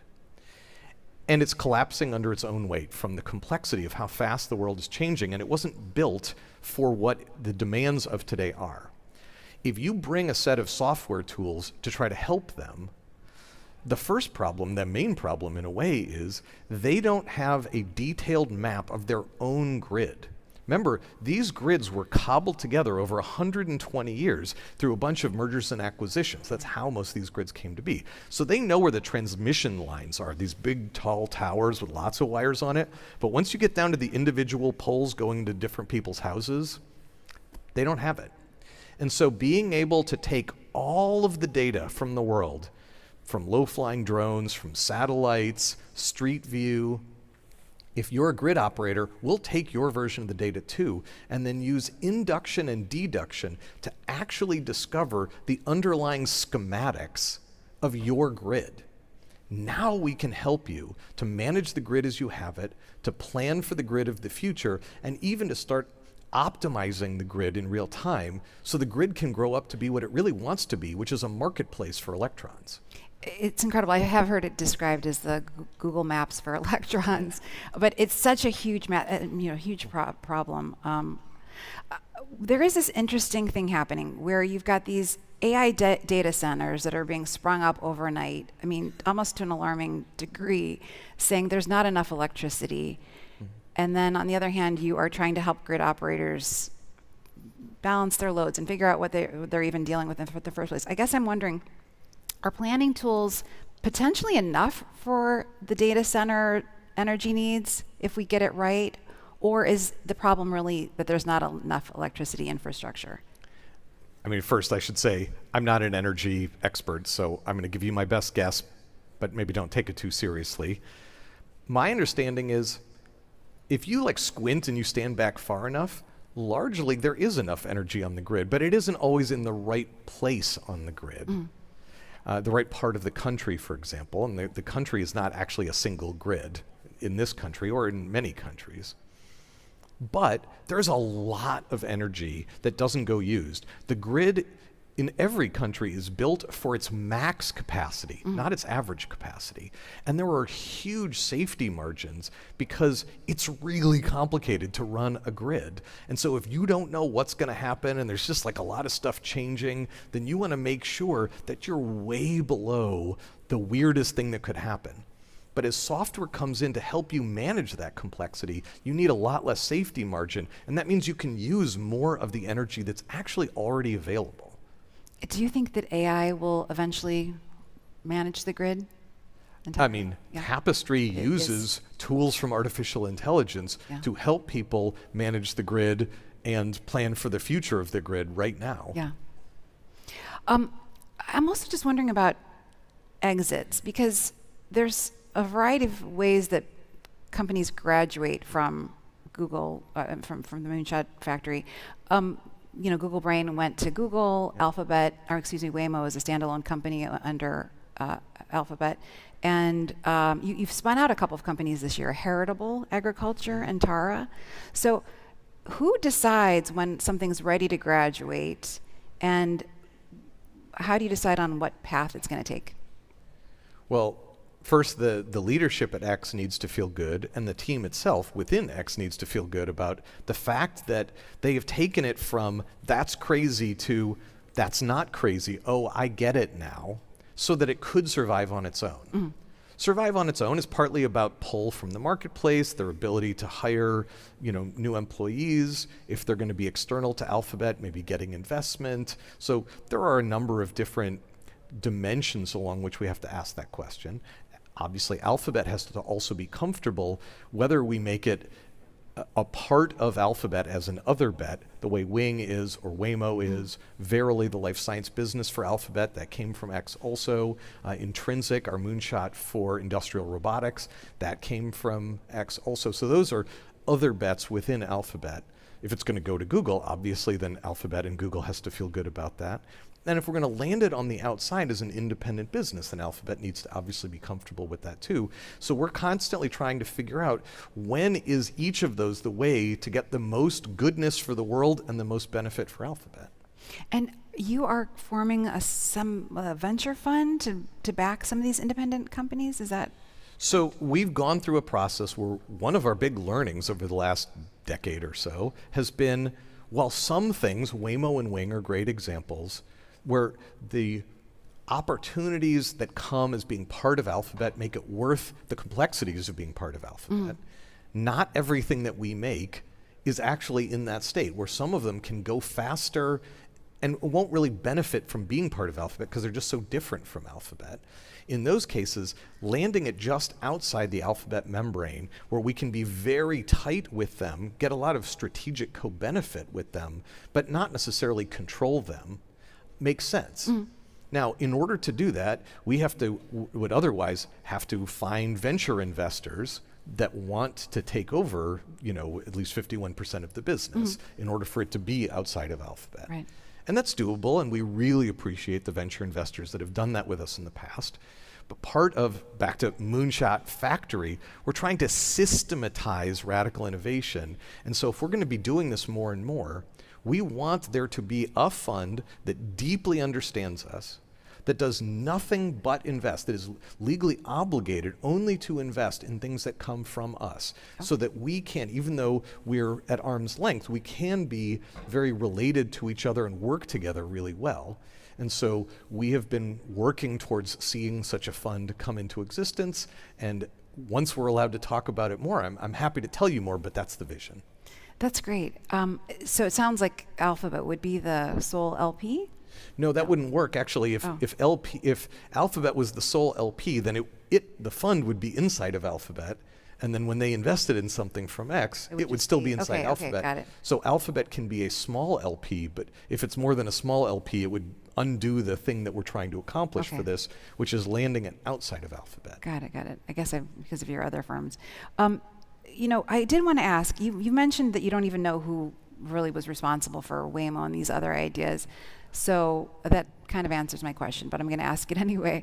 Is there any financial incentive for the primary inventor of some of these things? Because I can understand building the projects while you don't want somebody to, get too attached to them. But then if they go into the world and they become these huge companies, I'm just wondering if there's any financial upside. Oh, for sure. Okay. So if you were thinking you're an entrepreneur and you're considering coming to work at X, what I would say is your 4 or 5 standard deviation upside is going to be bigger on the outside. I'm granting you that. Got it. But if you come to X, what you get to do is be a card counter of innovation with us, with no fear and no financial risk to yourself. We're going to pay you. Everybody at X is paid like everyone else at Google. So you're not taking financial risk. You get no equity in this thing because it isn't even a company yet. It's an idea we're trying to learn about. And you can say, hey, this one's not pulling our average up. Let's throw this one away. And because you haven't bet your kid's college fund on that, that doesn't scare you. Right. And then when you get a standing ovation at the X All Hands, then you'll think, oh, that was weird. Maybe being intellectually honest is actually an okay thing to do here. And it becomes a self-fulfilling prophecy. You can do that more and more. And then if at some point you're like, oh my God, yes, this is it, and you're leading the project and it's heading for the exits, let's say we're going to put it on the outside, then you and the rest of your team are going to get a chunk of that company. Okay. It is about as much as you would have gotten if you had sort of started from your garage. So I'm not saying you'll get more, but it's about the same as on average you would have gotten from your garage at that stage of funding, but without taking any risk in the meantime. That sounds like an absurdly good deal. It does sound like an absurdly good deal. And I'm sure, again, I asked Roloff both our last session how people can get into the Scout program. But what about innovators here who want to get involved with the Moonshots program? How do you hire? Well, I'm happy to talk about hiring, but I also would just love to mention we partner with lots of companies. We can't do this by ourselves. So when our ocean health project, which is called Tidal, now an independent business on the outside that's doing great, started at X many years ago, for a little while, we could do things just in our lab. We had like a kiddie pool with actual fish in it, and then we made like a treadmill with fish in it, just so we could learn about the fish. But it was a water treadmill, not like a treadmill. But at some point, if you want to go get into a pen that's 100 meters across and has 300,000 salmon in it, we're not going to build that. It would take us a decade to figure out how to be salmon farmers. So we went to the largest salmon farmer in the world and we said, this is a vision of where we're trying to go. Would you like to do this with us? It's a learning journey. It's not a product yet. We cannot promise you that this will work. But they had a lot of vision. They said yes. We've been working with them a long time. Many years later, Tidal is now an independent business, and that company, which is called Mowi, is their largest customer. So I would say that if people want to work with us, whether they're government regulators, startups, large businesses, we partner across the spectrum as we can find ways where we know what we want to be great at, and then you want to be great at something else, whether it's aquaculture or something else, and then we can find a way to make 1 + 1 = 3. Right. So that's at least one of the ways we can work together. I can tell you about our interview process, but I don't want to steal everyone away from what they're already working on. No, I mean, I just feel like you're trying to find a very particular kind of person, and I wonder if it's, I wonder, I mean, it feels sort of like, the CIA trying to find its next generation of agents. I just wonder how you go about finding Let me give you a little bit, so now I'm undoing that you work at X, now you're interviewing at X. Here's the problem. It's like a race condition.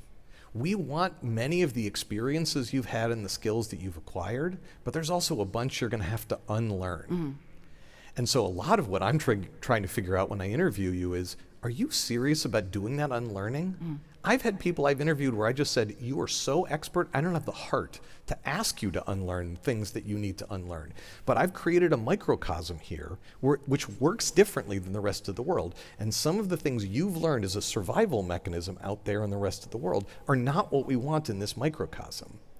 And so that's just kind of a hard ask. So we're looking for people who are hyper bright, hyper creative, who are really warm human beings who are interested in working on themselves, but are also willing to do that unlearning and find a way to sort of be a version of themselves that feels great in this microcosm where the rules are a bit different. I'll give you another example.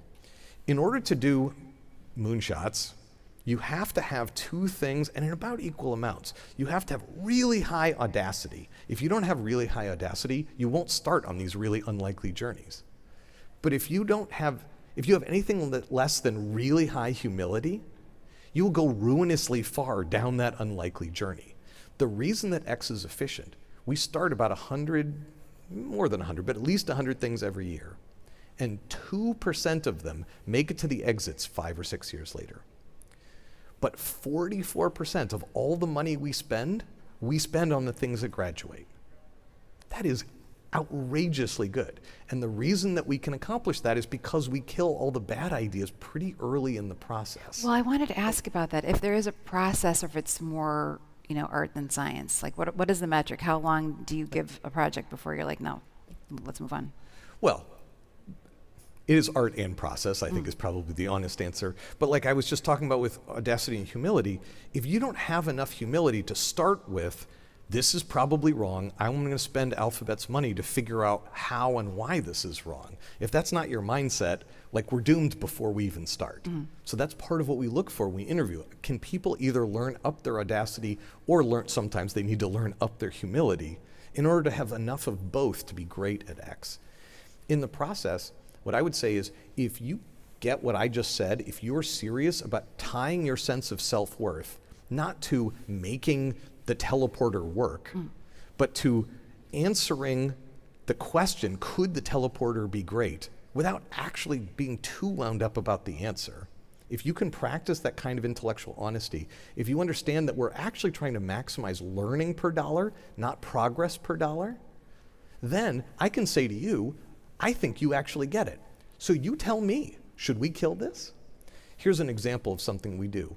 we'd have kill criteria in the early stages. So if you've just proposed the teleporter, and we're like, okay, well, we're going to give it, at least 6 months. Here's some money, you and 2 other people. We have really small teams at X, by the way. The big ones are maybe 20 or 25 people. We keep teams super small to force them to do a lot of creative thinking. But if you're down at 2 people, you're like, okay, we think we can make the teleporter work. I would say, write down a kill criteria. I don't care what it is, I'm leaving it to you to write it down. What would be true, though, a year from now? If you hadn't done at least this, we should probably turn off the project. And that's an example, it's like a letter to your future self. We're going to get that out a year from now and look at that, and you will almost certainly not have accomplished that. And that doesn't mean we have to kill the project, but it means we can have a conversation where we agree the default is we don't continue. And that's the kind of intellectual architecture we create to help people pass the, don't kill my baby point. Right. And I know a lot of the ideas that do get sort of shelved, or you put a pin in things, end up coming back in some other form later, which I think is also very cool. I wanted to ask, because I saw that you're teaching, maybe, I don't know if it's out in the world now, but there's a master class where you're teaching innovation with half a dozen of your engineers. And what I thought was so interesting about that was, I guess I've always thought that innovation is innate. You're talking about things that you can learn and unlearn. Do you think you can learn innovation? I mean, for sure. I've just described some things you can look for, that you can practice. Kill criteria as an example, which we mention in the masterclass certificate course, which I encourage people to take. I think you'll really enjoy it. I just speed ran the course myself a few weeks ago. So look, every single person in this room was creative when they were 5 years old, and so were you. I guarantee it. I didn't know you when you were 5, and I guarantee you were incredibly creative when you were 5. It's in all of us. We have unlearned a set of things that are useful, maybe even necessary for radical innovation. But you can find them again. The trick is about creating an environment where you don't feel stupid to go find those things. People are too self-critical. It's a big problem. Yeah, and then organizations are so afraid. If you let people go ruinously far down the adventures they start because you don't have mechanisms for stopping them quickly, then you become horrified at people starting really unlikely journeys. Since we're really good at stopping unlikely journeys when the evidence starts to compound that it's not a good journey, we actually don't pick what moonshots to go after. We go after all of them because we can stop them so fast using evidence. Yeah. We're going to run out of time here, but I did want to ask you about, everyone's talking about AI, of course, at this event and everywhere in the world at all times. I've heard you say, AI is just, basically math, algebra on steroids. It does seem that there are still, sort of two big camps. One is, there's this religious fervor around it. On the other hand, everyone thinks it's an existential crisis. What do you think people are misunderstanding about AI? Because, you've been immersed in this for so long. I think a lot of other people are just coming to terms with what it means, and so tell us what we're misunderstanding about AI. I mean, I'm not sure we're going to be able to cover this in the next 2 minutes, but one, I think it would be a little bit like if we were sitting here in 2000 talking about the internet. I mean, is the internet going to be a big deal? Yes. Maybe we've overread some of those tea leaves temporarily? Yes. It can be both, right? You're right. People like myself, who I got a PhD in artificial intelligence almost 30 years ago, so this is a 70-year-old field. It's not like this just started. People have been watching this for a long time, think that what the state we're in now is a big deal, and there's plenty of work still to do. There's probably still 1 or 2 Einsteins between us and AGI or whatever you want to call it. But these tools are going to turn out to be as important as computers or electricity. And I think that the most healthy thing we can do is stop saying AI wooga wooga wooga to each other. Think how you would feel if you said electricity wooga wooga wooga, transistors wooga wooga wooga. It would just sound dumb. I mean, honestly, every moonshot we do has electricity in it, but I don't mention that to people. And I don't think that fully answers the question what we should do. I think artificial intelligence is like that. Putting intelligence into things will be the equivalent of GE's Bring Good Things to Life, putting electricity into them. So we're bringing, the world up a notch in lots of really interesting and I think ultimately positive ways using artificial intelligence. But humanity is going to have a journey figuring out exactly how to do it and how to sort of adjust to a new world, because there's going to be a lot of change in front of us. Well, I've also heard you say, and I agree, that technology should be sort of released into the world so people can play with it, and so designers can figure out how to address what's good and bad about the tech. And I just wondered, I mean, this is going back a little bit, but ChatGPT, or OpenAI released ChatGPT in November 2022, and your parent company had that technology, and it was kind of sitting on it as the sort of narrative that I've come to understand. And of course, it released BART a few months later. I just wonder, do you think it was smart to release ChatGPT when it did? Should it have sat in a lab longer? Because it obviously kicked off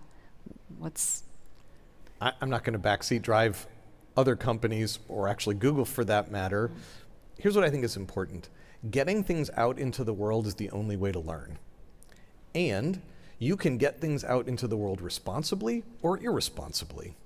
For example, Waymo has spent like the better part of a decade with very trained people with their hands right by the steering wheel for like 6-8 hours a day, and they gathered a huge amount of evidence and learnings without endangering the people around those cars at their expense. That's a responsible way to do it.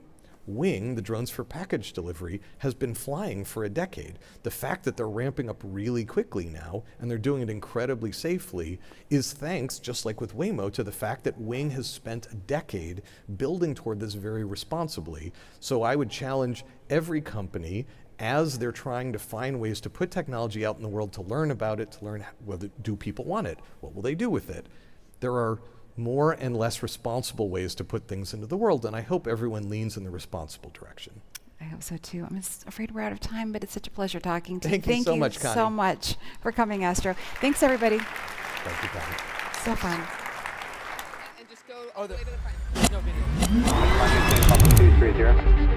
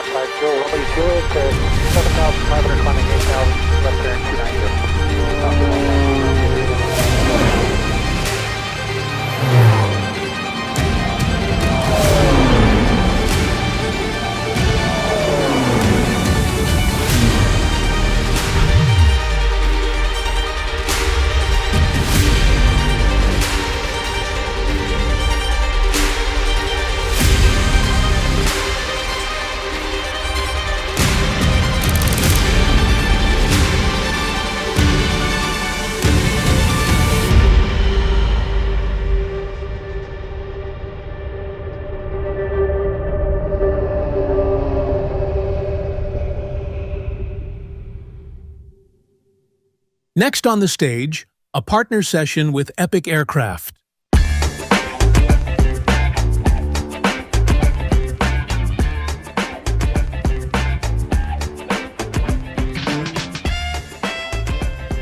Hey everybody, my name is Natasha Del Toro. Welcome to TechCrunch. We're really excited to have you here today. to talk about the future of AI and aviation. I don't know how many of you know, but the aviation industry is very slow to move. So I am joined here today by two people who are rewiring how this industry works using AI, and we're going to talk to them about how they're doing it. That cool video you just saw is Epic Aircraft, which is an Oregon-based aviation startup. It produces, they hand build the world's fastest FAA certified all carbon fiber, single engine turboprop planes. So they're going to talk to you about how they're using AI to move this industry forward. So I'm going to go ahead and introduce them. To my left here, we have Tanya Eves, who is the owner and the head of business development at Epic Aircraft. Tanya, welcome. Hi. Hi. We also have Doug King. I know some of his employees call him the King of Epic. He is the CEO of Epic Aircraft. So we're going to talk to both of them today. They both have deep aviation experience. They're both pilots. In fact, Doug, did you fly here? Of course. From Oregon? Yeah, he actually flew his plane here from Oregon. I knew that these people did things a little differently when during our prep call for this panel, we were on a Zoom, and Doug actually was flying his airplane from Eugene, or no, you were from Bend, Oregon to Eugene. So in the space of the Zoom call, he actually flew his plane and landed in another city, which is sort of taking texting and driving to a whole new level. Well, let's dive into the conversation today. Tanya, why don't we talk about the vision? What is the vision at Epic Aircraft, and what makes it different than other legacy manufacturers that are out there? You know, Epic is a new aircraft. We certified it not a long time ago. So for the last 20 years in the industry, they were certified under Part 23 General Aviation Certificate. Less than 15 aircraft in the last 20 years. And most of them were certified by legacy companies that already had at least one airplane in their fleet. And mostly they were leveraging the technologies they were invested for last 40 years ago or even more. That's why actually all the aircraft look very similar. Like aluminum production, for example. And the Epic is the only one newcomer that just certified a new aircraft. And actually, we invested in all the new technologies, like carbon fiber. Actually, we bond airplane. We don't put bolts in it. And yeah, and also I think it's about the spirit. You know how my story with Epic started? It started from Vegas, from Las Vegas, where a really good friend of my family, Philip, and he's an amazing pilot. When he was asked, Philip, what is the best plane you want to fly? He said, you know, I know one experimental airplane down in Oregon. Actually, I think that's the best plane I would want to fly. Actually, this is how a new certification history of Epic kind of started. And I think it's an airplane made by pilots for pilots. Yeah. That's also gives this spirit. Right.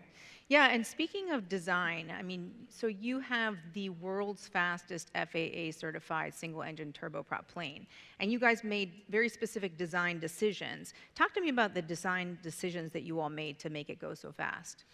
Well, what makes Epic really special is that we took a large engine, and from the start, most airplane companies start trying to get through certification by starting with a small engine and working their way up and adding a bigger engine. We started with the largest engine we could buy and built an airplane around it all out of carbon fiber. So we ended up with something that has a 50% more power to weight ratio than most of our competitors. It climbs fantastic, it goes fast, it goes far, and it's highly pressurized, so you're comfortable at 34,000 feet in a single engine turboprop. We actually have an image of just how light it is. This is an image of two people that are holding up the fuselage of the plane. So the fact that 2 people can hold it up just goes to show you how light it is, which is why the plane is able to go as fast as it does. So let's talk about FAA certification, which is a big deal here. It's not easy to certify a new plane. You guys were able to not only, you built a new design and you were able to certify it. Now, Doug, I know you were very hands-on in this process. It took how long? 7 years? It took 7 years. 7 years of your life. There's another image that we have of Doug. What is this? This is all the paperwork I used to have red hair before I started this.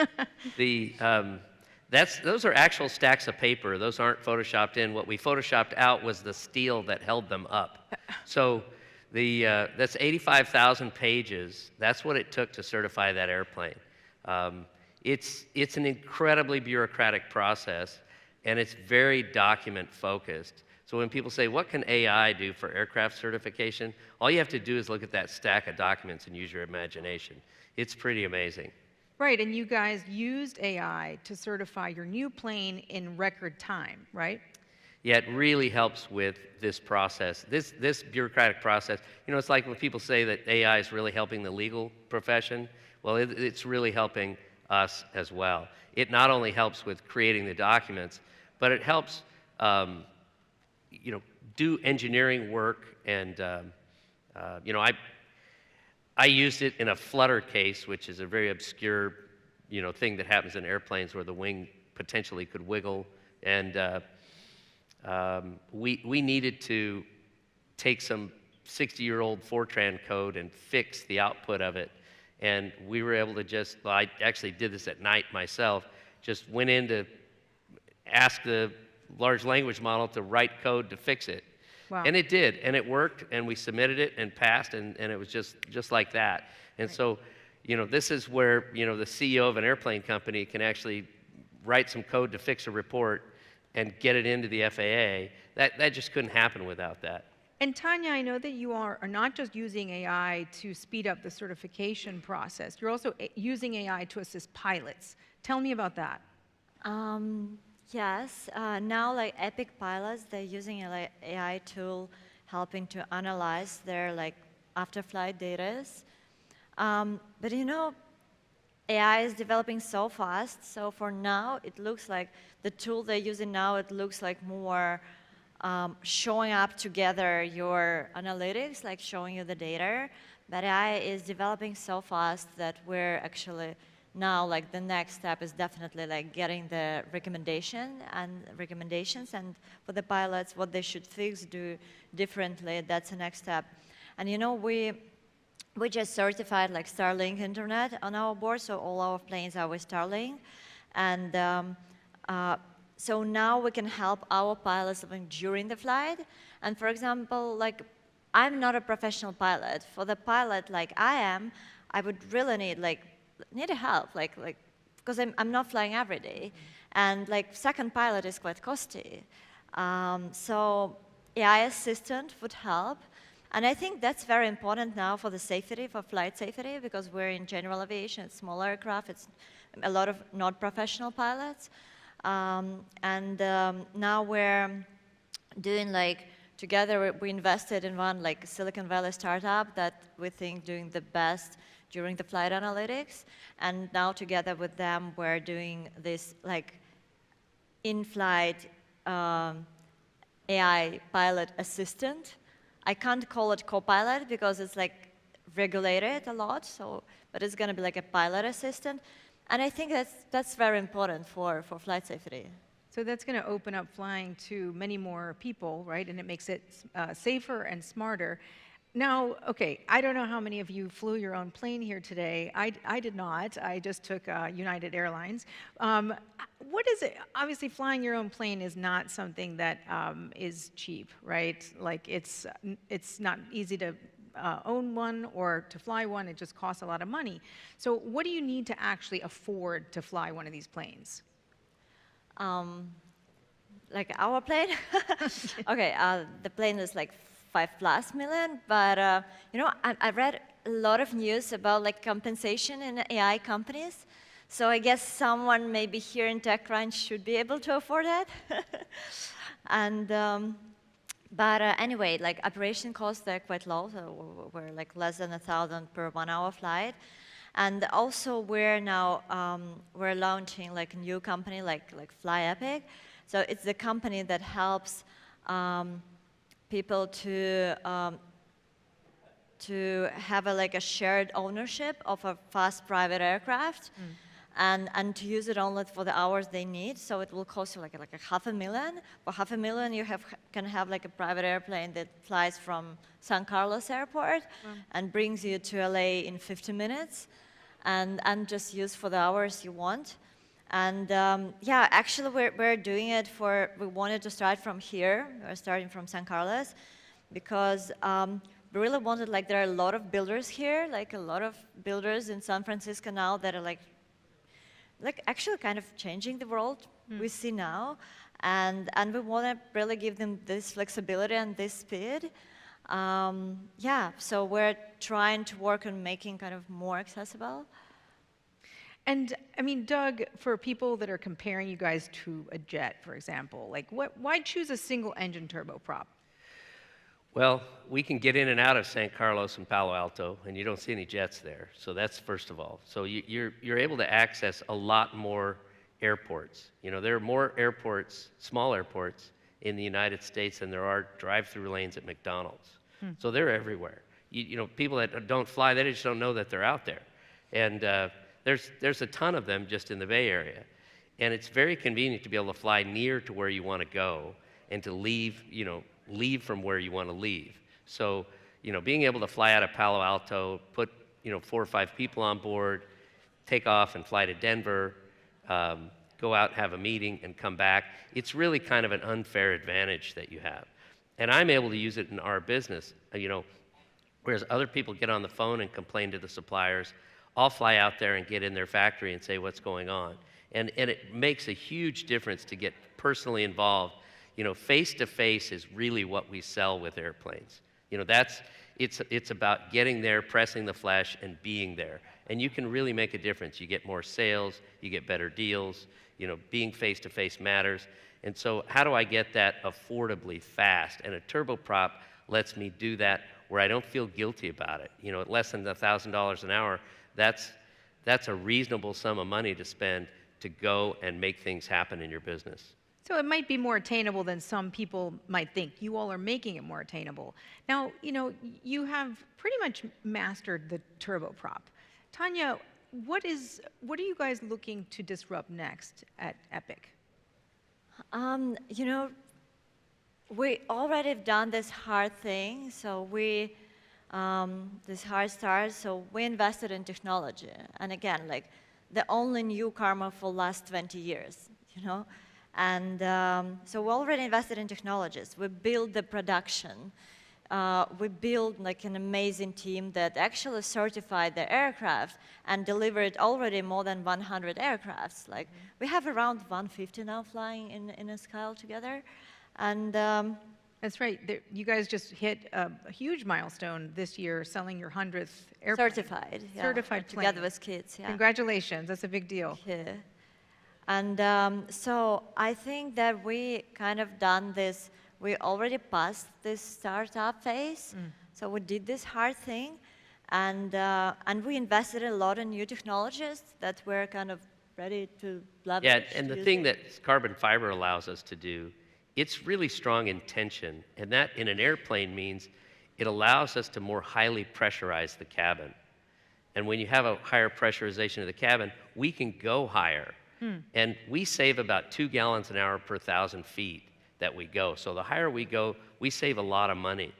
And you know, what we envision is leveraging that certified carbon fiber technology to build higher, faster, farther flying airplanes. And faster, farther, and higher flying airplanes. That sounds great. And I'm just adding and that's going to be like a really good like edit to like what we are building now. We're trying to make the private flights under 1,200 for the current model of under 1,200 miles, like really more accessible to people, like to give it to more people, to make more people, to give the best price and product and the jet speed. And we can land in 15,000 airports, like jets can go to 3. So we're trying to be like the best under 1,200 miles. And I think we would be able to go further, yes. We can connect East and West Coast and add it to our product. And again, it's a disruptive aircraft that can make like a really difference how the private flights going to be. I guess my last question here is, what words you all were able to certify a new design, which is, like you all have said, is a really hard thing to do. What words do you have to other founders here who are trying to disrupt industries that are resistant to change, like the aviation industry? I would say you can't give up. I mean, it really takes a tenacious spirit to fight, the entrenched bureaucracy, the ideas, we've always done it this way. All of those things are all true in aviation, and it's hard. Aviation, you're defying gravity, so it's a big deal. But and they say all of our regulations are written in blood, so it's pretty important. So we take it very seriously, and I would say don't give up.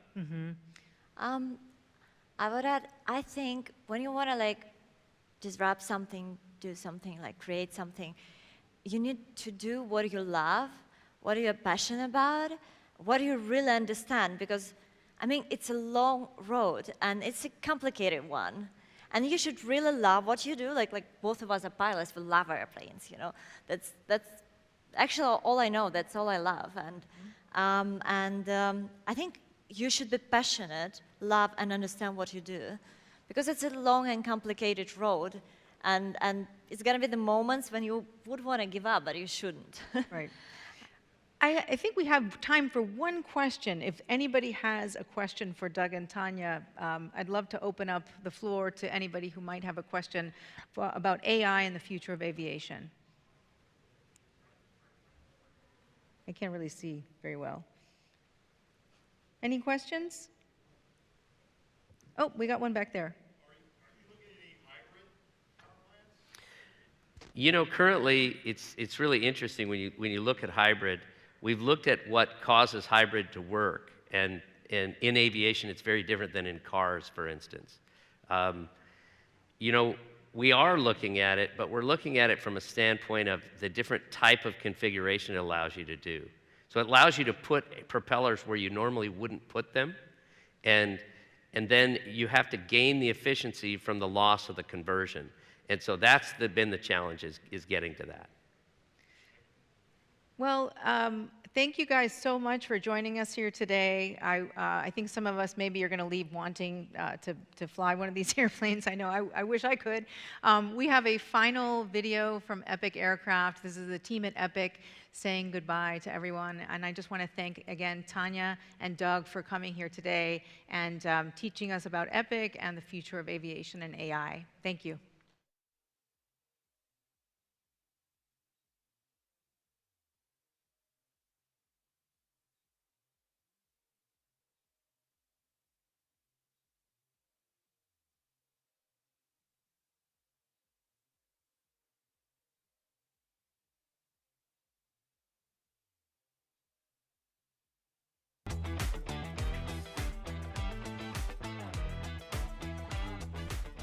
All right, I'm back. You know me already. I'm Devin Holloway, and now we have a very interesting panel, is combining some software chops with the chops of my boss, Deborah. So who will come out first? Deborah Emmons from the CTO of the Aerospace Organization, Lucy Hogue from Violet Labs, and Adam Marr from Ursa Space Systems. Please welcome my guests. With some applause, thank you. There's no dog, unfortunately, on this panel. That was a really wonderful little surprise I got last minute. Get a little sweet little thing curled up in front here. So why don't we really quickly, Deborah, why don't you explain what you do, and Lucy, and Adam, you can just sort of give it the quick, like, 15, 20 minute, seconds, please. We have 20 minutes total, so Deborah, don't do it. No. Deborah Emmons. I'm the Chief Technology Officer and Vice President Aerospace. I have a really exciting portfolio, manage our technical investments, so some of our R&D, and some of the big areas right now is all about AI. We have our commercial space futures. That's all about really interacting more with commercial companies, and our prototypes, so tech demonstrators. I'm Lucy Hogue, CEO and founder of Violet Labs. My background is entirely on the hardware side, system engineering and TPM for aerospace and autonomous vehicles. And about 4 years ago, decided to do a 180 and try to build the platform that I've wanted my whole career and see many of my peers struggling with. So that is Violet. What we provide is data orchestration for the multitude of tools that you use when you're designing, building, testing, and operating spacecraft, rockets, and anything else, even non-space.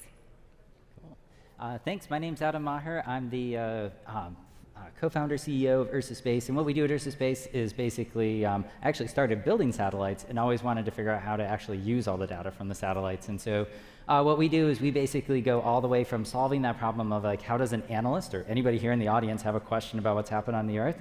And how do you actually figure out what satellite to use, what analytics, what data to put that together to actually then get that result? So great, we have a great team of analysts. We go all the way from that question to answer, and then we have a whole series of orchestration platforms and AI agents that figure out how to bring, we put over 90 different data sets together.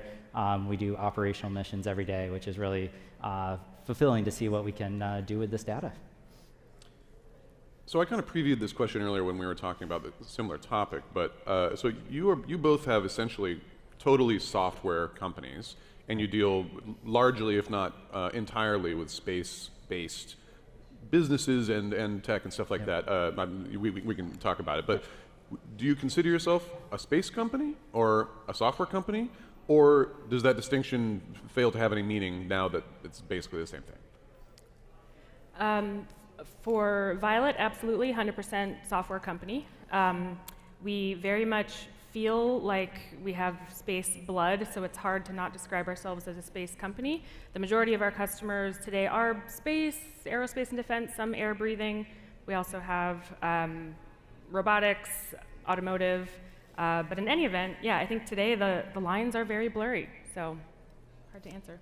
Yeah, I would agree the lines are very blurry. I mean, I originally started out, we were going to build satellites, so like it was very near and dear to me, but as we've gone through the journey, it was just really interesting starting to focus on the problem was not necessarily building another satellite. It was like a lot of these satellites are really underutilized, and understanding why they're underutilized when there's so much on the other side, it was all the demand. And so as we've expanded over time, I think that question of who we are has been really, again, I would agree, is blurry. I think we've kind of come to the idea that we're kind of like a lot of these AIs. We're really thinking about the application of AI and how do you bridge from the space industry to all these other industries that may be able to use that information to solve some sort of interesting problem.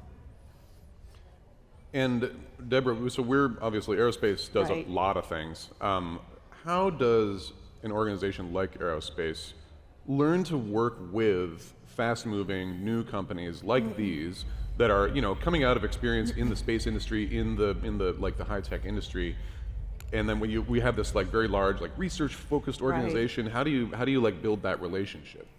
Yeah, well, that's really been a key focus of ours over the last few years. I mean, more and more of the government customers who we do most of the work for across the intel and defense and the civil side are saying, how do we take advantage of this commercial capability? How do we integrate that commercial capability? So, a lot of that has been, we've had programs, we had a really strong partnership with SpaceWorks through what's called a TRL boot camp, and it brings folks into our 100,000 square feet of labs where we help bring their technologies along. A lot of those have been more physical science based, so think more hardware, but now we're really taking some of those concepts for the proving and the validation, which is so important in a space environment, and really beginning to work with those AI companies too. And a lot of them aren't just doing the hardware. Some have combined, but you can really play in the game of space with just the data and with just the analytics and with the algorithms. So I'll also just mention, you can get kind of some firsthand experience seeing some of that if you stop by our booth. We have a Spoonbender, which is an AI platform that allows folks from AI companies and investors to kind of learn about that and really be able to take advantage of this proving ground. So it's really about building trust and helping validate. So we're working a lot more with commercial companies because government really wants to take advantage of capability. Lucy and Adam, you both it sounds like your companies came out of not necessarily frustrations with the industry you're with, but your experience in that. Like, when did it become clear to you that you needed to build a new solution, and when did it become clear that that solution needed to be a software solution and not a new satellite or a new lens or what have you? I hate to keep going first. Yeah. So actually, it's really interesting because for anybody who's been a startup founder here and gone through investment processes and had those investors come and really ask you hard, what's the market, right? So our story was, actually as a company, we originally started with this idea of we were going to go build radar satellites. The reason for radar satellites because it could see through clouds, see at night. At the time here, most of the satellites were optical; they were blinded by that, and so. We were out pitching there, and one of the things we kept getting asked, because we were quite early before some of the other, this was kind of, yes, you should obviously go do that. And one of the things we did is we actually did an interview campaign. We interviewed 200 different users of satellite, folks who would be interested in using satellite data. And because we were trying to understand, we had agricultural, we had military, we had financial, we have oil and gas, supply chain, all sorts of interesting different markets. And so we interviewed 200 folks. And originally we were just looking for how we're going to pitch the idea for a new satellite. And what we actually ended up doing when we started looking at the statistics, we had a really interesting statistic came out. We only had 5 of the 200 folks had actually gone all the way from purchased an image and actually were able to use it in their workflow for something interesting to happen. And similarly, what was happening on the other side, we were talking to owners, current owners who were flying satellites, and we said, and they were like, well, why are you going to build a satellite? We have lots of capacity. Can you help us use that capacity? And so I think that there was this I know I just kind of summarized in a few seconds this, this was kind of like a 1 or 2 year. Sometimes I describe it as a death of our satellite that we were building. But that, really, what we did then is we just said, well, why is there this problem? And we actually started to hire some analysts out of the Marines and other areas who are actual users of this. And we said, let's go just try it ourselves and see why is this so hard. And that's kind of what's led us to today, where it's just been really cool. Just we mapped that whole process from end to end, and just tried solving all the problems of why was it hard to get that data and use it. RIP your satellites. Sorry to hear it, but and Lucy, it sounds like you seem like this was born out of more of frustrations with what you actually had to use. I find that a lot in the space industry. Yeah, I think to be honest, I've been sort of obsessed with this problem for a long time, since college and since my PhD, which focused on a more focused example, which was AI-based satellite design. But I got into industry and was super excited after grad school to see all the amazing ways we could utilize software in aerospace and change the world. And fast forward through a few different jobs at really amazing places. It felt very fortunate to be at some world-class institutions and yet be so surprised that none of this software capability was being taken advantage of. It was pretty frustrating. So. Eventually, I did, basically there was a kind of last straw situation where I said, all right, if I've been this consistently frustrated for this long, and I see my peers and these brilliant engineers being this frustrated and also just being slowed down, so much manual work, data entry, the most legacy, kind of archaic, human in the loop, and sorry, I hear some giggles. Okay, maybe it's not that bad, but it's pretty bad. You're building these amazing, sophisticated systems, and so I decided I would, stop complaining and quit my job and take a chance at building it myself. So yeah, definitely born out of frustration. I feel like as an aerospace engineer, we have the most fun job in the world. Same with building self-driving cars.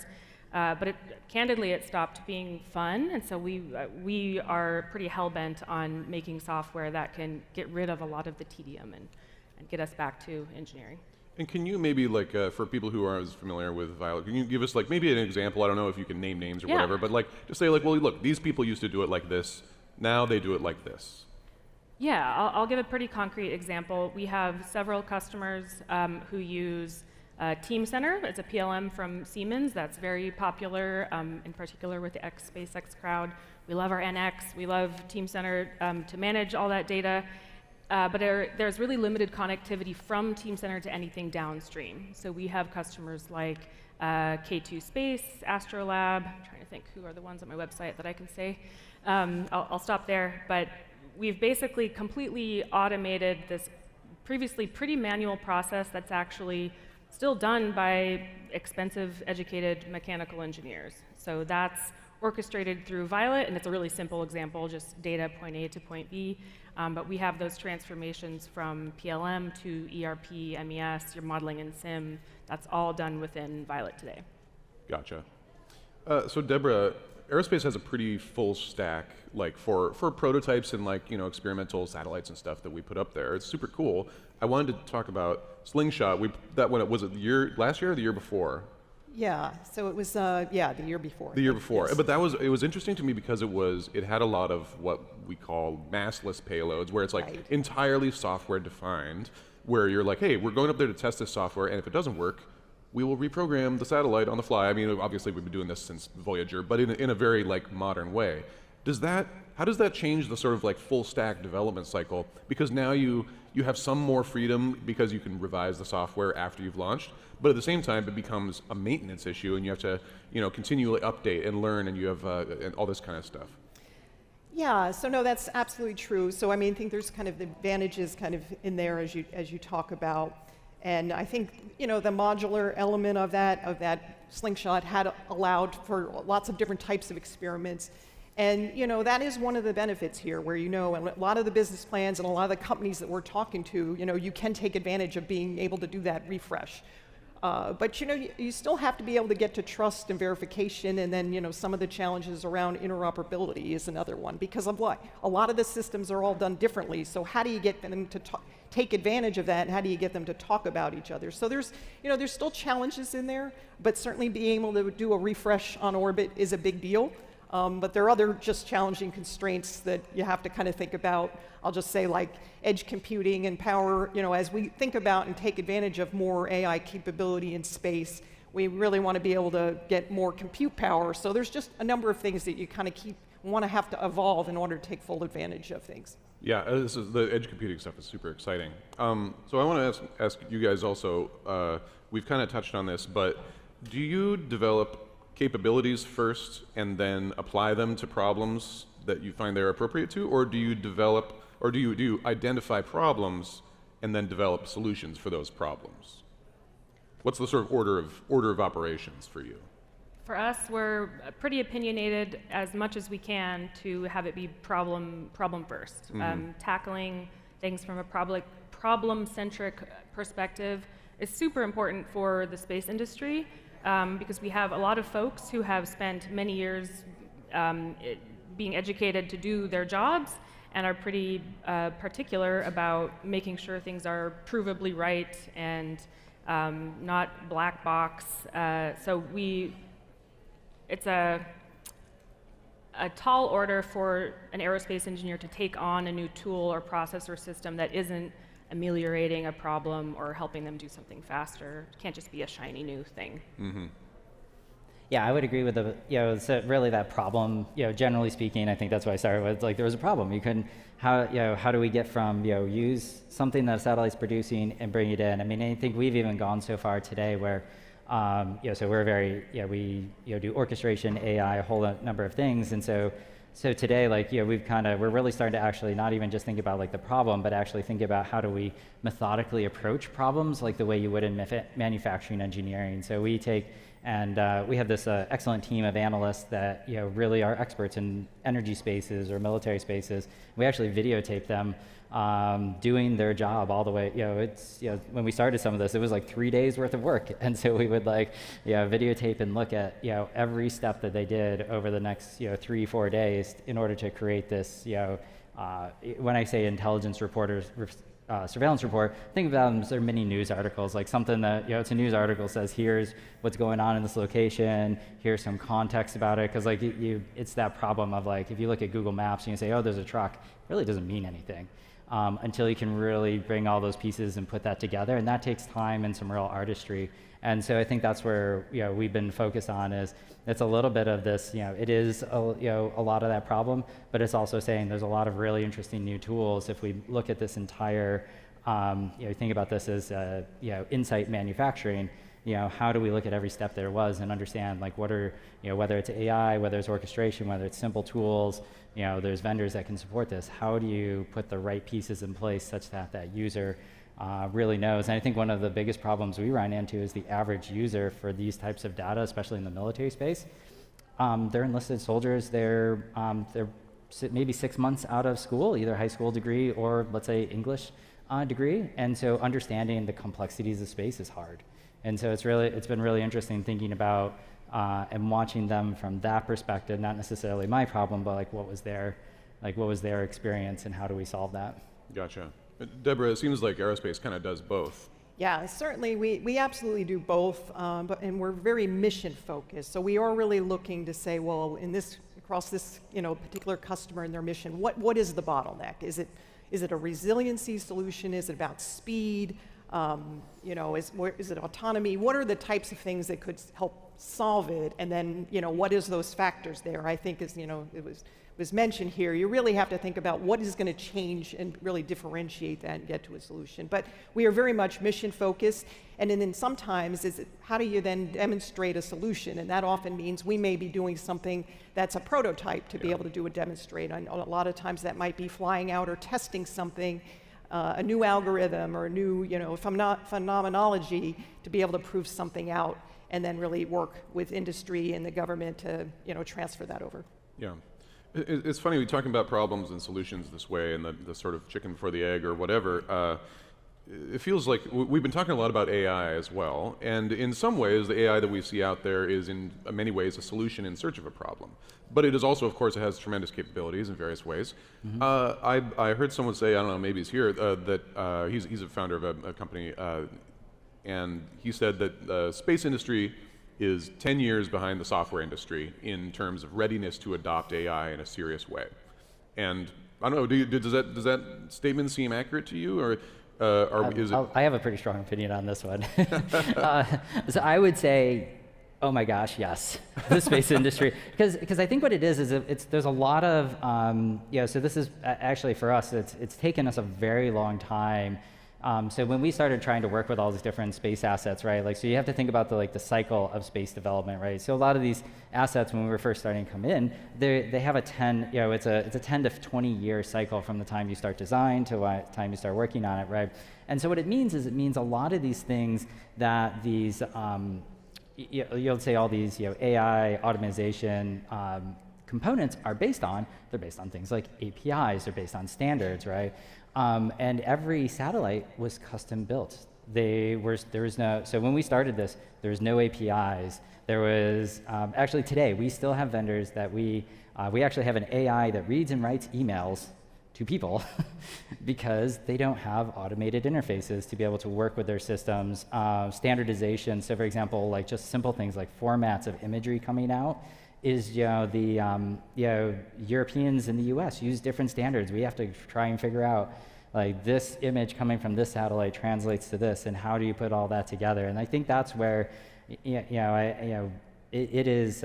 We're getting better, but there's all these actually the big probably the most effort and money we've invested in is actually building an orchestration platform to be able to overcome all of these legacy systems that are in the space industry because it does not use modern compute standards. Lucy, does that jibe with your experience? 100%, yeah. Everything Adam just described, and also a fair amount of it is by design, right?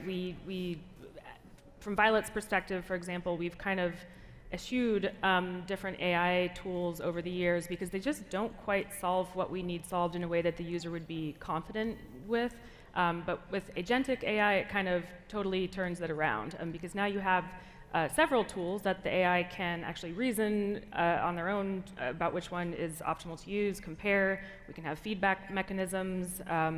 There's observability that agents can take advantage of. So I think it's really flipping the script. But I will just add one quick thing to this topic, though, because like this is, for me, this is really like, this is the fourth time, like this is the fourth wave within the industry that has happened, right? And so there's been 4 waves of infrastructure being built, and then there's following regulations and software required in order to actually like leverage that infrastructure that's being built, right? So for example, like wave 2 was when you had Landsat. When Landsat was built, first digital camera, but there was no such thing as digital displays when it was launched. And so they literally had to print the images versus having a digital display. So I think that's where we're at right now. There's a lot of infrastructure that got built. And so companies like us, we're really at that forefront of trying to say, okay, what is all the software infrastructure to use, software and other components that have to be created in order to use that space infrastructure that was built. Gotcha. We are out of time, but they're going to kill me for going over by 30 seconds, but Deborah will kill me if I don't ask, because we do have this, like the Spoonbender thing is an attempt to like try to talk about the agentic AI and like actually do some basic. Well, yes. Well, I mean, the Spoonbender, we had a few weeks back, we had a contest where we had some of the innovators and developers there, and as I said, that's an AI testing platform, and I encourage you to go see our booth there. But back to your point here, I do think we're making strides, though. We're making progress. I know it's maybe still feels slower than it could be, but the stakes are high in space. You have to have the trust. You have to get the verification. It's an operational environment where, the stakes are really high here. So I think we just have to bring and merge these two environments and cultures. There you have it. Well, thanks for being a great audience, and thank you for a great panel. Thank you.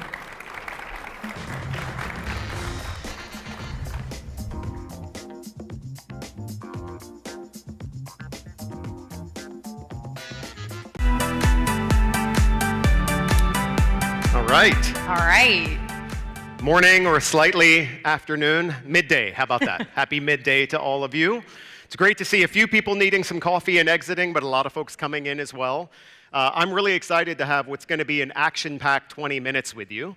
My name is Darren Morey, and I lead Google Cloud's global startup organization. So those of you that have maybe met me before know that I'm very fond of saying that I've got the best job in show business. I get to wake up every day. I get to partner with people like I'm about to introduce. I get to meet founders and builders every day during the AI revolution. So that's not a bad gig, I would say. No, not at all. But what I also get to do is spend time with really smart people. And that's what we're going to do here in the next 19 and a half minutes, is give me a chance to tap some of the experience here of Tulsi Doshi.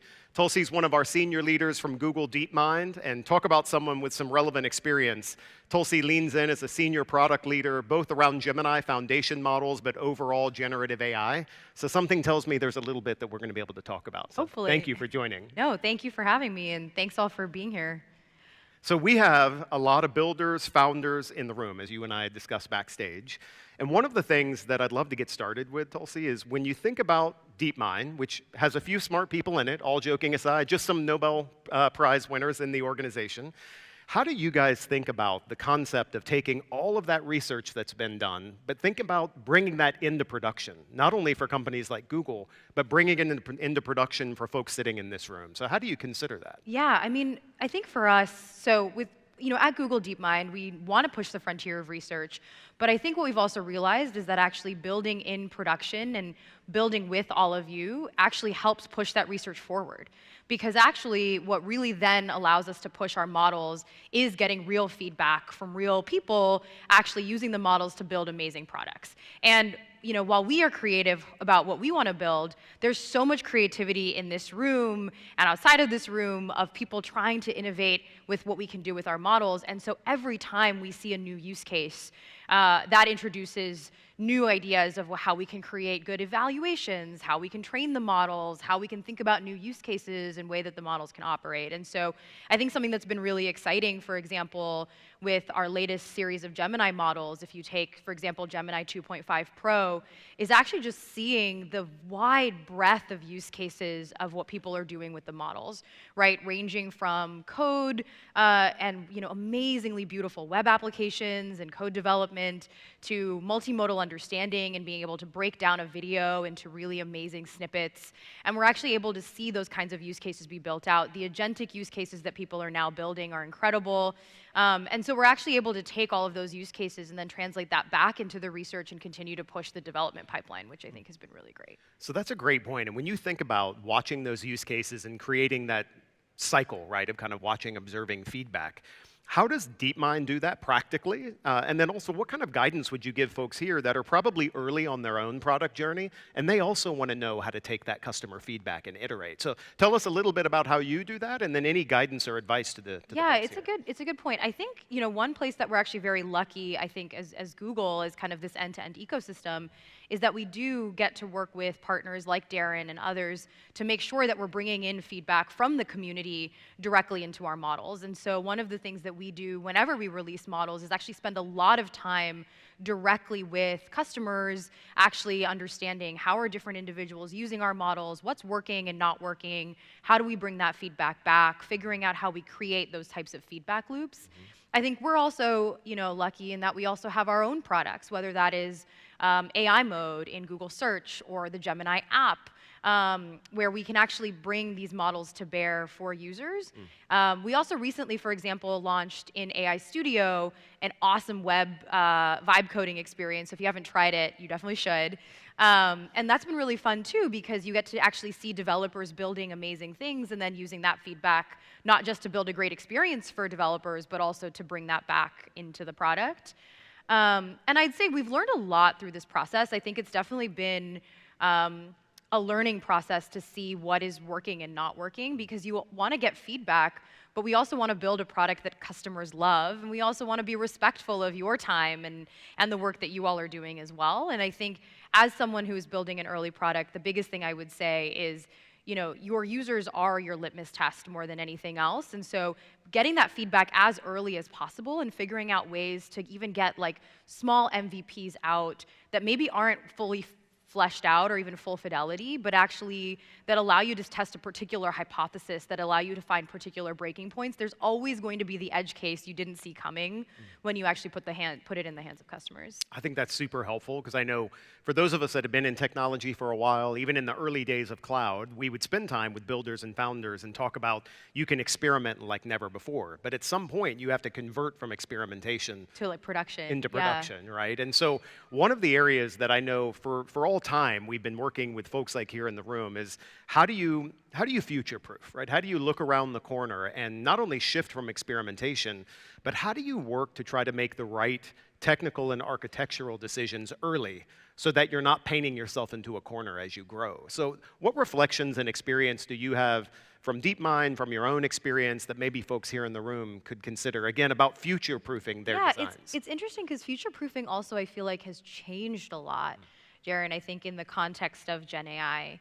Because one of the things, we always want to make sure that what we're shipping is future-proof, and yet the field is changing so fast, and the capabilities of these models are changing so fast. And so one of the things that sounds maybe easier to say than do is almost build for where the models are going rather than where the models are now. So if you're building a product that is really generative AI based, if you're hopefully building a product based on Gemini, for example. Hypothetically speaking. I think that there's what the model is capable of today, right, which is already so much. But then there's also where we see the industry heading.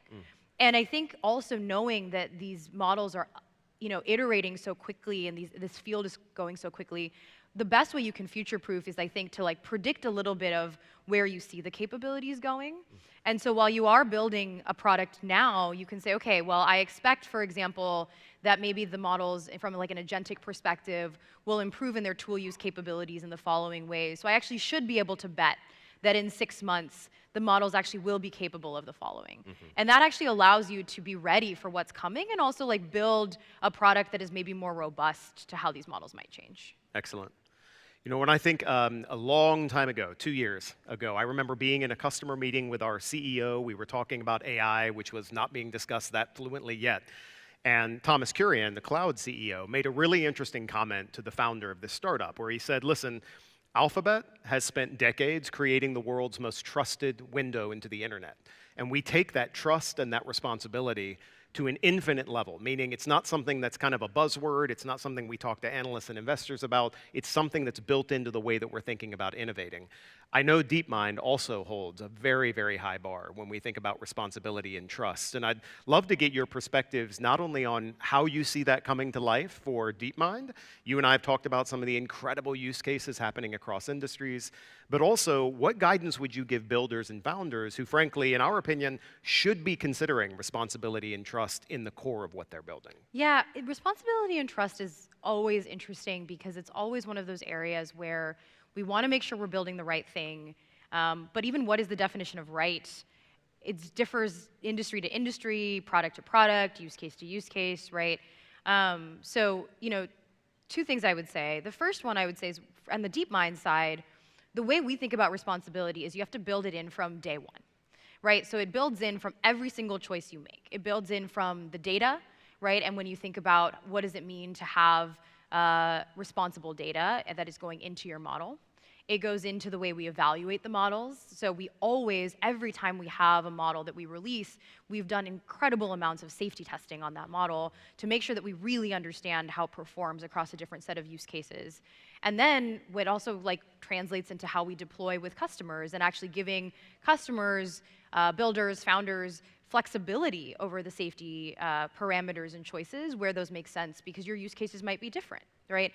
There are certain use cases, I think, that we've gotten to work with that definitely responsibility is maybe more top of mind, right? So I'll give an example of, you know, Huna, which is a early company that is doing incredible work around early stage cancer detection, right? That's a case where responsibility in terms of how are we thinking about what information to provide a user, how to think about precision and recall, how to think about safety is incredibly important, right? Similarly, if you think about the legal domains, safety and responsibility becomes incredibly important. And so, but they also, and that's not to say that it's not also important if you're building a consumer application. We think about safety incredibly deeply in the context of, let's say, the Gemini app. But what safety means in those use cases is different, and the kinds of levers you might want to have are different. So for example, in our Vertex and AI Studio platforms, we actually have configurable safety classifiers that you can actually modify to the use cases that you have based on, you know, what your thresholds might be for the product and the consumers that you have. And I think that's actually really, really important, is to make sure that, yes, our baseline is really thoughtful and intentional in terms of what we're building in the model, but that also what you have control over, you know, as a developer, as a builder, is there as well. The second thing I would say about responsibility, though, is the word responsibility can mean a lot of things. And so to kind of break that down a little bit, I think when we think about responsibility, we actually have a set of AI principles that we build according to on our side from a Google perspective. And that is both about thinking about how do we prevent, you know, potential harm in the world, and how do we really think about safety when we build. But it's also about building with expertise, learning from expertise. So one of the things that we think is really important is, for example, actually working with external partners to do testing, to make sure that we get a range of feedback from different types of expertise. And that's something I would also recommend, especially if you're in a domain where maybe responsibility is either not as well defined, or maybe it is really sensitive because of the domain that you're in.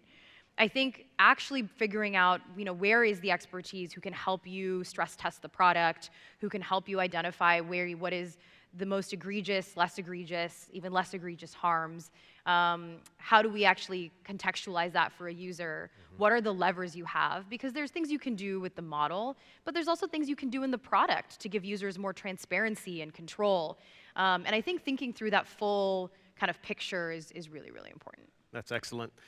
When I think about trust and responsibility in an interesting maybe side point here, I have two daughters, a 22 and a 21-year-old. Both of them are leveraging AI built from DeepMind. One is a film and television student in New York using Flow and now 3.1 via 3.1. That's awesome. The other is a biomedical engineering PhD at Berkeley using AlphaFold. And so what's amazing to me is to be able to work for a company where your daughters are saying, hey, cool stuff, Dad, as if I built it, is pretty cool, gives me some star status. What I'm finding is the younger generation, again in school, they are definitely being super thoughtful about trust and responsibility, what they're building, thinking about toxicity and the tone of the content. For those folks in the room that may not yet be building a company, but may be kind of even earlier in their career, do you have any advice as to how these folks can embrace some of the principles and values? How can they kind of help uplift some of this here in the San Francisco ecosystem, you know, keeping trust and responsibility at the forefront? Yeah, it's a good question. First of all, I love that they're using, that both your daughters are experiencing Gemini in coast to different coast ways. Yeah, which absolutely. Is, which is awesome. I think that's actually been part of the magic of working on Gemini, is getting to see just the wide range of what you can do. I think in terms of, you know, if you're earlier in your career and you're, actually that's in some ways the best time to start thinking about responsibility and trust, because I think the minute responsibility becomes an afterthought, like the minute it becomes something that you built your whole product and now you're like, oh shoot, how do I think about responsibility? It actually becomes really hard, because at that point you've already baked in a lot of how you're thinking about the model, and what you can do at the end, your levers become more limited. But I think if you start with the idea that even as you're prototyping, even as you're thinking about, hey, I'm just going to build something simple, what does good look like? Your definition of good should always have some notion of quality, right? So like, what is the user actually going to want to do with this, and is it meeting that quality bar? And some level of responsibility, which is, okay, what are the things that could go wrong, right? And I think at every step of the way, asking yourself, okay, who does this need to work for? And am I accounting for the wide range of people who are going to use this? What could go wrong, and how do I account for that in the way that I build? What are the different edge cases that this use case might have? And in many ways, you know, this is, I think, product management 101. So I'm biased as a product manager myself, but I think it really is about bringing responsibility into those questions that you ask. And I think that the nice thing about doing this when you start in school or when you start building for the first time is it becomes habit. It becomes how you think about developing. And so then as you start building an actual product, it's a part of the portfolio rather than something that you now have to figure out how to tack on. Great points. Yeah. So a lot of the folks in the room may or may not be student developers or earlier in their career, but I guarantee you, if we did a poll, which I won't make you do, folks in the room are considering themselves insurgents on a mission to do something different and change the world. Something tells me at the Disrupt conference, none of us want to be incumbents. We want to disrupt. I'm curious, when you think about everything that you're doing at DeepMind and the experiences you're having across dozens or hundreds of customers, a lot of the folks in this room are going to disrupt much larger enterprises that have had legacy for a long period of time. How do you think about disruption in an age of AI? And is there any nugget or two we could give some of the founders in the room who are seeking to disrupt the incumbents in their industry? I mean, I think now's the time. I mean, not that that's the most helpful nugget of feedback, but I think that you know, what's exciting about the models as they are today, actually, is that I really do think the individuals who are going to be able to disrupt the space the most are the ones who really learn how to use the models.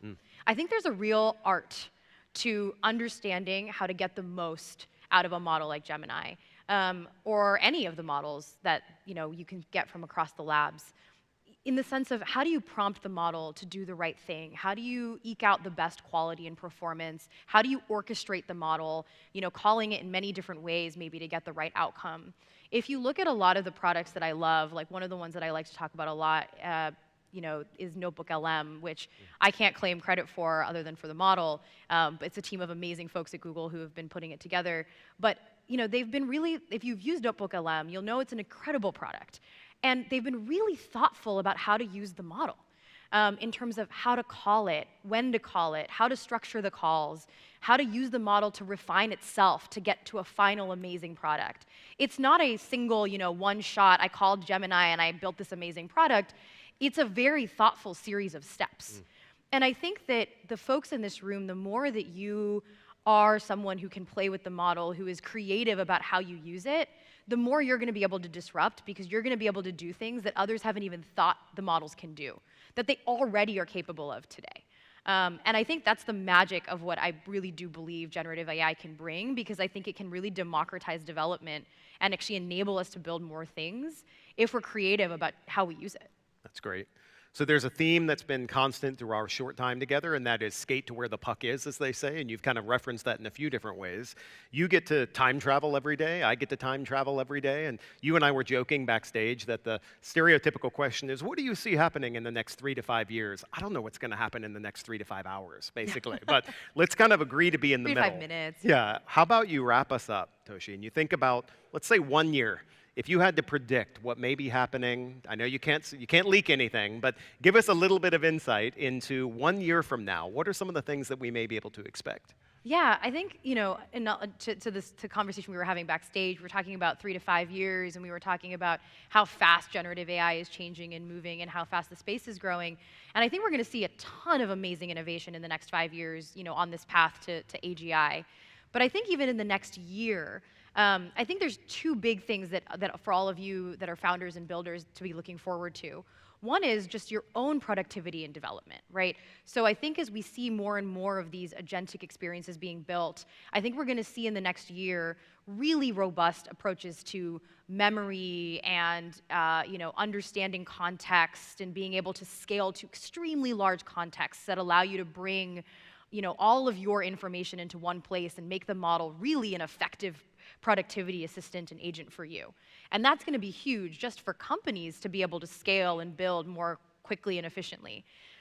I think the other is, as the models get better, we're just going to be able to build more interesting product experiences, right? So I think about how the models are going to continue to get better at, for example, self-improvement. So actually learning from their own mistakes and continuing to iterate, being able to take from a previous example to influence the next example. And that means the kind of agents you are going to be able to build for your customers are going to be able to be much more personalized, much more niche, but still building and learning from the broader operational models that you're building. And I think that's going to be incredible in terms of the kinds of use cases we're going to see come through. That's great. Like I said, you and I get to kind of live in this world every day, but it's the folks in this room that are going to bring some of these ideas to life. So I'm very thankful for the short amount of time you've been able to join us. And I'll close out by thanking everyone in this room. Obviously, Google Cloud has a stand that you may have seen where we have lots of teams, customer engineers, many of them I see hiding in the audience here, that want to take some time to talk to you about what you're building. We want to get hands on keyboards. We want to help you. And then also we'll be hosting a number of programs throughout the day and this evening as well. So if you have questions for us, questions about Gemini, about DeepMind, come find us, and we're really excited to partner with all of you. Thank you so much, and have a great day. Thanks, Kelsey. Yeah, thanks.